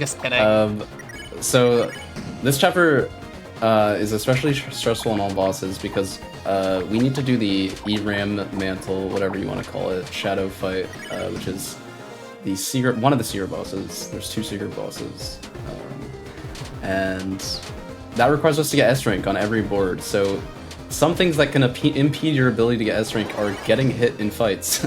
So you have to no-hit this fight, or you don't have to no-hit this fight, but you have to get T rank on. I'm trying to play super safe right now. I'd rather Yeah. not get hit. This is horrifying. It's basically it's really scary. I've reset here in all chapters like multiple times. But in a marathon setting, it's not too bad. There's backups you can do to get the points you need for S rank. So Yeah. I hit Careful, Aces. twice. Careful, Aces. Careful, Aces. yeah, you can take 2 hits max, and so as long as Aces doesn't get hit again. I really hope the mic caught that. I really goal. hope that caught that, dude. If Discord caught it, surely it caught it on the stream. Like, come on. Surely. Jack's good at that. It's impressive. There's something Looks like interesting what is it, about this fight. There are certain points where you can just mash C and just parts will progress faster. Don't know why, it just does. Oh yeah. T rank there, beautiful. I'm gonna do this fight to unlock the way. So something we didn't really acknowledge is that we skipped the DJ's fight. And what the DJ's fight does is it gives you S action and R action, which are like Suzy and Ralsei actions that you can use, which we end up using a lot in Chapter 3 and also in Chapter 4 to make spares faster. But because we skipped them with glitches, we don't have that in this category, so we actually need to do like alternative methods to get through a lot of the fights. Okay, we got the point threshold. The point threshold is about 529, so we're like way past that, thankfully. It's gonna be scary coming up though. Oh god. Oh man, Oh boy. just Oh yeah. Well, wait, why? Anyway, We'll wait on it. Here, we need to get 3 keys in this board. That's sort of the goal. So we got one from Lancer. We're getting one from the cactus here, and we're gonna get one from the shop when we go all the way back up. There's a little damage boost I could have done there, but I didn't get it. And I was saying earlier that the gameplay is atypical. This is kind of what I was talking about. There's way more examples than just 2D gameplay like this, but yeah, it's kind of sort of Zelda-like, 2D Zelda-like gameplay. Especially in all bosses, because we actually do the sword minigames later.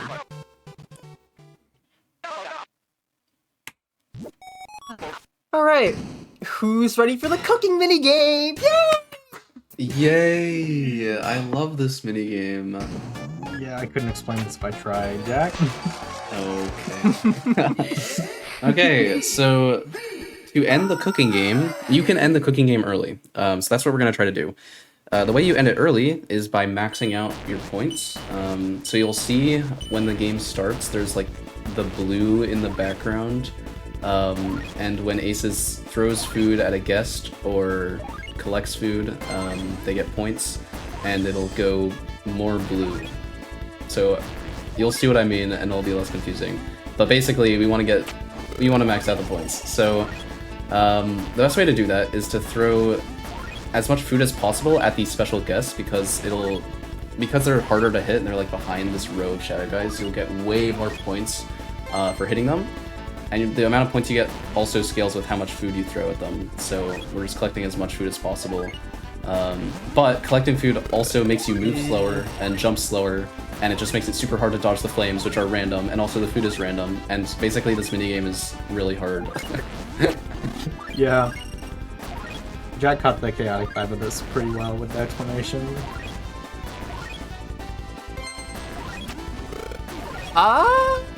Just barely. Oh, yeah, so normally it would end there, but just short, and it's actually really hard to make up that with just the shadow guys, so... Yeah, they do not take enough. Please. I have more than enough points to get an S rank on here, though, which will be fine. But, Yeah, you kind of the special guest could spawn, please! Thank you. It spawns at 15 seconds left, isn't it? It depends on if you I feel like it's do 15 seconds. like silly glitches with throwing a certain amount of food at certain shadow guys. Oh, silly glitches. That's right. I should have known. Classic There's tech. all sorts of funny tech in the cookie mini game where you can make the The special whole guest game spawn is earlier. silly glitches. But yeah, that's pretty fun technically- to explore. Yeah. Technically, you can end that cooking game anywhere up to 45 seconds remaining. Mm-hmm. You just do it ridiculously fast and are not a real person. Yeah, no, it's But stupid hard. ideally, we aim for like 39 if you do some weird glitchy stuff. Mhm. Other than that, is 36, 37. 37. My bad. I guess it's 37. I guess if you do it slightly slow, it's 36, but it can be 37. It can also be 39 if you do certain strings. I mentioned 39. Okay. So yeah, we're doing some all bosses stuff. Chapter 3 also has a really long all bosses quest. It's not for the same reason as Chapter 2, where it's just like we're doing more of the normal game than we would normally skip in like any percent. But we do a lot of stuff that's like out of the way like this. It's a really creepy quest, but it adds a lot of cool gameplay. Yeah. Honestly, one of my favorite parts, casually. So cool. Same. For sure. very cool. It's very hard to optimize in a speedrun, but it's very cool.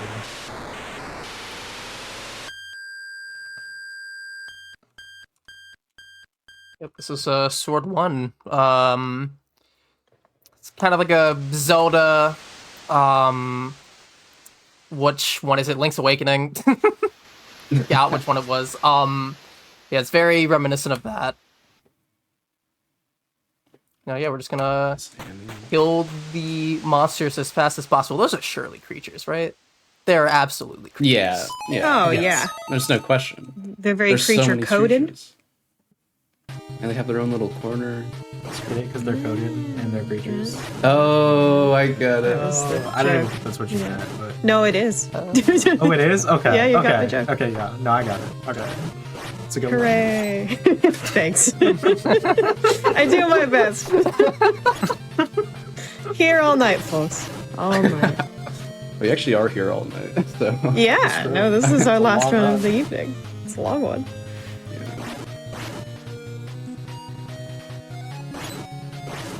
So yeah, a lot of the optimization in this section just comes from lining up these enemies to kill as optimally as possible and just taking good lines.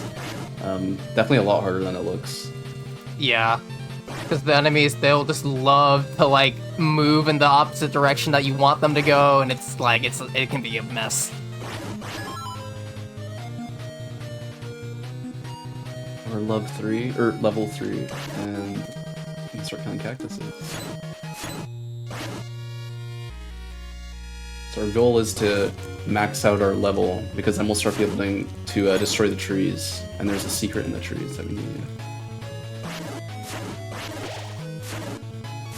This whole section of the game is some of my favorite commentary through gameplay of this whole game. It's so cool. It's really Play cool, Deltarune yeah. if you haven't. Brute. Sure. If you have watched Yep. almost like this Big shout out. entire run and you haven't even played Deltarune yet, like, come on. Yeah, you gotta play it. Now is the time. Now is the time where you pause and you go play it, but also watch. And then unpause. Yeah. Exactly. It's one of the best games ever. I know. I've never seen that done like that. That was crazy. It's fast, isn't it? like the sideways. Yeah, I've never. Yeah. I didn't even know you could do that. That was also a really good chest spawn, That's- too. Where the chest spawns that contains the ice key, it's random. That was a really good spawn. See why we don't like Chapter 3? Just everything's RNG. No, we like Alright. Chapter 3. Funny thing about the sword minigames, they give you wrong warp state. Yay! So So you this is can go a small faster. chain that we do there. And now for the worst glitch of the game. DVIS. Oh. Yes. Oh boy. Let's see. Let's see if we get it. Oh my god. Oh, nice. So, if you don't know, DBIS stands for Double Frame Perfect Board 2 Interact Slide. Right. We truly Yeah, have the best DBIS. acronyms. It's the DBIS acronym is a play on a different track called DBS, which is Double Frame Perfect Bloxer Skip from Chapter 1.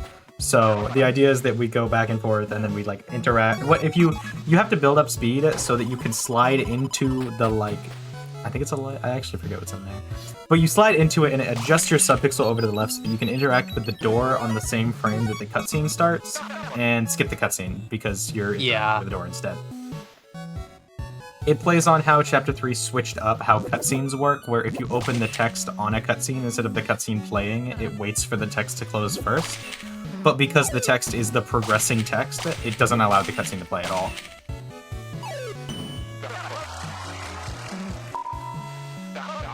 Yeah, that was a Now double we're bored. frame perfect. So the fact that I got that was crazy. Especially Yeah, something like that's this. like a lot of like top runs even will miss that strat. It's really hard. Oop, no, I don't want you, Rousey. Put him in his corner. Is Creature Aw. Corner? Yeah. Wait a moment. Wait! So yeah, the goal of board 2 is to get 3 lovely pictures. So we have one already of a cactus, and we're gonna get a couple more, but you have to traverse the map a little bit. Ace is also gonna be picking up points with Susie, because that's one of the ways we can get more points for S rank, which is helpful. And it's also the currency in this chapter, and we're gonna need to buy some stuff later.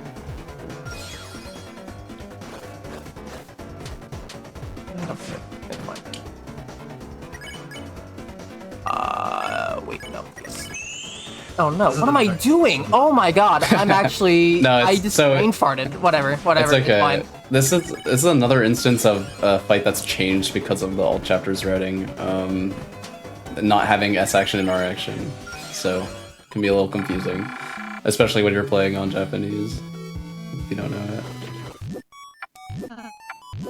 How much time does playing on Japanese actually save throughout the entire run? Do we know? Yeah, it's like 4 seconds per chapter for 3 and 4. Actually, no, that's not true. In all bosses, It's like an amount of time.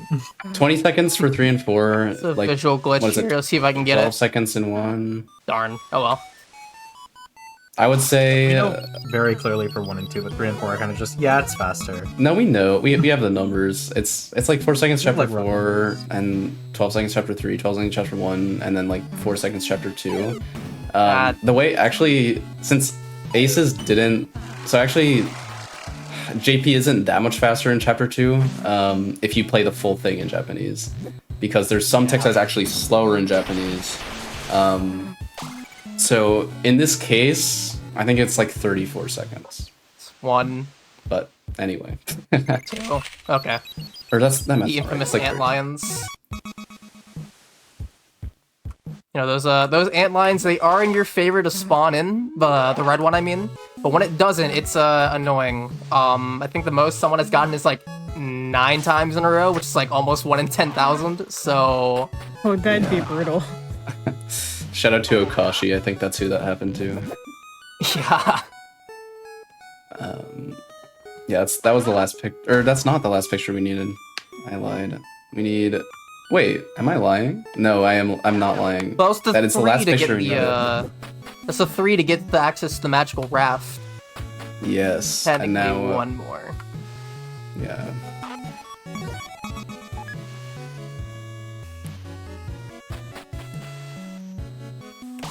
Oop, Laura. Yeah, but then you need this photo. Yay, group photo! But it doesn't get put in your photo counter, so I'm not sure it counts. You're doing this fight in a bit of a weird way, Aces. A little bit, yeah. Taking a weird route with this one, that's strange. No, Jack, why do we It do took it like a little this? while for that to be mentioned. Sorry, I was. Sorry, I had to. So the reason we do that is because the normal spare mechanic here is debuffed from, so the Shutta appears again later in the game as like a normal enemy, so it's sort of balanced around having a spare mechanic that takes a couple turns like all the other enemies, but in this particular instance of the fight, it's supposed to be more of a boss, so they nerfed the spare mechanics to take longer.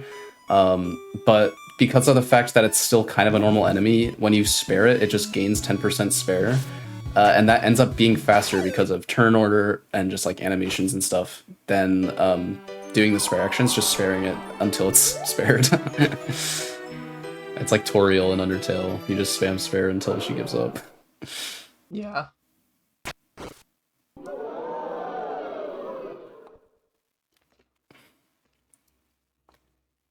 Shout out Rules Polycool. Polycule. It is polycool, though. It is polycool. It is Polycool, I agree.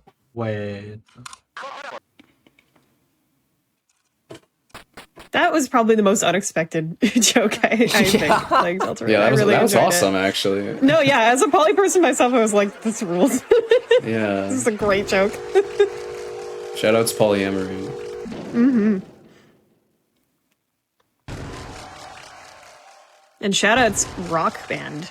Yes. So Fun now we're game. entering the Absolutely love rhythm it. minigame. Yeah. All sorts of fun things with the rhythm minigame. It is technically faster to fail this minigame because of the way the points increment at the end.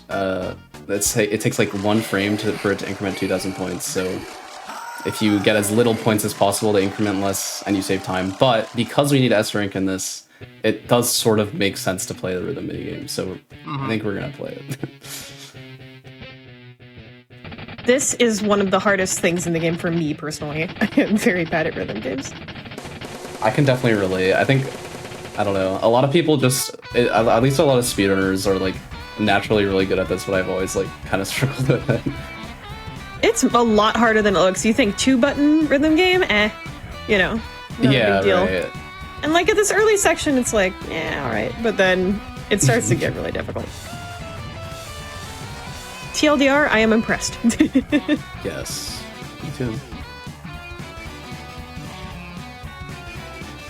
And Susie is also really bad, as if you can watch. But thankfully, See, we say she's really bad, but this is like how she's doing it is a perfectly acceptable way for us to do it in runs, and we do that in runs a lot. Just mashing the keys. Yeah, so That's fair. this rhythm game is very cheesable. There's no punishment for going like early, so you can just mash until they clear, and there's no penalty. Also, a funny thing, because I have shift held down right now, it counts as the right input still being held. So, hang on just a second. Look, Mom, no hands. Oh. That's awesome. Susie would be a button masher if she played a fighting game. For sure. This confirms that for sure. That's one of the best songs in the game for sure. IMO. I so wish I could read Japanese right now so I could Yeah. see the lyric jokes. Oh, there's two names at the top, Pop U and Larity. Maybe those are characters. I kind of wonder. Oh, are those creatures? I think those are creatures. Yeah. Maybe. Perhaps. I think Larity's a creature, that's for sure. It's just like that, like, what do you hear? Pop you or Larity? It's like Yumi and Laurel. Pure Larry. Larity. Larity. T rank, board 2. T-rank. Nice. Nice. You can't actually eat the moss there, just to more or less guarantee that you get the S rank or T rank, which is what I ended up doing. So we're pretty much set for the all bosses route now in terms of getting the right ranks. We're coming up to another point where I think would be a good point to take another break. All right, let's go ahead and take a break while we're backstage here. Chat, go to your own backstage and get yourself a snack, some water, stretch.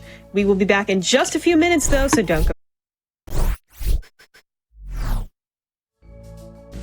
Alrighty, everybody, welcome back to GDQ Hotfix. This is Creature Corner, show all about showing runs with non-human player characters or protagonists, and we've got 2 creatures up on the screen, so 30A says, why don't you continue controlling them? Right then, let's go ahead and get this started. 3, 2, 1, go. Alright, going back into the S rank room, I'm gonna do the second sword minigame. Good deal, bit harder than the last one, but should be okay. Yeah, this is when things get a little weird. You don't say. Classic. Whatever could that be referring to? Oh no. Wonder. I just gotta chill. A single chill.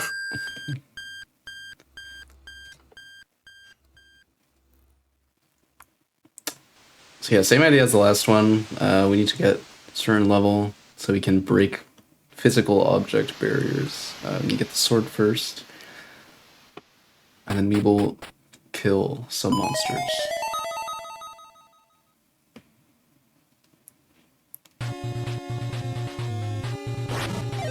These enemies are annoying and I hate them so much. They can just jump across the room and there's nothing you can do about it. Die? Thank you. It's okay. Everything's A-okay. We're all good. Politely asking Amy to die. I mean, hey, they have I blonde. will say yes. It's fine. Okay, we're chill. Yeah, it was only like the first half of the sword minigame. Now we're going to the really hard part, which is the Ice Temple or something. I don't know if it has a name. Ice Palace, yeah. Ice Palace, that's what it is.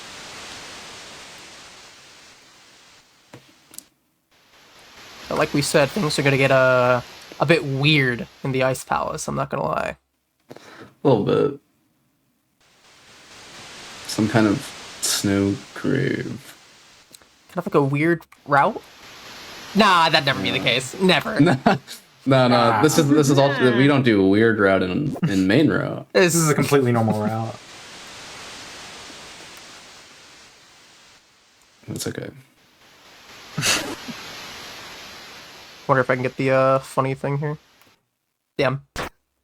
If There's you funny thing. interact with that at like just the right spot, Chris will be like facing to the right. Oh wow, I didn't know that. There's another chance for it, so we'll see.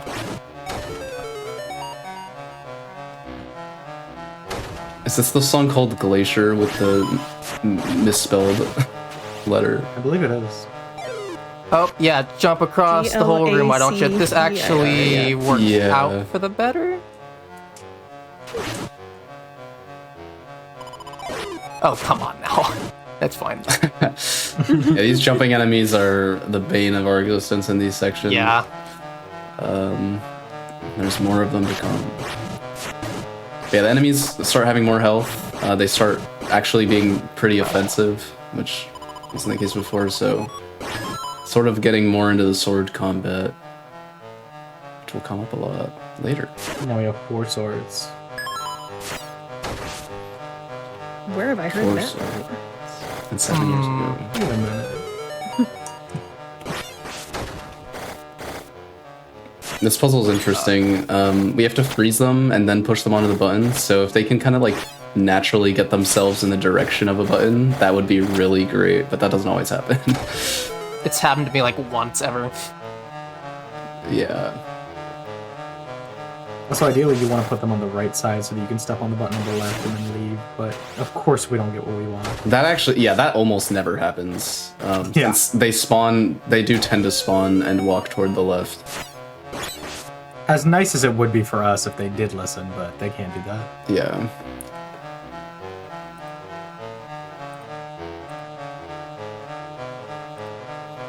And this is always, normally you're supposed to find out this path by seeing where Noelle follows you, or this hooded figure, unnamed. Sort of like a Lost Woods thing. Good save. But of course you can just memorize the path. Once again, cheating. I didn't get the funny interact. Oh well. Oh well. Okay. Forge.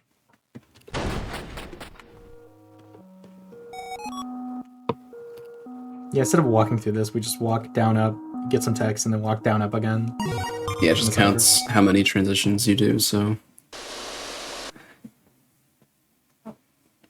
And that's sword 2. Bang. So we're back to the normal. Once again, this gameplay gives you for a wrong bit. warp state. Yay. Bang. Oh. Bang. Bang. Bang. Well, there's no one there. Bang. So this encounter is really funny. Normally you're supposed to fight this guy and then they'll let you through, but if you push their buttons twice, they get scared and run away. So that ends up being a little faster than brute forcing the fight.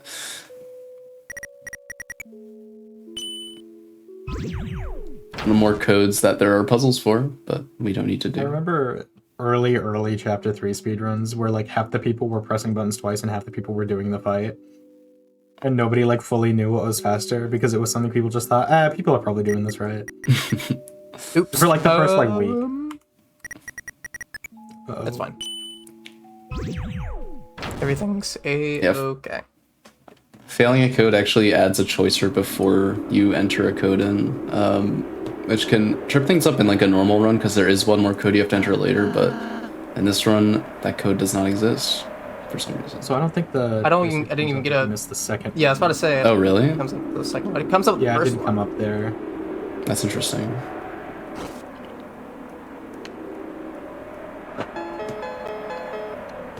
Alright, who's ready for basically another auto-scroller? Woo! So we have some numbers up here. There are like some options. There are like some puzzles. There are 4 options. You pick whatever option you want. We pick the first one because it's faster. But Ralse has a random chance to pick anywhere from the first, second, third, or fourth option. So there are 3 of them, and we like to guess which one Ralsei is going to pick beforehand. It's an equal chance for each one. We want him to pick the first option each time. But if you gotta want to be play the 1, game, 1, 1. guess your numbers in chat. 3 different numbers, 1 to 4 on each. If you get it right, 1, you're 1, awesome. 1 every time. This is it. We're hoping for 1, 1, 1. I'm guessing It's always 1, fun 2, to get 2. guessing. Oh, actually, I'm changing it to 1, 4, 3. I like 1, 4, 3. 1, 2, 1. 1, 2, 1. All right, let's see. What's our first quiz? 1. Ralsei did 1. Okay. So yeah, that's fast because you see We've got a little bit Ralsei of just time. instantly press Z. Yeah. Susie picks whatever option you pick, but Ralsei does not. Ralsei thinks his choices matter. Poetic. I just got chills from that. Holy. Very on theme. Yes.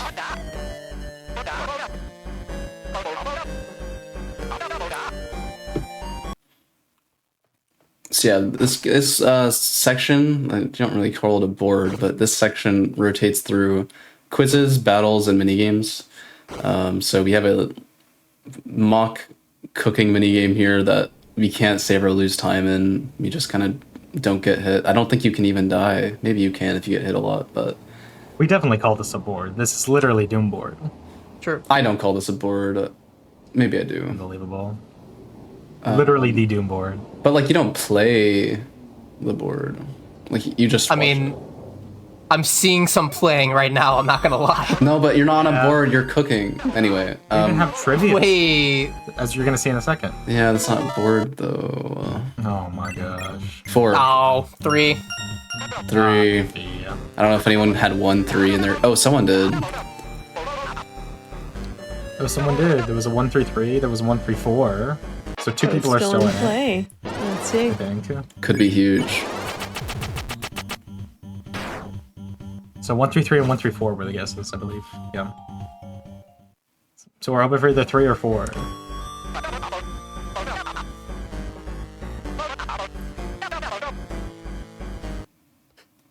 All right. Rhythm game. It's really This rhythm game right here. This note coming up. If I miss it, the run is over. Oh, thank God. Oh, Oh, phew. Okay.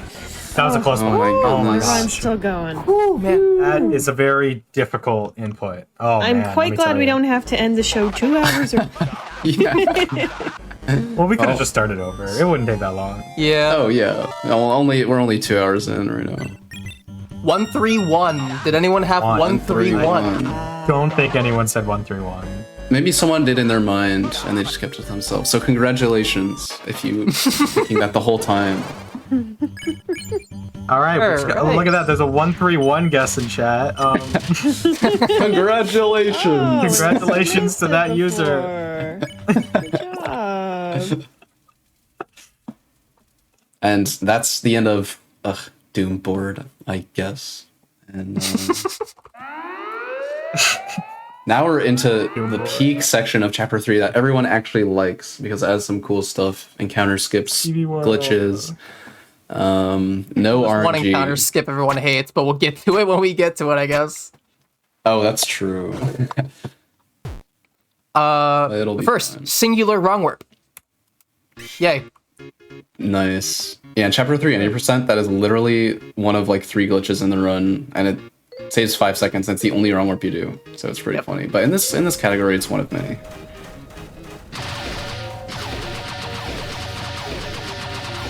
Horse Ralsei. Shout out to Horse Ralsei. The best character. I think that's +1 creature. Yeah. Yeah. Yeah. Yeah, I agree.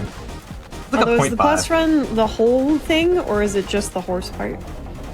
I think it's like a 0.5 creature. I don't know. Just increment the counter in some way. A creature is a creature. You can't say it's only half. There's a faster cycle it could have made there. I didn't really want to risk it, so I just didn't do it. Yeah, only saves about a second, and we are in quite a long run, if you haven't noticed. Yeah. These answers are always the same, thankfully.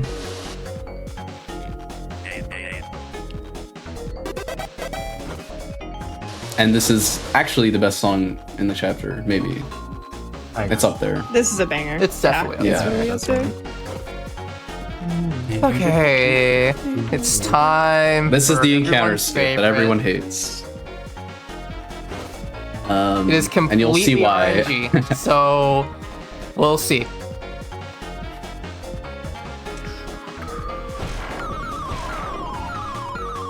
That was fine. Okay. Nice. Okay. Ooh, So yeah, nice. you can sort of get an idea of where they're gonna be based on the shadows, but where they're gonna be is RNG, and it's the hitboxes are really. Oh, that was it too. Oh no. Oh no. That was it too. So I was trying to do something there called stealth skip. Basically, if you, what is it? If you have the menu open during a specific part of the stealth animation, you just kind of clip through the door. Yeah, it's something to do with where the characters get placed because of when they like get onto the wall, they sort of slide onto it. So it's pretty interesting. Yeah. I had the right spot, but I unfortunately didn't realize I had the right spot, so I ended up messing up, unfortunately.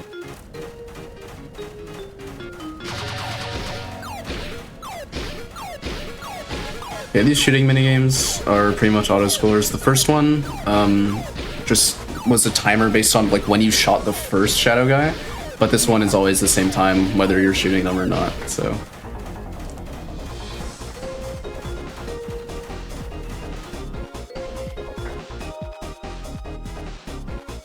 The I know what intimidating you'll horse. Oh, I forgot. Excuse me a moment.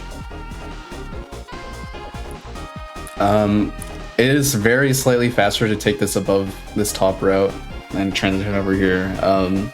Just because of the stealth movement being faster. It's only like 0.3 though.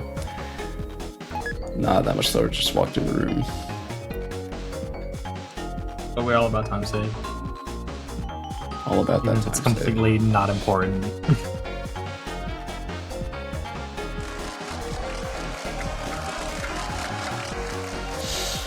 And we are coming up on the end of this section.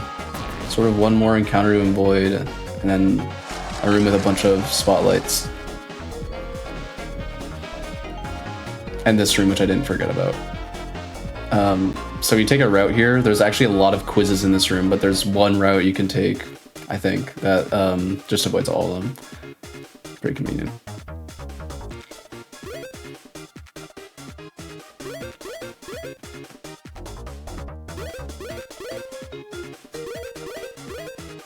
Just a little cycle skip there, not too hard. Okay, here's a difficult question. Are the shadow guys creatures? No.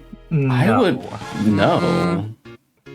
I'm gonna say no. I think they're Why like is they're that? guys, which are like people. Oh, maybe, but I don't know. I Like think they don't. we need to be liberal with our creature definitions because otherwise we're just gonna assign creature to too many things, and then we're completely removing the definition of creature. If But- everything's a creature, then nothing's a creature. I don't know. I think it's a creature. I think we can have a broad Surely, definition. just like 'Cause, every Darkner is like inherently a creature.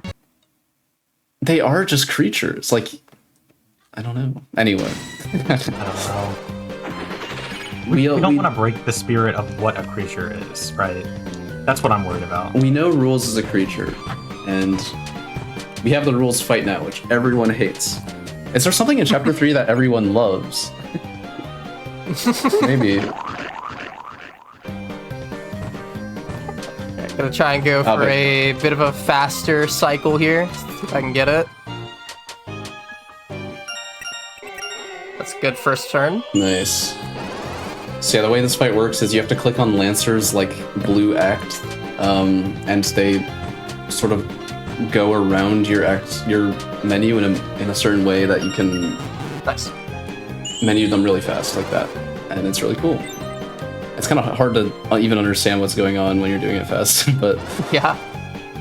We're also gonna intentionally take damage here to skip this second phase. It boots us immediately into the third.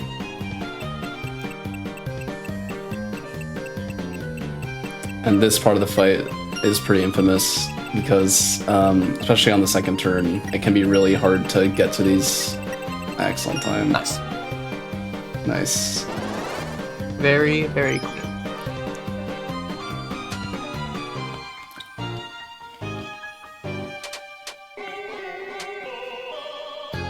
Even if it can be a little frustrating in the speedrun, this still is like one of the best bits in the entire game. The laser pointer. Oh wait, here So it comes. you gotta appreciate that. There it is. There it is. Yay! I have a laser pointer. Ready? I wonder if I Okay, could use go. the laser pointer to point y'all in the direction of the download Deltarune button if you haven't already. It's Ooh. absolutely worth it. Maybe. Hmm. Maybe. If you haven't already. I mean, if you have, there's, you've already done all you can.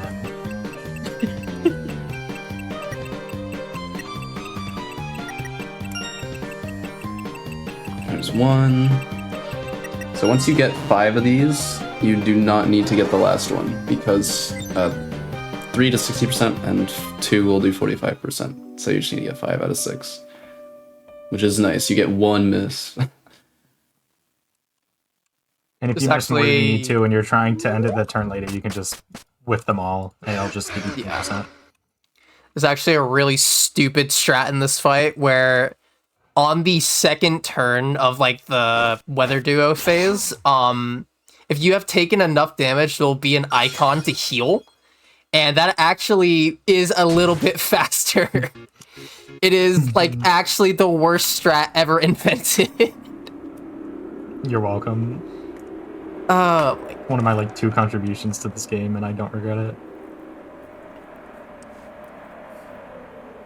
More funny 10-eye animations. That we have been What is he blessed with. doing, dude? What is he doing? Come back! That's what he's doing. I too do this when all my friends leave me. So yeah, we're Something. coming up on the final sword section and one of the secret bosses for this chapter. It might be controversial that I'm saying there's 2 secret bosses. I know there's been a dialogue about this. But I'm pushing my agenda while I'm here. There are 2 secrets. there's 2 secret bosses. Simply just is the case. We need the distinction between a secret boss and a super boss. Or a secret boss and a shadow crystal boss. Maybe let's Because just it's Deltarune. let's just forego labels because the structure isn't what we thought it was gonna be. They're just bosses that That's mighty well. sometimes they have shadow crystals, sometimes they don't. But anyway, You heard yeah. it first, folks. Forget labels.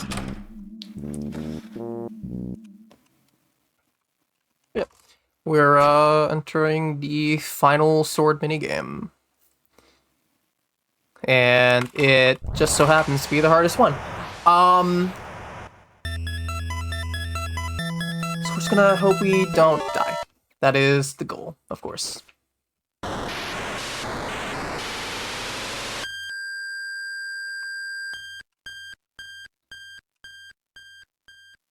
Hey, look, it's Susie and Jose. Whoa. Hey, +2 creatures. Yay! Let's do. We've done so much Making our creature way. math recently, and it's been a lot of addition signs. I'm very happy with this. Why? Hey, would be Ashley, you want me to mentioning tell that you at this something? Very moment. Subtraction unfortunately exists. -2 creatures. No, -2. Oh. Devastating. Sigh. Maybe we'll implement multiplication next, and then we won't have to worry about it. Ooh, maybe. ×5 creatures would go hard right now.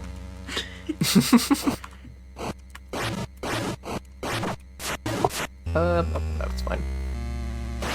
We're all the very enemies subtracting here- doing this though. Yeah, I was gonna say like we've been subtracting all run. I hate Yeah, to but it's break it. different. Not really. Oh, okay, my bad. No, you're right. They're all creatures, whether they have dialogue or not. But anyway. Yeah, but there are better creatures or something. Well, anyway, this section actually has some of the hardest enemies because My bad, guys. it's the final challenge of the section, and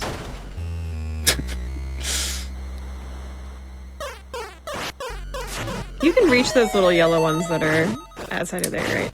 yeah, you can. Or actually, yeah. So some of these routes, like you kill the main boss of the room, and then the little guys go away. But sometimes it's faster to kill the little guys. Like the little guys will deplete the health of the main guy. I don't know. There's like some different timings you can do. Makes for some interesting routing.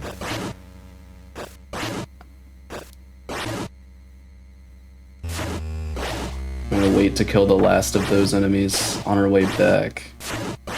Take the optimal route. That was beautiful. Nice. It was beautiful. It's very, very cool in there. Very nice. Oh boy, oh golly, oh gee, oh my. Oh, You right. got this. You got this.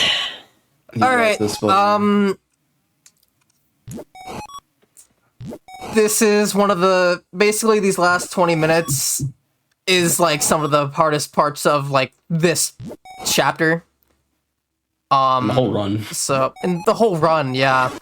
God, where do we even begin with this stupid fight, man? It's horribly difficult. It's if y'all cool. haven't played this boss. It's cool fight, but oh my god, in the speedrun it's so difficult. It's so difficult. Yeah, it's something else. Alright, who wants to take the responsibility of explaining ERM? Not it. Okay, I'll do it. I don't know this fight. I don't know chapter 3 enough to comfortably explain anything. So, ERAM has many phases. I think I'll just explain it as it goes along, because then it'll make more sense. But the two main attacks that this buddy can do is throw bombs like that. That'll sort of shoot out in cardinal directions, and you have to like position yourself to avoid them. And there's also this flame attack, which is a similar thing, just shoots out in more directions from wherever ERAM is at that moment. So we want to balance like being close to ERAM so that we can hit them with the sword, but also, you know, not getting hit. Because there's actually no way to heal in this fight, at least in your first time around. So want to be really careful to not get hit. And we want to go fast. My one hit. This attack, where it does both at once, is stupidly hard. So we're entering the final phase here. Ooh, that was so clean. Yeah, we're in the last phase. Aces might be able to do this if the bombs are nice and they lock in. Ooh, Very my nice. God. That was so clean. Yeah, that was Nice. horrifying. First try. Very Yeah. clean. That fight is really Pretty hard. agreed to be like. That's pretty agreed to be like the hardest fight in this category by most runners. It's yeah, just chat, really you can pop off if you iffy. want. That is very, very hard. For sure. And we got one more, like, really hard fight to go. Yeah, this fight is like ridiculously more difficult in a speedrun than it would be in any casual playthrough. What, you can go down? I've never seen the Pixel Chris walk down there. That's so funny. The Very Pixel nice, Chris wrong goes words. where the Pixel Chris wants to go. You know, if the Pixel Chris goes out far enough, it'll go down. So this was what I was talking about earlier when I said that chapter 3 was interesting, because it's just so much back to back to back. Right after that fight, we now have another fight, and then after that we have another fight. And they're all very difficult back to back to back to back to back to back to back. So it's very exciting. Save Well, just in case. The Tenno fight Never is a know. bit of a break, but The Tenno a fight's kind break. of, but it's a still little difficult. bit of a break. you have to hit some crits, but Yeah. it's not a big deal if you miss. It's not like there's a risk of dying, really. It's a break in terms of just raw difficulty, but it isn't a break in terms of like speed tech, because there is stuff that you have to do to make the fight fast. It's just instead of having the difficulty of dodging, it's the difficulty of like attacking. You know, optimally, we're gonna Yeah, try and do thankfully- this fight. Sorry, you go. I was gonna say, thankfully, it's like, it's pretty lenient, at least in this category. You can't miss a Chris crit, because Chris does an insane amount of damage now. But yeah, like Ace was gonna say, we're gonna end this fight in 5 turns, hopefully. Yeah, 5 turns with 1 minigame. So hopefully that goes to plan. It's just more math on doing crits and enough damage and whatnot.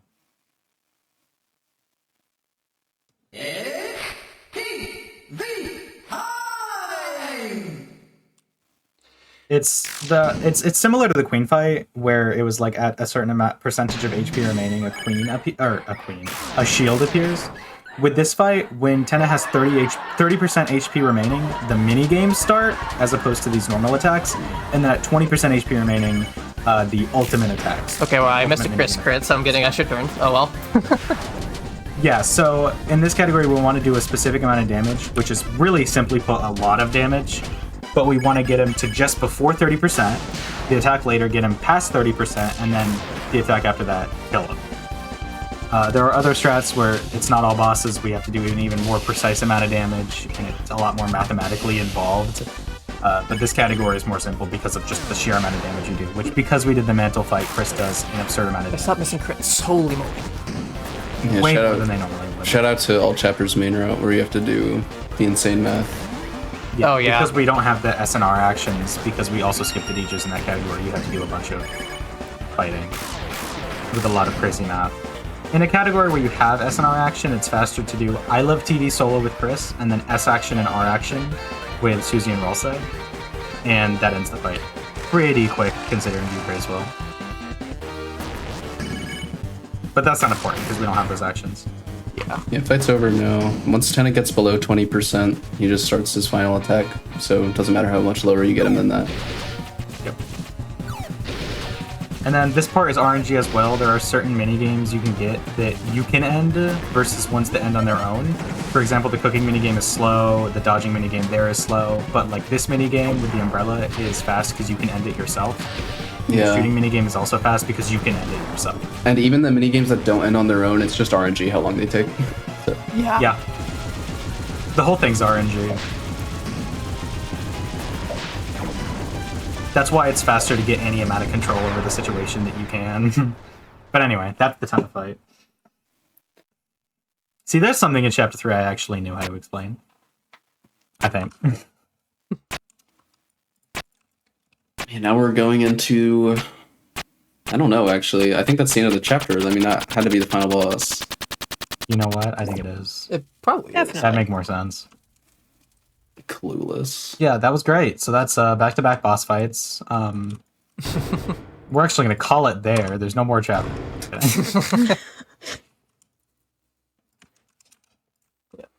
Gotta go through a little bit of cutscene here. This game loves its cutscenes. Wow. They're it's really like, interesting if we were actually watching. this- almost game like it has has like a story and characters. No. It has and a- like Does it really? Wait. atmosphere. Plot? Hold the phone. You're telling me this game has a story? Wait, if this game has a story, explain it to me then. No. Okay, so We do not have time for actually I don't feel like it. Oh, okay. So I mean, story believers might if you- know the story. The story is they go to sleep like 3 times. that. True. That's true. Yeah, They yeah, do that. This is true. That's like me on a Sunday. We're filled with hope, but we're actually filled with fear because the hardest fight in the game is coming up. We're just I thought that wasn't a fight. I lied. Sorry. Yo, Slopstrat? Slopstrat? Shout out to Cookie Apocalypse for coming up with That was that. a Cookie Apocalypse. We Strat just, is instead of walking all the way back to the save point, you can buy TV slop earlier and then just eat it here. yeah. I was trying so hard not to eat the cake. It's oh yeah, Yeah. that's literally menuing. We never heal outside of fights except for that specific instance. So very specific. It's still menuing. technically slower. all right. Technically, it's faster to just go. Time to lock in. Yeah, but that's really scary. The one and only roaring All right, lock Tiger. in. Hardest This is fight in the like game. I think the most impressive fight to do successfully. So Yeah. everyone lock in. This took me, I think, 3 to 4 hours. Of Oh, just yeah, me trying, too. Oh, yeah. actually. Sounds about right. This took a while. It's hard. You got this, Aces. Let's do this. Lock in. Go Aces, go!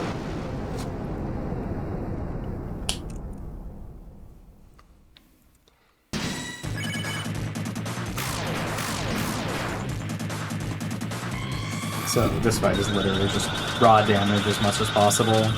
Yep. Except in this category we do defend root defend because it's a bit faster than doing fight root fight.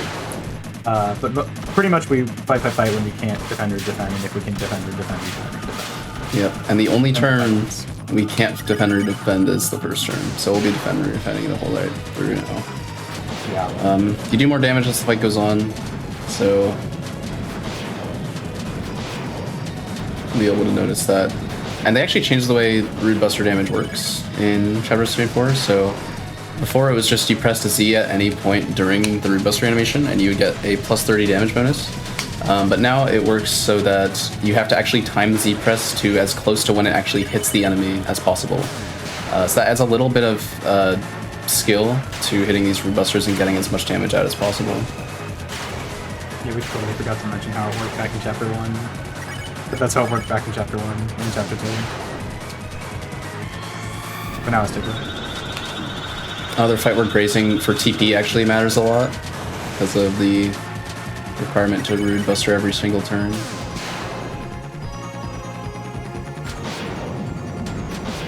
And Shadow Mantle is the item we got from ERAM, and it makes it so that one party member hits more often and takes less damage from the knight, which makes this fight a lot easier than just going without it. But, you know, it's still the hardest fight in the game.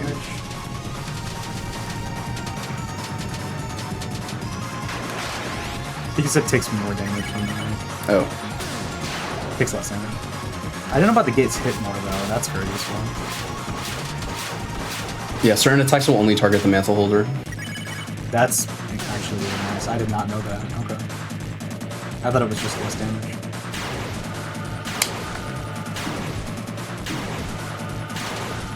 Stop. So we're on the last turns here, so hopefully Aces can make it through. That's fine. That is fine. Susie's the most valuable party member in this. As long as Susie's alive. And if Susie's not alive, then this can clutch up pretty well normally. But generally, Susie's really important. In single chapter 3 categories, you put the Shadow Mantle on Susie because you want Susie to stay alive, but we want to attack it with bracing items on Susie, so we can't put the Mantle on Susie, we have to put it on Chris instead. Which means we just have to play really well. Which Aces is doing right in front of our eyes. And that's the night fight. That's the night. Let's freaking go! Hey, first try. First try, baby. Let's go. Absolutely beautiful fight. Oh my god. Wow. Yeah, by far the Awesome most job. impressive fight visually. And this is Aces the has best hit a cutscene. lot of the hard stuff, by the way, and done a lot of these things first try. I Seriously. am very, very impressed. I am also very impressed. This run has been going super well. It has been going like Yeah. very, very well, yeah.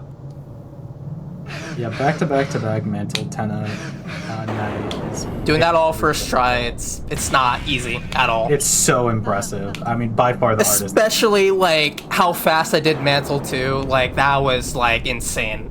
That is by far the fastest I've ever done the fight.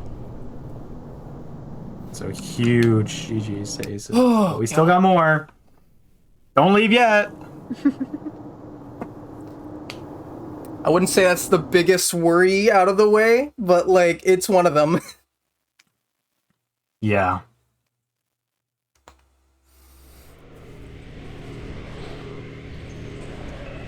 Yep, stuck in cutscenes now, unfortunately.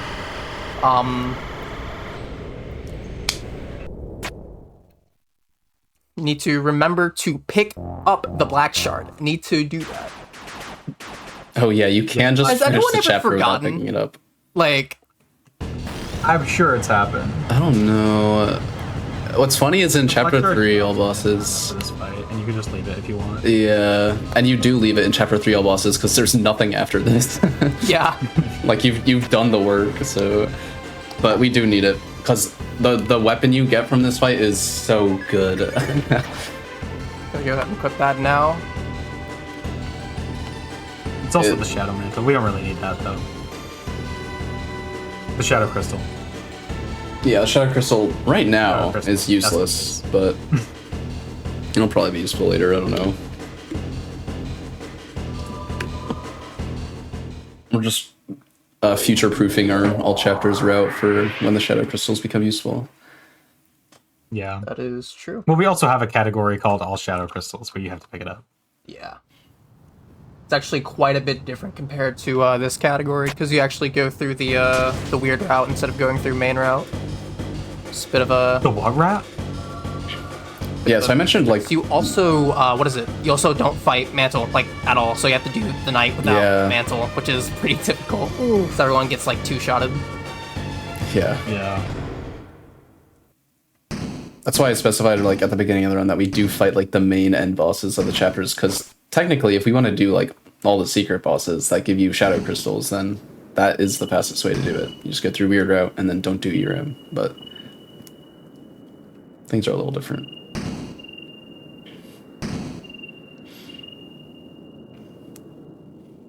And now the knight went into the shelter.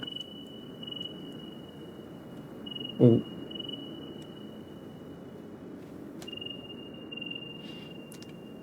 Just waiting It's for gonna be this a- cutscene to end here. As soon as this screen goes black, we can go ahead and move on to chapter 4. Oh, so exciting. I love chapter 4. Yes.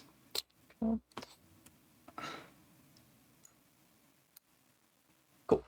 Alright. Chapter 4.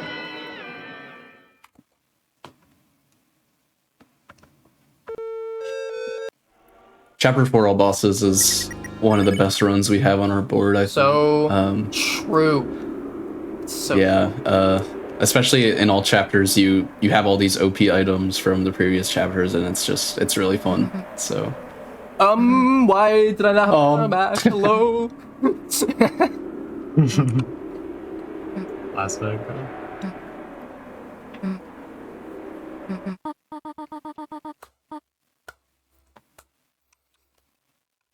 I love Chris's his sprite work here. yeah, the sprites in chapter 4 are really a step up. And where's They my are running? genuinely, they're Hello? really fun. Whatever, man. It's fine. It's None of the buttons okay. are working. Nothing's working. Everything's going wrong. I'm just kidding. Everything's all really- Did Roaring Knight so good the game?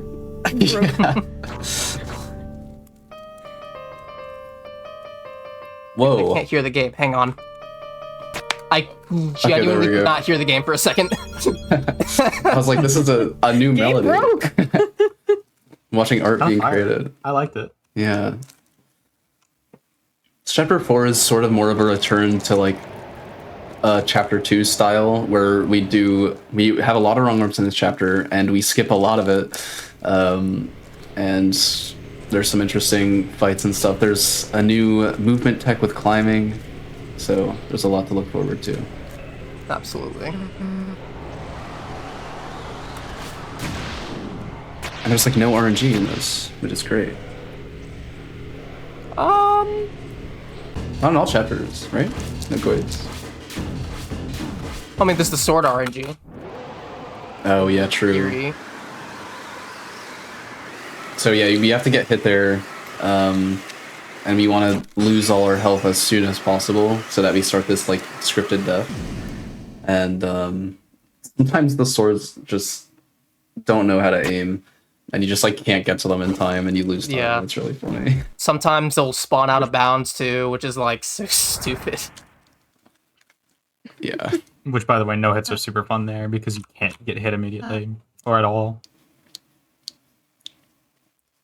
Yeah, that Very section fun goes stuff. on for a while, and it's very difficult to dodge everything there.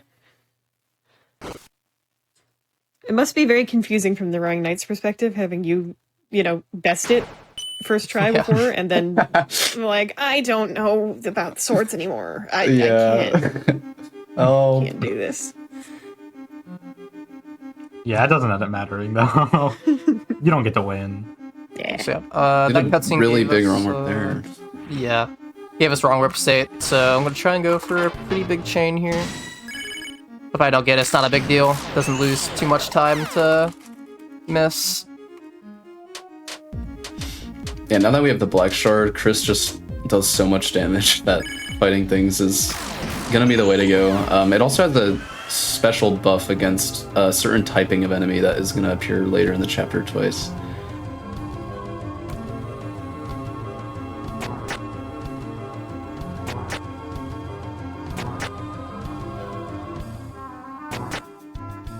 So making our way through here. Oh, the wrong word. Bang. Yeah, we did a run warp at the beginning that saved like an insane amount of time from walking. Like, Yeah. I think it's like 40 seconds. And we can continue the chain for just a couple more seconds. You can see there, spawn in the middle of the room. There's one more. So you actually walk right under that encounter, just barely. It looks kind of funny.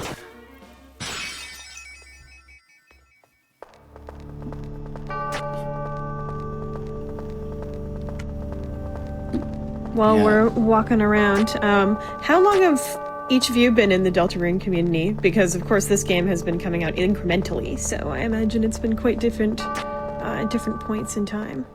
About the same amount of time, really.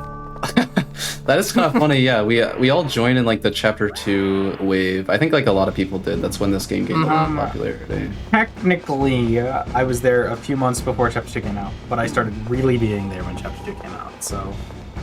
But technically, Yeah, whatever. I learned Chapter 1 like a good few months before Chapter 2 came out. But I thought Chapter 1 was boring and lame. I'm taking more intentional damage here to end this sequence early. You can just like run out of that maze, and that's what we did for a while, but someone found out like, oh, if you just die, then you get out instantly. So how was it like being around for chapters 3 and 4 releasing? And, Oh my goodness. you know, how did Oh y'all my God. It adapt was as a speedrun crazy. community? Yeah. It really was like, because like at that point we'd have been waiting for it for like 3-4 years. Like, I don't know. It was such a crazy thing for this game to come out. Yeah. Like to not only be excited to play Why was, casually, but like, also be excited to though? speedrun it. It was a cool feeling. It's fine. We're fine. Don't even get me Everything's fine. started on the leaderboard discussions. Oh, no. Oh, I can only imagine. Those were fun. Mind you, we already had 38 categories on the main board before this game Yeah. came out. And We somehow cleaned it we got up. it down to 37 with 2 new chapters. I'm not sure how. Yeah, I don't know. We cut it down, but We cut it down somehow. Now- we moved some stuff around. yeah. Yeah, now we have Gerson Boom, which is actually everyone's favorite character, and is a creature. He is old. He's older. Is Can't We believe might be seeing more of him later. I'm not really sure. potentially. This chapter also has a lot of the sort of thing where like there's a code we need to progress, but we know the code already, so we can progress without doing the puzzles that you normally need to do. In this chapter, that comes in the form of these pianos. So normally you have to go like look for where these notes are and then input them, but we already know what the notes are. So we skip actually a huge part of this chapter just from having that knowledge.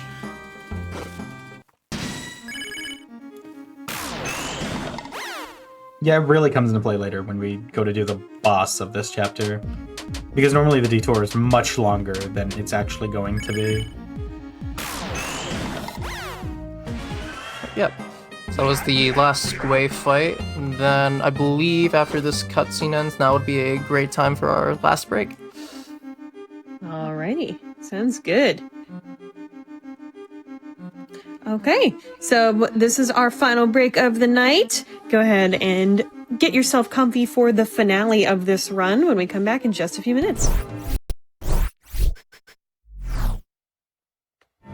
Hello, GDQ chat. GDQ Hotfix, in particular, Creature Corner, is back, and we've got some more creatures for you in the final part of the Deltarune run we've got here today, so let's get going. Alright then. No delay. Count it off. 3, 2, 1, go. That's it. Gonna be entering, honestly, one of the hardest fights coming up here. Yeah, we really don't get much of a break for hard fights in this run.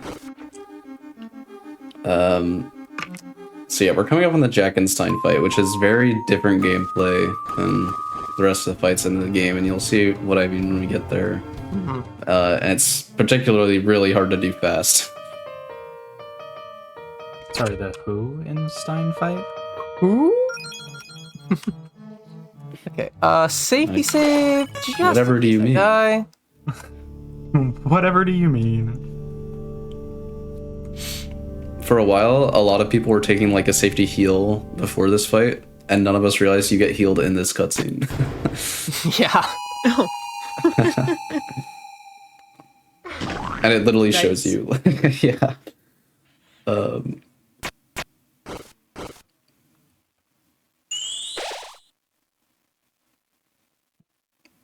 But yeah, really hard fight. It took a while for this fight to really get like fully routed out, because you have to manage like not only getting through the turns, but also like, I mean, same thing with most fights where you need to manage your TP, but just like routing the turn in a way where you get like just enough TP, but you're not like overcompensating. Yeah. It makes for some really interesting movement. We actually originally got the tension gem in chapter 3 by like throwing for A rank and then buying out S rank. But turns out that's slower. So we just do the fight as intended. Well, in its full length, I mean. So Yeah, it's gonna be pretty difficult. tension items are suddenly really useful in chapter 4, and we don't get any in this category. This is one of the only categories where we actually don't get any.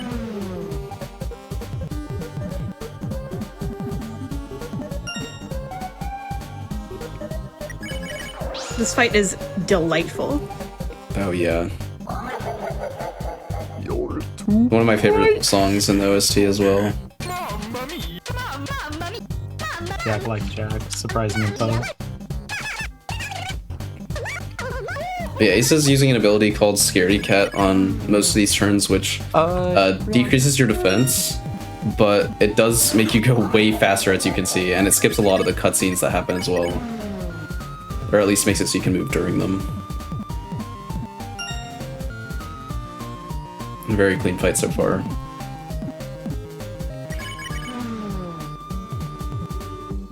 Forgot what turn it was for a second. Happens.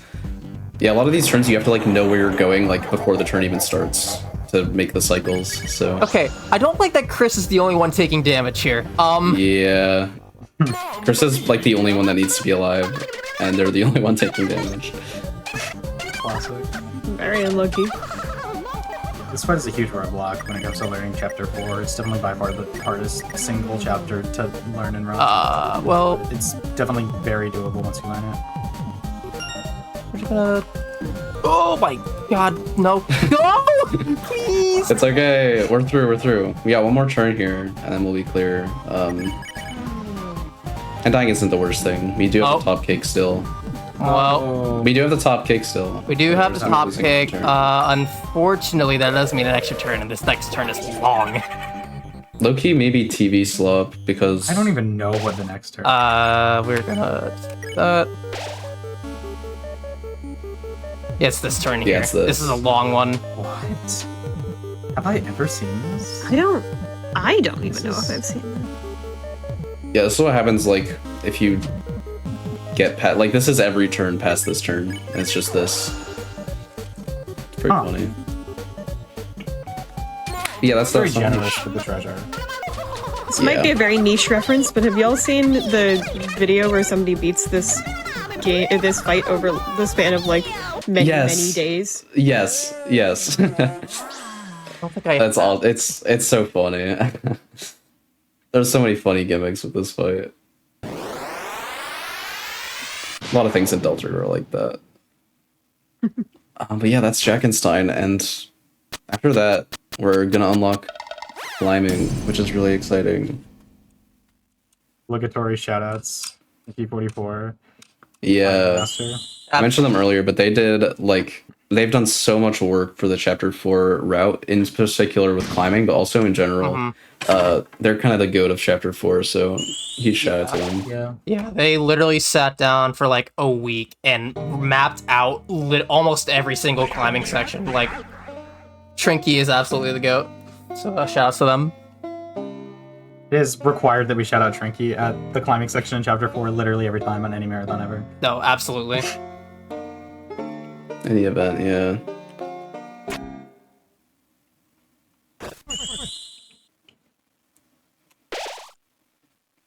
Just have to get through cutscenes, unfortunately. Chapter 4 does have a decent amount of these. I don't think it's quite as bad as something like Chapter 3, but Yeah.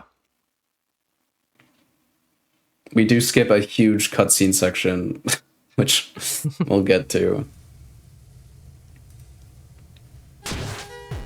And now Jack and Science are friend. Yay. Yay! And now we have As a time creature. plus.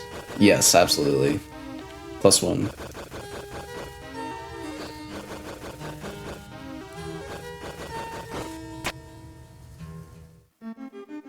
Yep, so, Alright, so we're gonna make our way up here to the golden piano to unlock the next secret fight.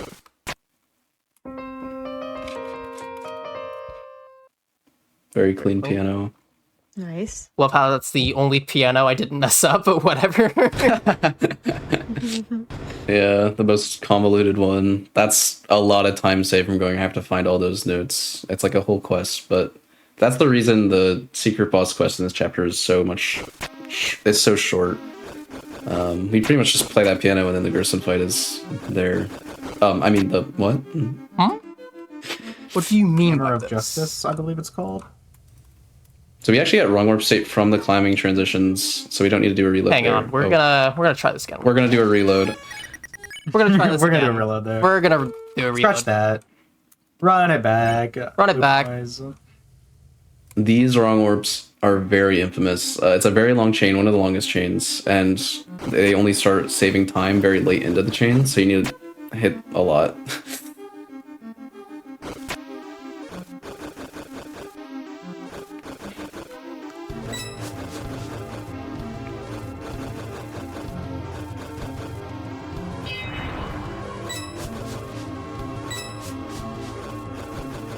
Normally, in a normal chapter 4 one, we would actually go out of our way to get a tension gem, but we actually don't need it in this run.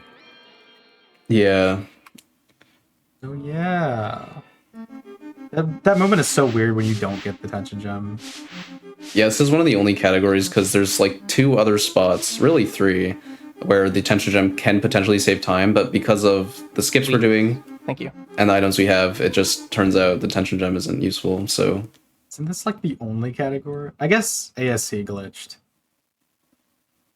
Anything Yeah. where you have Black Shard and skip Second Sanctuary. Spoiler So- alert. So this and ASC glitch. So there's 2 categories. Okay, this is where the wrong warp starts saving time.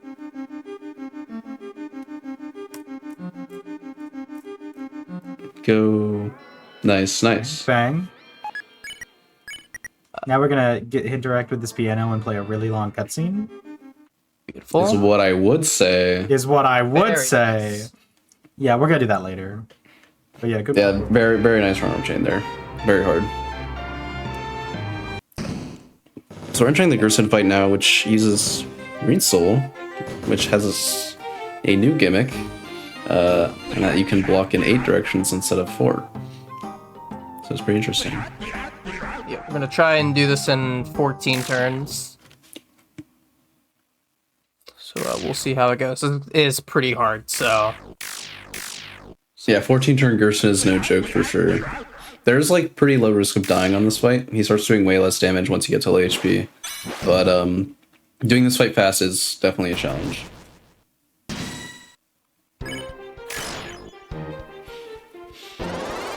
So the way Gerson works is there's sort of a spare meter with the stars, and the different actions you do give you a certain amount of stars, and you can visually see them come up like off of him if you look closely. So the fights, no matter how accurate your fight is, you'll always get 4 stars from that, and you'll get some TP as well. You'll get 8 stars from a Rude Buster if you hit the Rude Buster deflect like this, 6 if you miss it, and you get 9 from an OK Heal every time. So OK Heal has the fastest animation, so we want to do those as much as possible, but we are going to be doing a couple Rude Busters just for the sake of managing TP and like not just like managing it optimally, essentially. Yeah, okay, it costs quite a bit more TP, so it's not as feasible. But it is faster. Yeah, the thing is when we're at max TP like this, it's really bad because we're not gaining TP during the turn, which we would like to be doing. So sometimes we would just be going so over the max TP on a turn that it's better just Root Buster, even though it's such a slow animation. This is where grazing really comes into play in this fight. Yeah, that was pretty good. Try and spell get the grazing. max.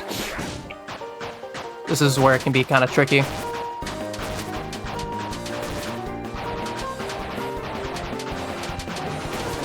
It's really interesting how games tend Nice. to have the fastest option always be harder. Like, why couldn't Root Buster have been the faster one? It costs less. But no, the faster one costs more and it's harder to get.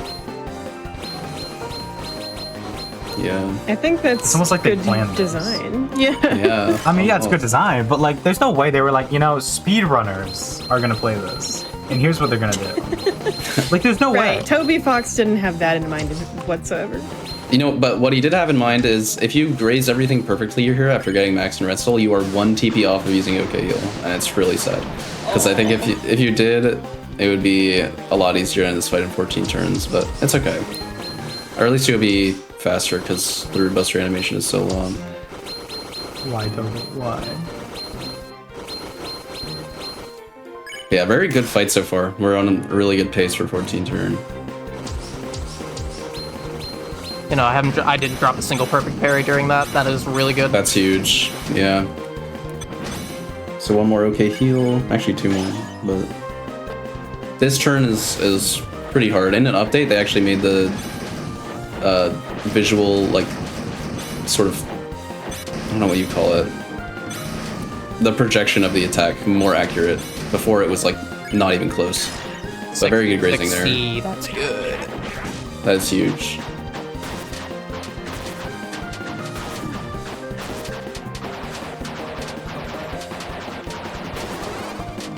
There it is. Very nice. Good Gerson fight. Very, very good. Beautiful. One more attack here.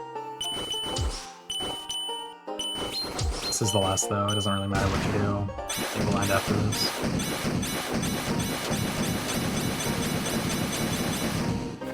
Very nice. Yeah, GG. GG. GG. Extremely impressive bosses so far. And we don't have many to go. We are getting close to the end of this run here. We have 1 boss remaining.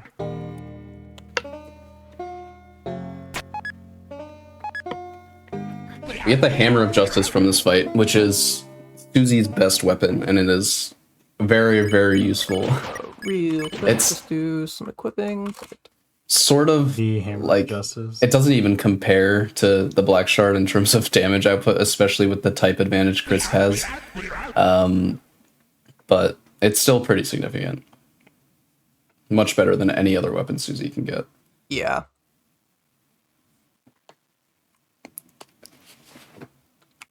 Well, don't know why I took the save. That's fine.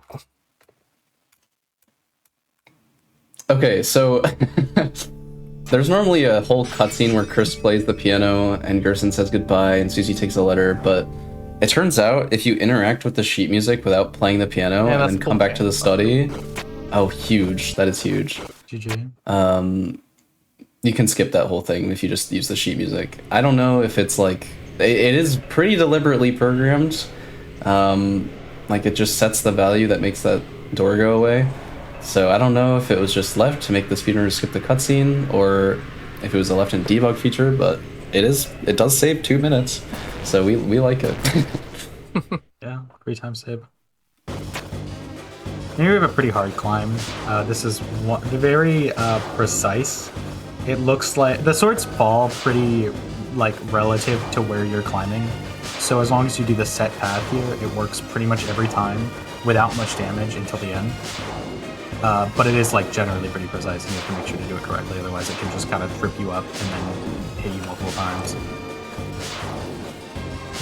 And Aces is doing it absolutely beautifully. that's You want to set it perfect. up so you only get hit once on the first part so that you properly damage this last part. Look out! Well, it's fine. It's fine. It's chill. Oh, that was a little scary at the end. It's fine.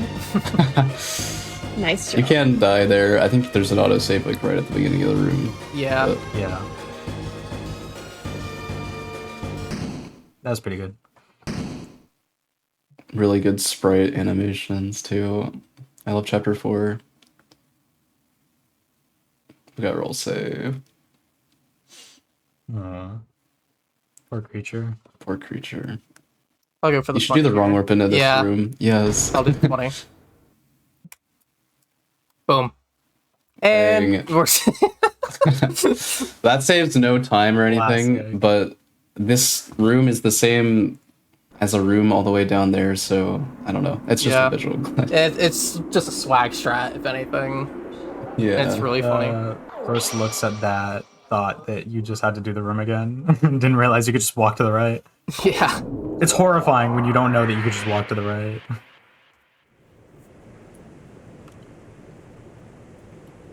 And now we're in Light World. Wow, the chapter's almost over. Just gotta walk home and, you know.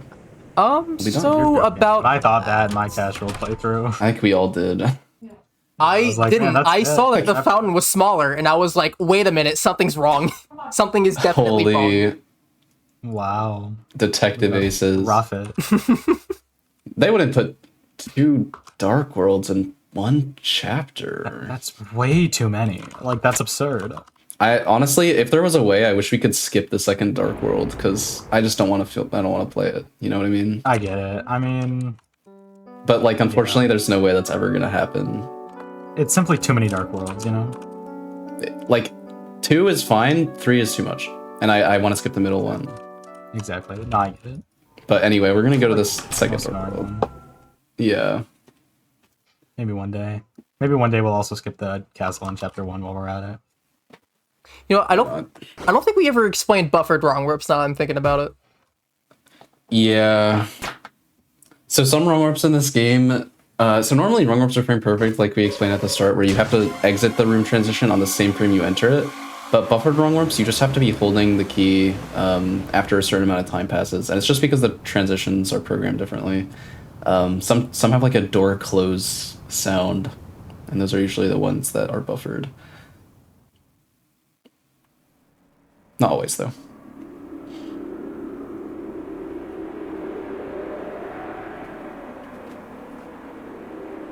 There's another buffered one.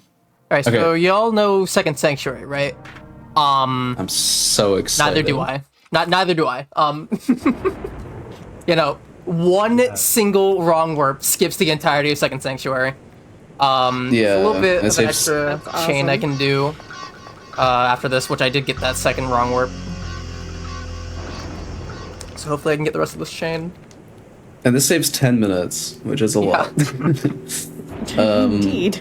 And it's really nice because Second Sanctuary is mostly just cutscenes. There's some cool movement and like a fight that isn't that interesting. But No, all the climbing in nice to be Second able to skip Sanctuary it. is cool, but that's true. Yeah, there's cool climbing. But nobody knows how to do optimally. Except for Trinky. Except for Trinky. Shadow's Trinky. Of course Trinky knows how to. Trinky knows how to and then knows the super fast ultra way to do it. Because of course there is one. there's something interesting with these stairs here. If you get on them at a specific point and then hold both up and down while moving up them, you just gain a ton of speed. That actually saves like 2 seconds in that room alone. It's really useful. Wow. Got one more wrong warp here. And who said that Deltarune didn't That have one saves movement about 2 tech? seconds. Exactly.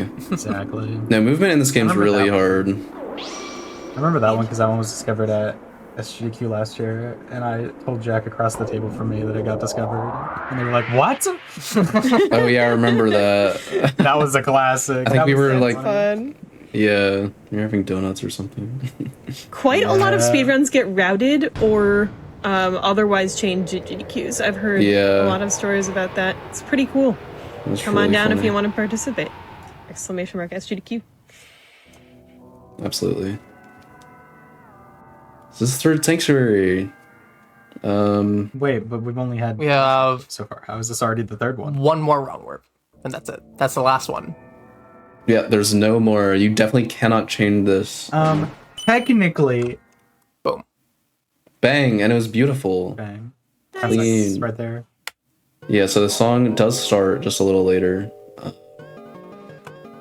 Minus 10 seconds plus a billion creatures. Exactly. The books are creatures, I would say. Books are creatures. Yeah, they Yeah. are. Oh, they're creatures. Yeah, they fly around and aggro you. Yeah. I think that counts. Yeah, Third Sanctuary is mostly just run through it. There's a couple hard encounter skips in this section.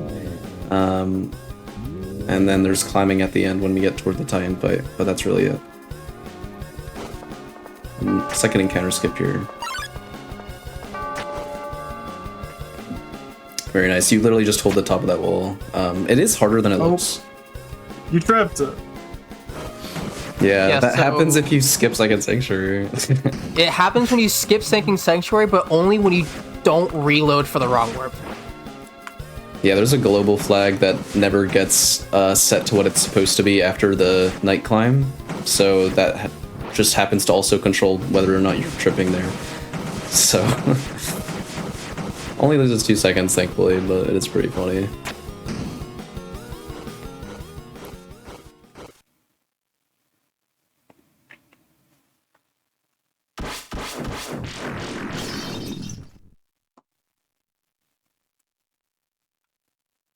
Yeah. A little bit of climbing optimization here.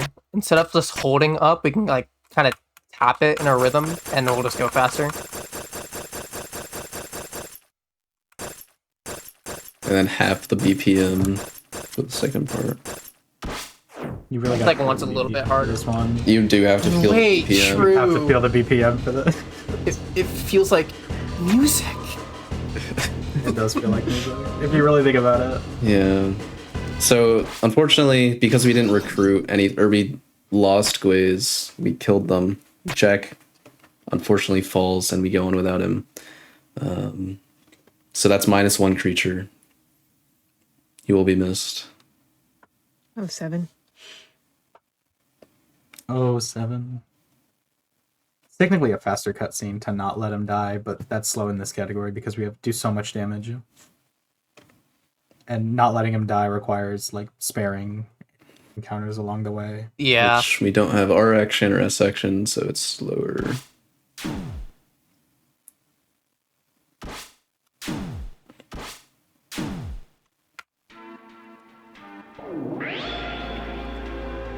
Really nice section here. Such a cool moment in the game, man. Oh my goodness. So we do have to take intentional damage here, but we're gonna wait until the damage becomes unavoidable, because these swords in the first part of this section don't do enough damage to matter, but the ones later on do like a third of your health every time.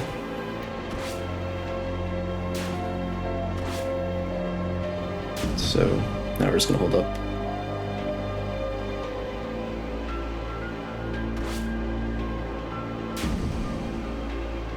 God, it's so cool. It is really cool. It Definitely one of my is. favorite parts.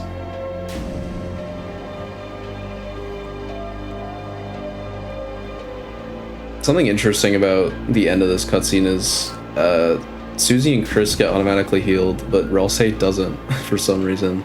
I never really understood why, but maybe is there a lore reason?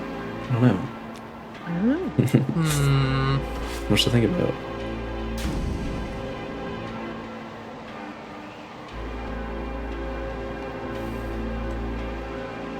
Yeah, one more hit here and we'll be out.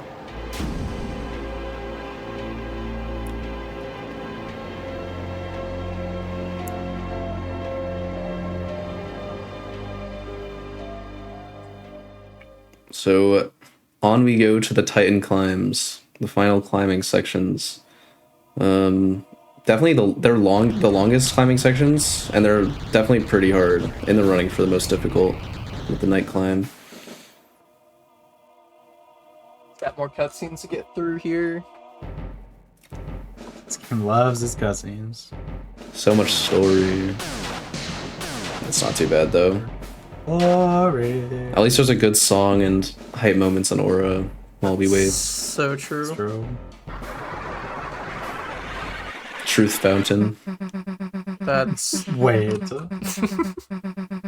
That's true. The fountain. no. They would no.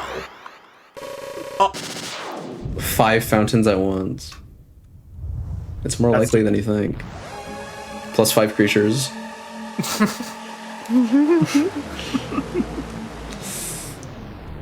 Is a fountain a creature? I mean, look. Just you wait. Creates the creatures. It's not a creature. Yeah. But I look, couldn't it is a agree. creature. Look. I mean, this is creature. this is a creature. I wouldn't. A Titan is a creature. The Titan is. I feel like a creature spawner is a creature.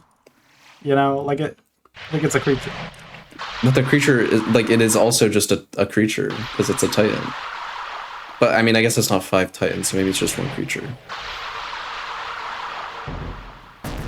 Who's counting anymore? All the creatures.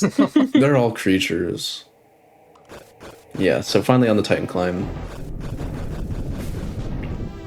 So usually we want to be doing these like lunges of 3 at a time, but sometimes it ends up being faster to do 2, just depending on how long you have to travel before lunging again.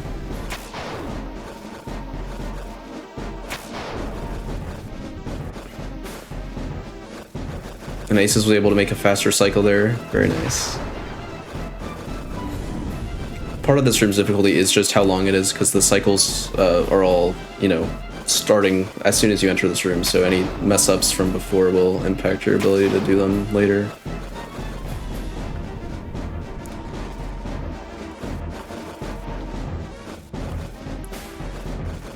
Very nice. Titan climb 1. Nice.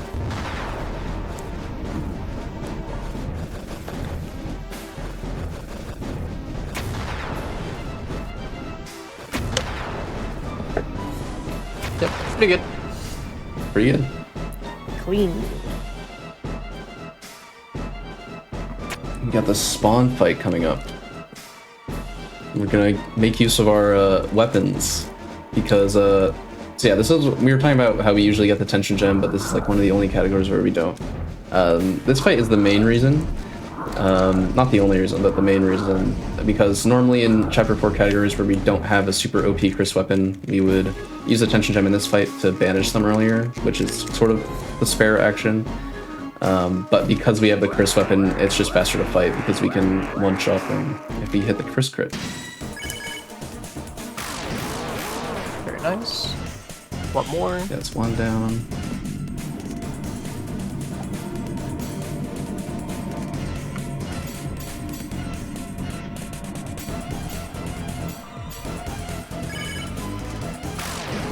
Very nice. Very nice. Yeah, you do have to hit those crits, so can lose time there for sure.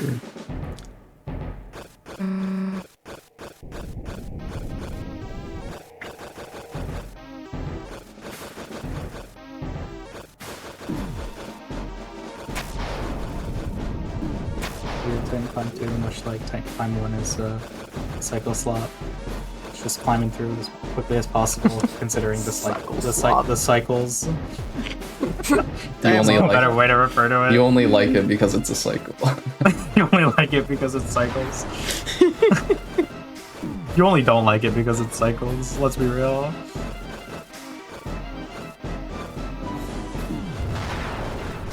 But yeah, pretty successful cycles.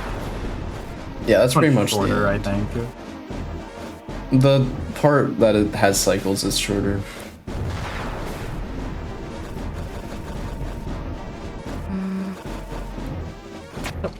And Very solid nice. Titan climbs.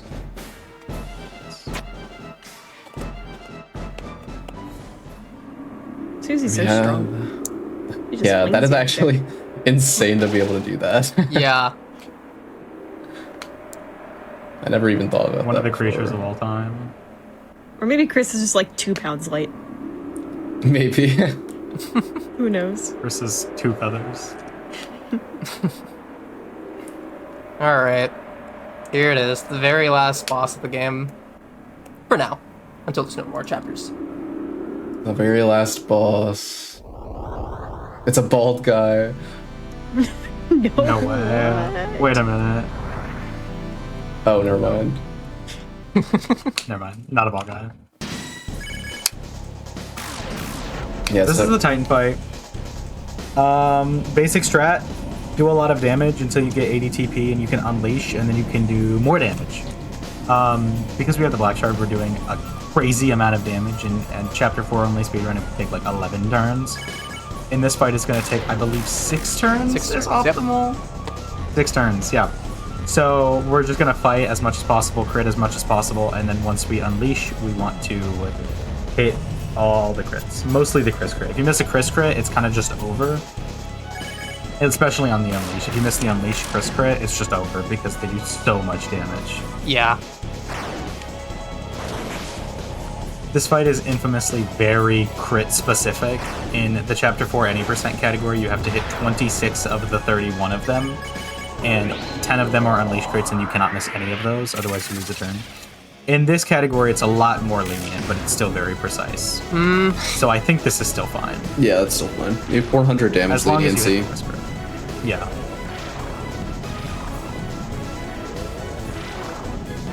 It's probably need to hit the rest of them. Very nice. Very nice. Never So mind. then there's one more turn here. And Oh yeah, yeah. I'm so used to seeing this fight end like on an unleashed. yeah. This is like the only, well, at least this genre of category is the only category that it ends on a non-unleashed turn. Oh, But- no, that Oh, was not no, it. that wasn't. Let's That see. absolutely was not it. This next turn. Oh, yeah. Last. You were like Yeah. 30 damage off apparently. I was good. So I guess 3 unleash brutal. crits is too many. That's all But right. that's okay. If it was 2 Ralsei, it would have been fine, but that's the only permutation. Yeah, That's unfortunate. But there we go. that's it. 7 turn. GG though. Still a very good Titan. I played Yeah, it's really really not a close big to PV like at this end. Like I was -1 out of what is it? Really? Out of Chapter 3. That's Wow. impressive. Yeah, this was a very good showcase. Really, like, not much to speak of in terms of mistakes. Yeah, I'm interested to see what the final time's gonna be. Yeah, and we're coming up on it. The Titan fight is pretty much wraps. We probably have about 5 minutes of cutscenes remaining.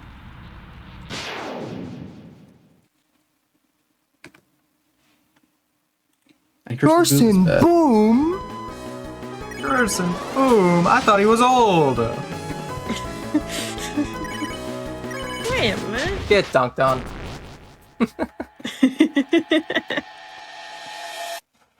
Yeah, this was one of the all chapters, all bosses, glitch speedruns of all time. Indeed. Never seen anything like it before. And now we just sit back and watch cinema.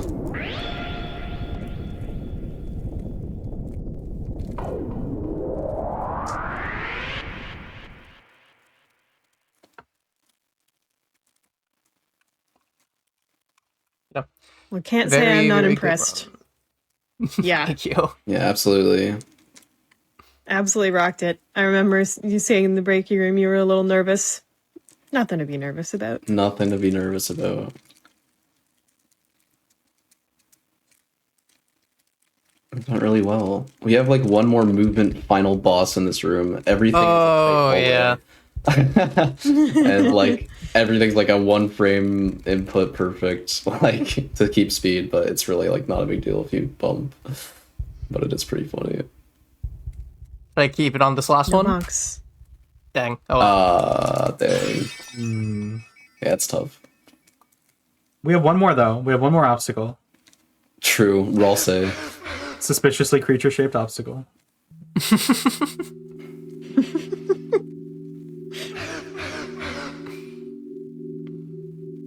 We have the best ambient track in the game. I That's love the true. creature concept of this show. Going into this, I didn't know what creature corner even meant, and now I'm just like checking to see if everything is a creature or not.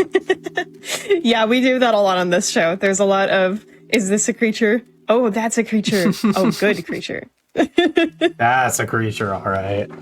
I'm gonna be doing this in my day-to-day life. I'm gonna be brushing my teeth and ask if my toothbrush is a creature or not. Well, when you turn the lights off. Wait. True. You're right. Like Deltarune. Yeah, no, we have a lot of fun here. I'm really glad that y'all came on this show. I think Deltarune is a super fun game for Creature Corner as well. It's so inventive with all the things that, it does with all of its characters. So very fun to celebrate that as we go through a really amazing speedrun with lots of cool stuff going on. Yeah, absolutely, I agree. Yeah. Yeah. Really, it was a really fun run. It went really well, and I don't know. I'm glad it went like it did. Yeah, absolutely. Yeah. I greatly enjoyed my time here. I feel like it's raining somewhere else. Is it? Where else? Oh wait, It's not raining here. this is the place where it rained. I just realized. Oh Wow, my god, did it rain here? Whoa. it did, but now it It stopped. does look like it rained here, doesn't it? It absolutely rained here. Really? It sucks that we don't get to hear this song. So good. Yeah. The we get moment to the I heard house. it, I started tearing up instantly. I know. Me Like, too. It I was like, it was like that. I had to like take a second. All right, we are coming up And on then time. this happened. Sans total dissonance. Yeah. Serious ending to such a serious chapter. We are coming up on time. Time's gonna end when we lose control when entering the stairwell here. Yeah, just touching the transition.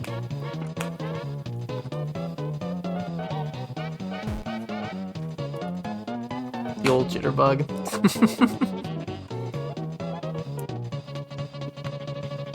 And time.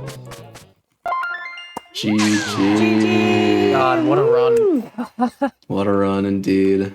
Crushed it.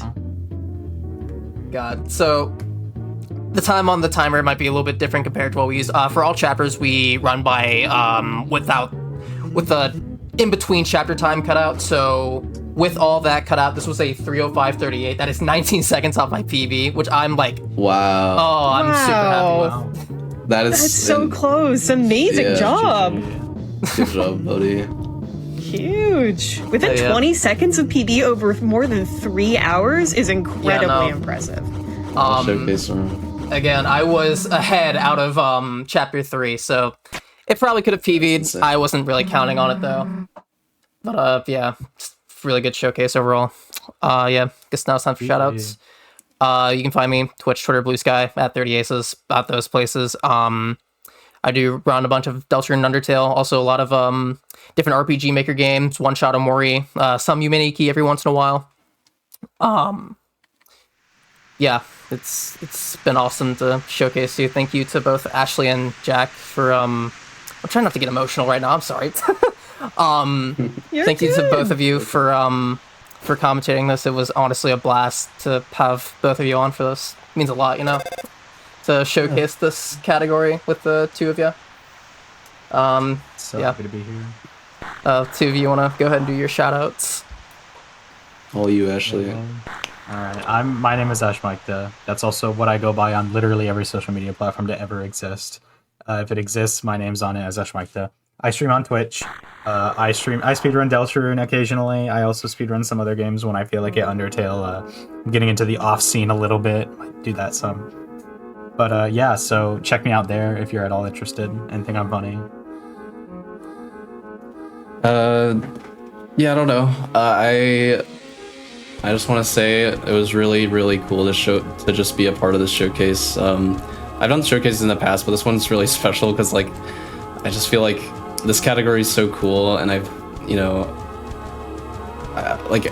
over the course of the last like 5 years, I feel like a lot has come together to make this what it is, and I was just really happy that Aces got to be the person to do this. So thank you for running this, Aces, and yeah, shout out to everyone in FLB who helped put this like speedrun together. There's so much routing that goes on, and so many people who care so much about this game, and it's just like it's really beautiful. So yeah, Thank you. If you are interested in speedrunning Deltarune, you absolutely should join the Discord. You can find it on speedrun.com. Yes, absolutely. And Please speedrun this. Please, It's please, so, please. You will not It's regret it. really cool. Wonderful community, wonderful speed game. No, absolutely. It's so underrated. Yeah, I think that's about it. Thank you, GDQ, for having us on for this. Honestly, so freaking cool. Yeah, I think that's... Shoutouts, Jack, since they didn't want to say it themselves, but you can follow Jack. Jack, JAQQQ3 on Twitch and other social media platforms, because they're wonderful. Too humble to shout themselves out, but I'm going to shout them out. whatever. You know, they're awesome. So go follow Jack, please. They're absolutely awesome. Yeah, I think that's about it from us. Thank you for having us. Yeah, that was amazing. You know what? While I talk about one more quick thing, I'm gonna grab the Deltarune plushies again. Get them on screen here. I did want to just mention to chat that this was a submitted run through our GDQ submissions form. So if you would like to be on Hotfix, you can do that, potentially, through submitting a run. When I saw this submitted, I was so excited. I've already told them. But, I went, oh my goodness, like, an amazing runner who I know is super cool submitted, a Deltarune speedrun. And I have a long show coming up, so I was so excited to accept it. So there are so many showrunners of so many different shows. You can submit to all of our shows. You can submit to just some of them where you think your run would fit best. Whatever you want to do, go to gdq.gg/hotfix, and then there'll be a little link that's kind of hot linked on their run submissions. So please do submit your runs. We want to see them. And it'll help you, potentially get on the channel, speedrunning the games that you love to speedrun. So please do that. This was such a special showcase. I love Deltarune with all my heart, so I was so glad that we got to speedrun pretty much everything that the game had to offer with really cool glitches. That was amazing. And now, of course, we are going to have to say goodbye and good night. This is the end of Creature Corner, but if you missed out on either of the runs today, stay tuned as we replay both Ninja Gaiden Ragebound and Deltarune after this. Tune in Friday at 7 p.m.